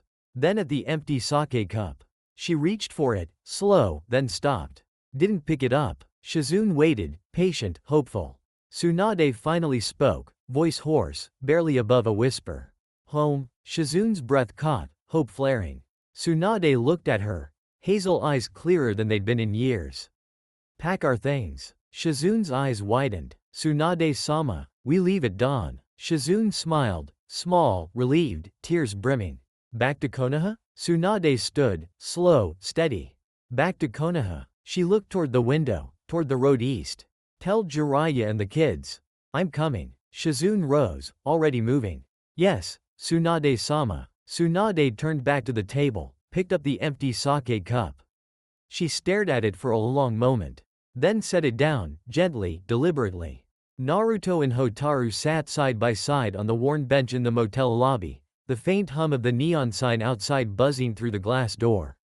Naruto had his elbows on his knees, bouncing one leg restlessly, while Hotaru sat straight back beside him, hands folded in her lap, black ponytail neat, shadow stretched subtly along the floor toward his feet like a quiet anchor.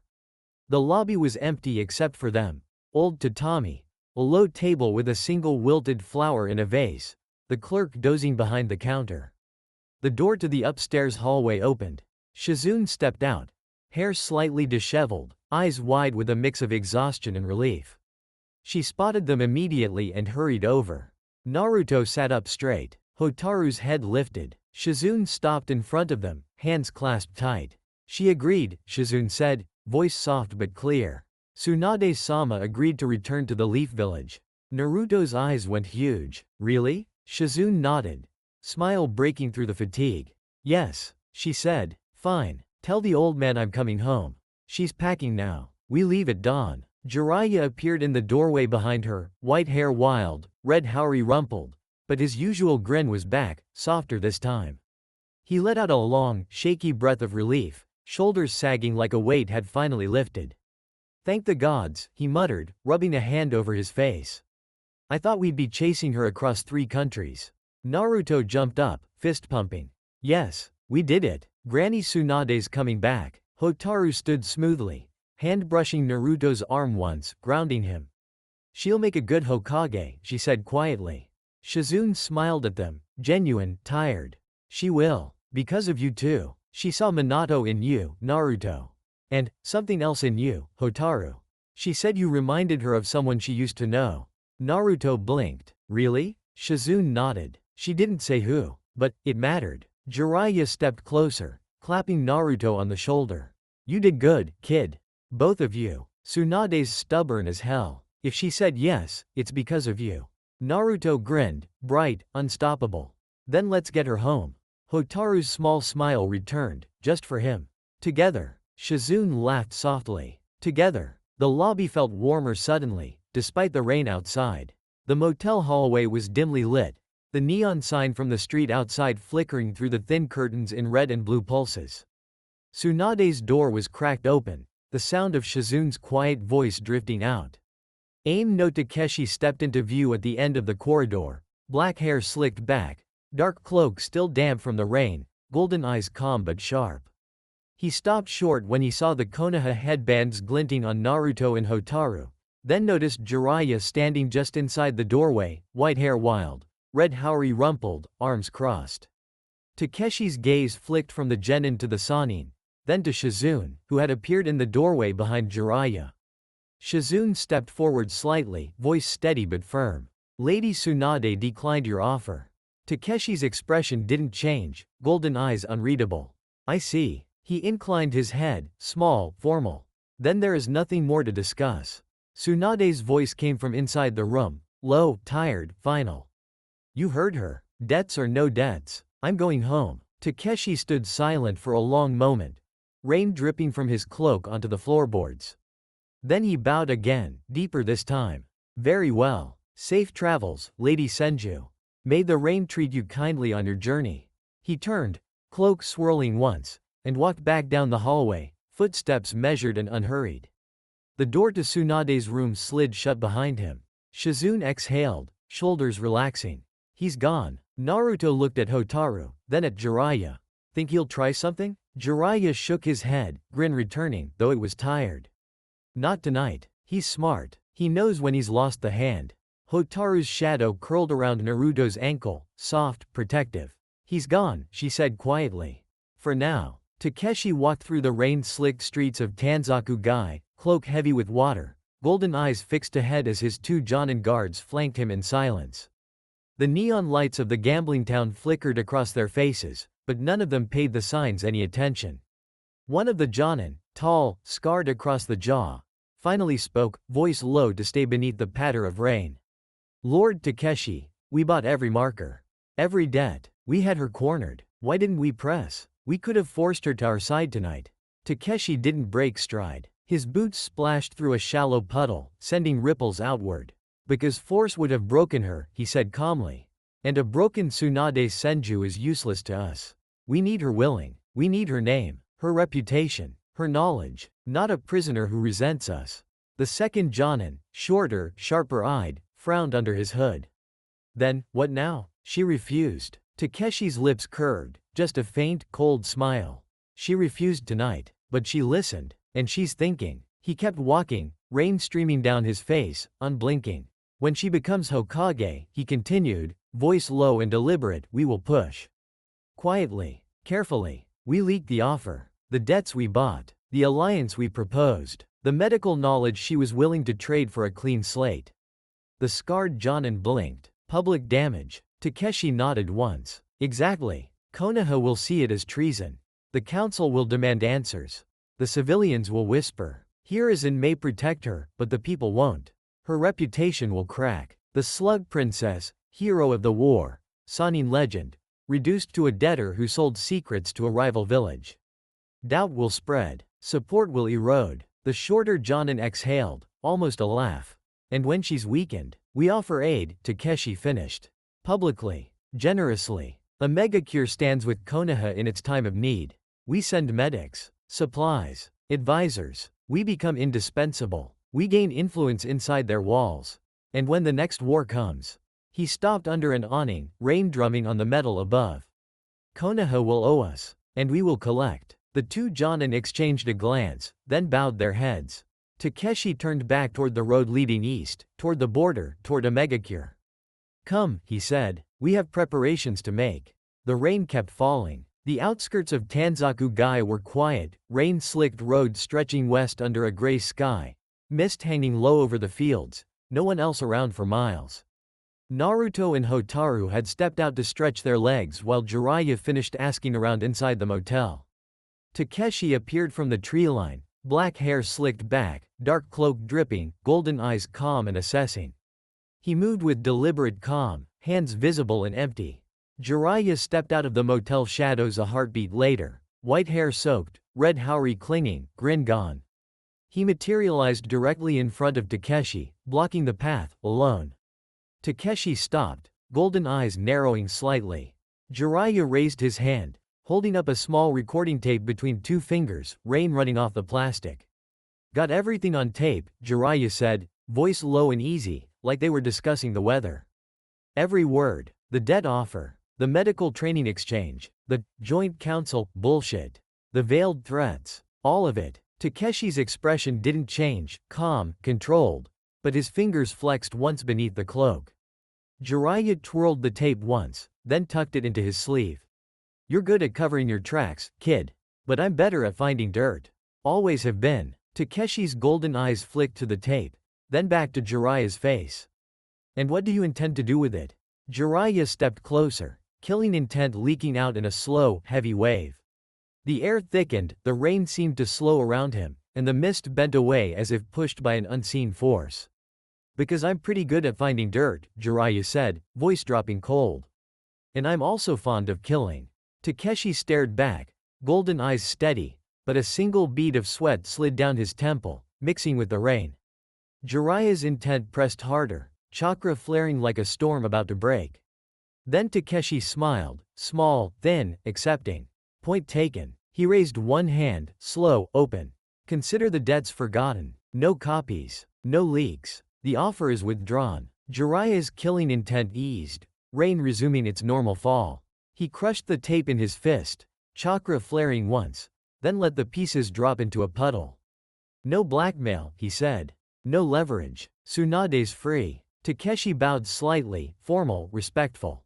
Understood. He turned, cloak swirling once, and walked back into the mist, vanishing down the road toward the east. Jiraiya watched him go, then exhaled, long and slow. Slippery bastard. Pav Hokage office. The council chamber was packed, clan heads on one side of the long table, civilian councilors on the other, the Uchiha seat still empty. Lanterns burned steadily overhead, casting warm light across the polished wood and the serious faces gathered there. Hiruzen Sarutobi entered alone, robes flowing, pipe unlit in his hand. He took his place at the head of the table and waited for the murmurs to die. When silence fell, he spoke, voice calm, carrying to every corner. Otogakure has fallen. The invasion succeeded as planned. The village is secured. Loyalist resistance was crushed. All classified materials, scrolls, labs, money caches, are under Konoha control. Civilian casualties were minimal. The Land of Sound is now a protectorate of Fire Country. A ripple of approval moved through the shinobi side. The civilian side shifted, uneasy but quiet. Hiruzen continued. Suna has agreed to co-governance. Ambassador Yumi brought the council's formal acceptance this morning. Equal representatives on a joint council. Shared oversight on reconstruction, resources, and defense. Suna provides administrative support and civilian expertise. Konoha provides military security and primary governance. The provisional governor will be appointed by mutual agreement. Veto power on major decisions for both sides. He paused, letting the terms sink in. We reaffirm the alliance. Full non-aggression. Shared intelligence. Joint patrols along our mutual frontier. Trade access to Sound's water routes and valleys. No apology from Konoha. Ross's death was Orochimaru's crime, not ours, but a joint statement of regret for the deception that cost both villages. Shikaku Nara leaned forward, voice low, calm. Smart. Suna gets legitimacy and resources without the cost of invasion. We get a buffer state and a partner instead of a potential enemy. Keeps Kumo and Iwa from crying expansionism too loudly. Hiyashi Hyuga nodded once. The Byakugan will monitor the border. Any movement from Sound remnants will be seen. Inoichi Yamanaka added, mind techniques can help with interrogation of captured loyalists. We'll root out the last of them. Choza Akamichi rumbled, food supplies will be sent to the civilians there. Starvation breeds resentment. We feed them, they stay loyal. The civilian side shifted, some still uneasy. A merchant counselor spoke up, voice cautious. This, co-governance, it protects our interests? No more Sound threats on the border? Hiruzen met his gaze. Yes. The Land of Sound becomes a shield, not a dagger. We control the labs. We secure the money. We rebuild under our oversight. Suna shares the burden. The council has approved it. The annexation is done. Sume Inazuka grinned, sharp. Good. Let him know the leaf doesn't play nice when pushed. Hiruzen placed his hands flat on the table. The invasion is over. The occupation begins. Akira leads the vanguard. She secures the village. We install the governor. We end the threat. He looked around the table, meeting every pair of eyes. Konoha rises stronger. The clan heads nodded, resolute. The civilian side followed, reluctant but convinced. Hiruzen gave a single nod. Dismissed. Prepare your clans. The future begins now. The council rose, bowing once, then filed out. Hiruzen Sarutobi pushed open the heavy doors of his office and stepped inside alone, the latch clicking shut behind him with a finality that echoed in the quiet room. The space felt larger than it should, empty, shadowed, lit only by the low glow of lanterns and the faint silver of moonlight through the windows. The desk waited as always, stacks of scrolls, the unlit pipe, the Hokage hat resting beside an inkwell like a crown too heavy to wear. He crossed the room slowly, each step measured, deliberate, and lowered himself into the chair with a soft exhale that carried no smoke. His hands rested on the arms of the chair at first, steady, practiced, then moved to clasp in front of him on the desk. They trembled, not violently, not enough for anyone else to notice if they were watching, but he felt it. The faint, involuntary shake in his fingers, the tremor that had been growing these past months, hidden behind the calm mask of the third Hokage. He stared at his hands, old, scarred, lined with the weight of decades, and closed his eyes. A silent prayer rose in his mind, simple, wordless, offered to Kami-sama as he had done countless times before. Let them return safely. Jiraiya, Tsunade, the children who carried Minato and Kushina's legacy. The ones who had already bled for the village. Let them come home. The tremor worsened for a moment, fingers twitching against each other, then stilled as he forced his breathing deeper, slower. He opened his eyes. The office remained quiet. The village slept outside, guarded, healing, unaware of the old man's private vigil. Hiruzen reached for the pipe, finally striking a match, holding the flame to the bowl. He drew a slow breath, smoke curling upward in thin spirals. Hiruzen Sarutobi sat alone in his office, the low lantern light casting long shadows across the desk.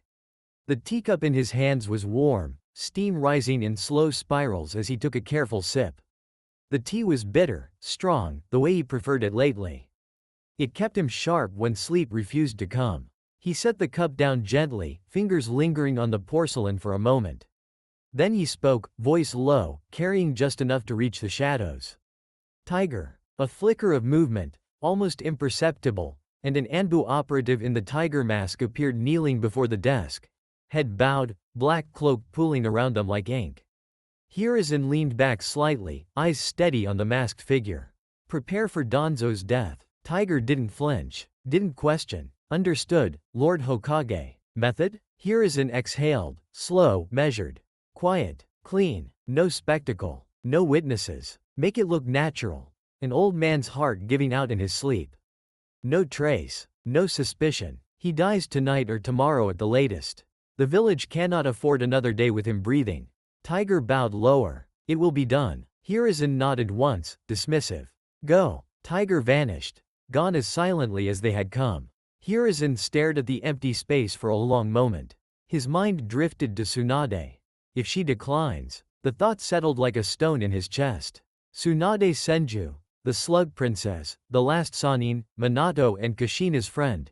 Naruto's godmother in spirit if not on paper. She was the natural choice.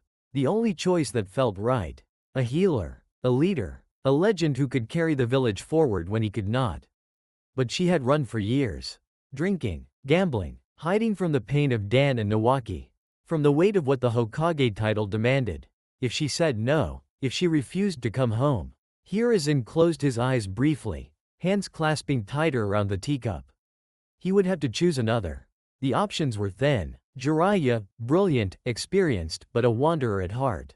He would hate the hat, hate the politics, hate being chained to a desk. The village would suffer for it. Danzo, already dead by tomorrow night. A mercy to the village, but a problem solved only by another problem created. Minato was gone. Kushina was gone. Orochimaru was gone. The Sannin were down to one. If Tsunade refused, Hiruzen opened his eyes, gaze falling on the Hokage hat resting on the corner of the desk. He would have to name someone else. Someone capable, someone trusted, someone who could bear the weight. But no one else carried the same legacy. No one else had the same bond with the village's heart. He took another sip of tea, bitter, grounding. Please, Tsunade, he thought silently. Come home. The teacup trembled faintly in his hands, not from age, but from the quiet dread of what came if she didn't. He set it down carefully. The village needed a Hokage. Next day Pav, Naruto and Hotaru. The road back to Konoha stretched long and quiet under a pale winter sun, the group moving at a steady pace along the dirt path. Trees lined both sides, branches bare, leaves crunching underfoot from the previous night's frost. Tsunade walked in the rear with Hotaru, arms crossed inside her green haori, blonde hair loose and catching the light. Shizune and Naruto were ahead, Shizune gesturing with her hands, explaining something about chakra control and medical ninjutsu while Naruto nodded enthusiastically, trying to keep up. Tsunade glanced sideways at Hotaru, voice low, almost amused. So, does the kid really have that kind of money? Enough to wipe my slate clean if I'd said yes? Hotaru kept her eyes forward, black ponytail swaying slightly with each step, sickle chains quiet at her hips. She nodded once, small, certain. He does. Tsunade raised an eyebrow. Really? Hotaru's voice stayed even, quiet, matter of fact. Akira spent his early childhood investing into things for him. Stocks, trade routes, small businesses in Konoha and beyond. She started when he was 6, every mission pay, every bonus, every favor she called in. She put it all away. Plus the interest from his savings account. The village never touched it. By now, it's enough to buy half the gambling dens in Tanzaku Gai twice over. Tsunade let out a low whistle, half laugh, half disbelief. That woman, always thinking 10 steps ahead. Hotaru's lips curved, just the tiniest fraction. She wanted him to have options. Freedom, a future that didn't depend on anyone else's pity. Tsunade looked ahead, watching Naruto nod at Shizune's explanation, hands gesturing wildly as he tried to repeat the chakra flow technique. He's richer than most clan heirs, she muttered. And he still eats ramen like it's going extinct. Hotaru's shadow brushed the ground toward Naruto, soft, possessive. He likes ramen. Tsunade huffed a quiet laugh. Yeah, he does. Ahead, Shizune was mid-sentence, demonstrating a basic medical chakra flow on her own palm. Focus the chakra here, thin and steady, like threading a needle. Too much and you burn tissue. Too little and it does nothing. Try it on your hand, feel the warmth, not the heat. Naruto held out his palm, chakra flickering blue-white, unsteady at first, then stabilizing into a soft glow. Like this? Shizune smiled, small, encouraging. Close. A little thinner. You'll get it. Naruto concentrated, tongue poking out slightly, until the glow smoothed. Got it. Shizune nodded. Good. Keep practicing. Medical ninjutsu saves lives. Naruto looked back over his shoulder, grinning at Hotaru and Tsunade. Hey, Granny Tsunade. Shizune's teaching me healing stuff. Think I can fix my jacket? Tsunade snorted, crossing her arms tighter. Keep dreaming, brat. Hotaru's small smile returned, just for him. You'll learn. Naruto laughed, bright, fearless, turning back to Shizune. Okay, show me again. Shizune continued, patient, steady. Tsunade watched them, then glanced at Hotaru. He's going to be trouble. Hotaru's eyes stayed on Naruto, soft, certain. He is. Tsunade huffed, almost fond. Good thing he's got you. Hotaru's hand brushed the faint golden mark on her wrist. Fox summon seal. And you, she said quietly. Tsunade looked ahead. Road stretching toward Konoha. The gates of Konoha loomed ahead, massive and familiar, the village walls still bearing faint scorch marks and patched stone from the recent invasion. The two gate guards, Chunin in standard armor, snapped to attention as the group approached, then froze mid-salute, eyes widening in shock. One guard's hand dropped from his kunai pouch. Lady Tsunade. The other stared, mouth open, then blurted, and the slug princess, with Jiraiya, and the kids. Jiraiya waved a hand lazily, grin wide but tired. Yeah, she's back. Don't make a scene. Open the gates. The guards scrambled, hands flashing seals, the massive doors groaning open with a deep rumble. Tsunade walked through first, blonde hair loose, green haori fluttering, arms crossed. Expression a mix of irritation and something softer she wouldn't name. Shizune followed close behind, taunton trotting at her heels. Naruto and Hotaru brought up the rear, hands brushing once before separating. Jiraiya stopped at the threshold, turning to the two genin. You two, go home. Rest. Eat. You've done enough. I'll take it from here. Naruto opened his mouth to protest. But pervy sage. Jiraiya cut him off, gentle but firm. Go. See Yoshino. Tell her Tsunade's back. We'll handle the old man. Hotaru looked at Naruto, then at Jiraiya, nodding once. Come on, she said quietly, tugging his sleeve. We'll see her soon. Naruto hesitated, then grinned, giving Jiraiya a thumbs up. Bring her to the compound later. Yoshino-san makes killer ribs. Jiraiya chuckled. Will do, kid. Naruto and Hotaru turned, walking away toward the Nara district, hand in hand, shadows merging on the road behind them. Jiraiya, Shizune, and Tsunade continued toward the Hokage Tower, streets quiet, civilians staring as they passed. Tsunade walked in silence for a while, then spoke, voice rough. How is he? Hiruzen. Jiraiya's grin faded, replaced by something quieter. Not great. The hand tremors are worse. Heart problems too. Doctors say it's age, stress, the years catching up.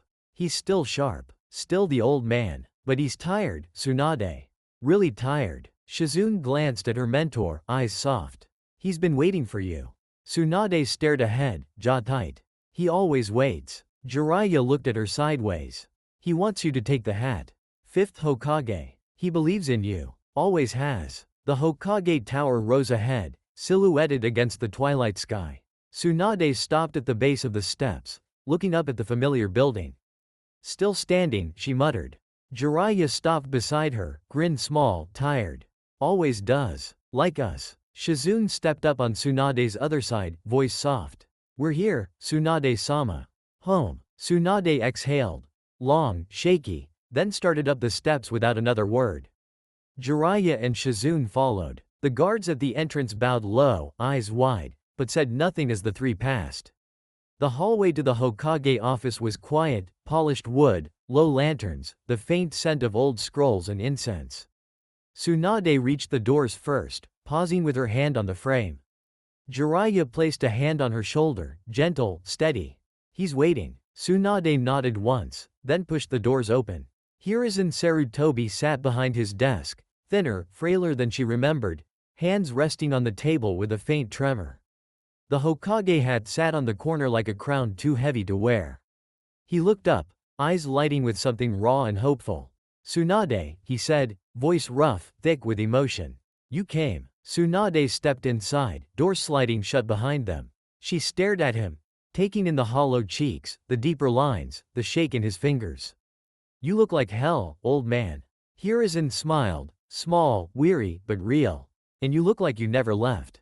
Shizune bowed low, tears brimming. "Lord Hokage." Hiruzen waved a shaky hand, gentle. "Come in, all of you." Tsunade walked forward, stopping in front of the desk. "You're thinner," she said, voice rough, almost accusing.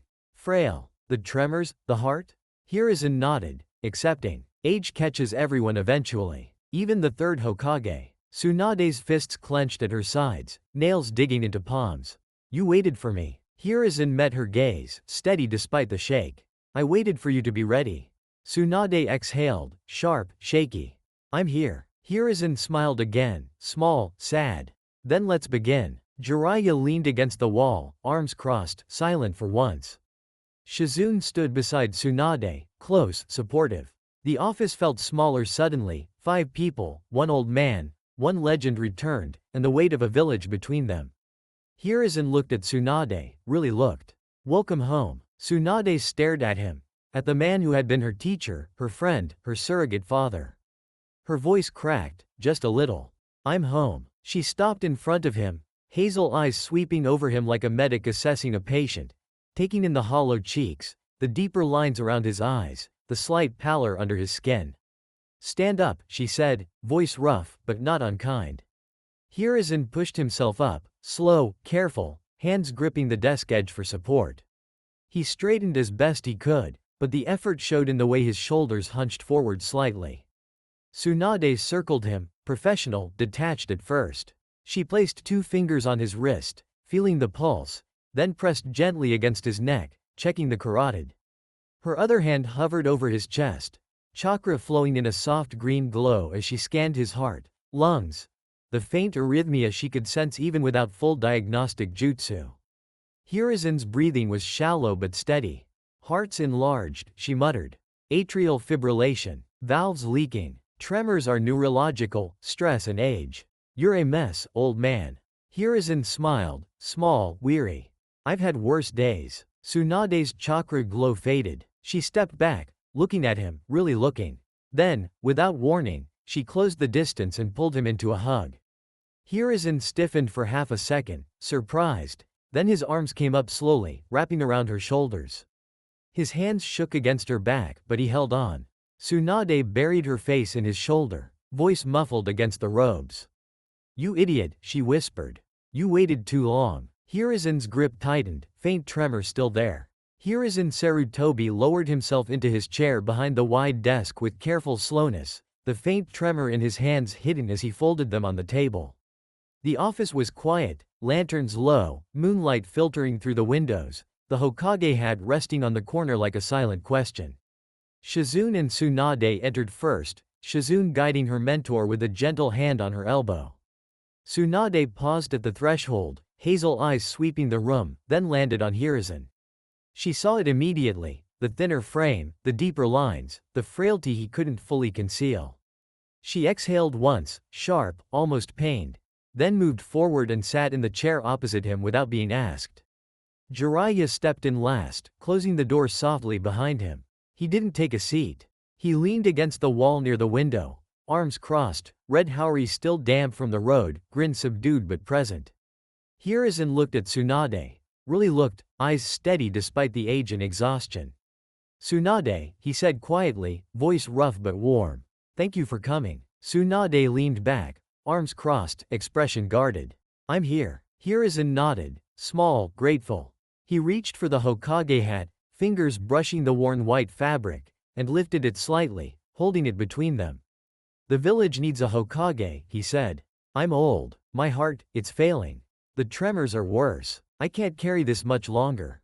The council knows it. The village knows it." He set the hat down between them, centered on the desk.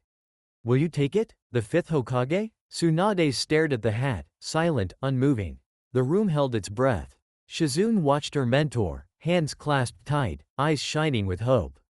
Jiraiya leaned against the wall, silent, waiting. Tsunade's fingers twitched, once, then stilled. She looked up, meeting Hirazen's eyes. The pause stretched, long, heavy. Hirazen didn't push. He just waited. Tsunade's voice came out low, almost a whisper. "I ran from it for years." Hirazen nodded, slow, understanding. "I know." Tsunade's gaze dropped back to the hat. The hat, it killed Minato, Kushina, Dan, Nawaki, everyone I loved. Hirazen leaned forward slightly, voice soft.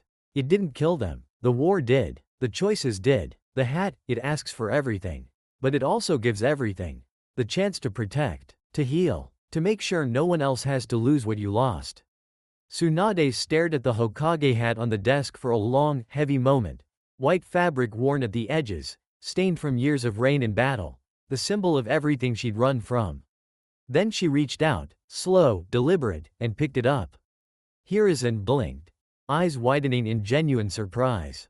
She lifted it higher, turned it once in her hands, then placed it on her head. The hat settled, slightly too large, but it fit. She crossed her arms, leaning back in the chair that had always been his, chin tilting up in that familiar, defiant way. "You're in my chair, old man," she said, voice rough but steady. "And you need rest. Go home, sleep, eat something that isn't just tea and paperwork." Hirazen stared at her, pipe forgotten in his hand, then let out a soft, shaky laugh that turned into a cough. He pressed a hand to his chest, steadying himself. "Tsunade?" She raised an eyebrow, hat tilting slightly with the motion. "What?" "You asked." I answered. "Now get out of my office before I throw you out."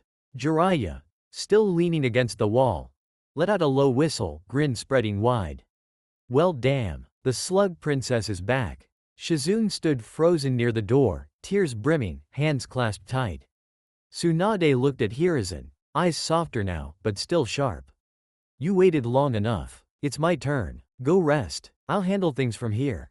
Hirazen pushed himself up slowly, hands trembling on the desk edge, then straightened as best he could. He bowed, small, deep, respectful. "Thank you, fifth Hokage." Tsunade snorted, hiding the way her eyes glistened. "Get out before I change my mind." Hirazen smiled, small, real, relieved, and walked toward the door, slower than she remembered, but steady. Jiraiya pushed off the wall, following him. "Congratulations, Granny Tsunade. Don't break the chair." Tsunade flipped him off without looking. Out. The doors slid shut behind them. The office fell quiet. Tsunade sat alone, hat on her head, arms still crossed, staring at the empty space where Hirazen had been. She exhaled, long, slow. And that concludes the final part of this story. Thank you for spending your time here at Ichiraku Ramen and listening all the way to the end. Your support helps keep these stories alive and allows the shinobi world to continue through new adventures and alternate timelines. If you enjoyed Shadows That Bind, don't forget to like the video, subscribe to the channel, and turn on notifications so you don't miss future stories. Once again, full credit goes to Dark Knight 1994, the original writer of this story. If you would like to read the original version, you can find the link to the story in the description below. Let me know in the comments what story you would like to hear next. Until the next time, stay safe, and I'll see you again at Ichiraku Ramen.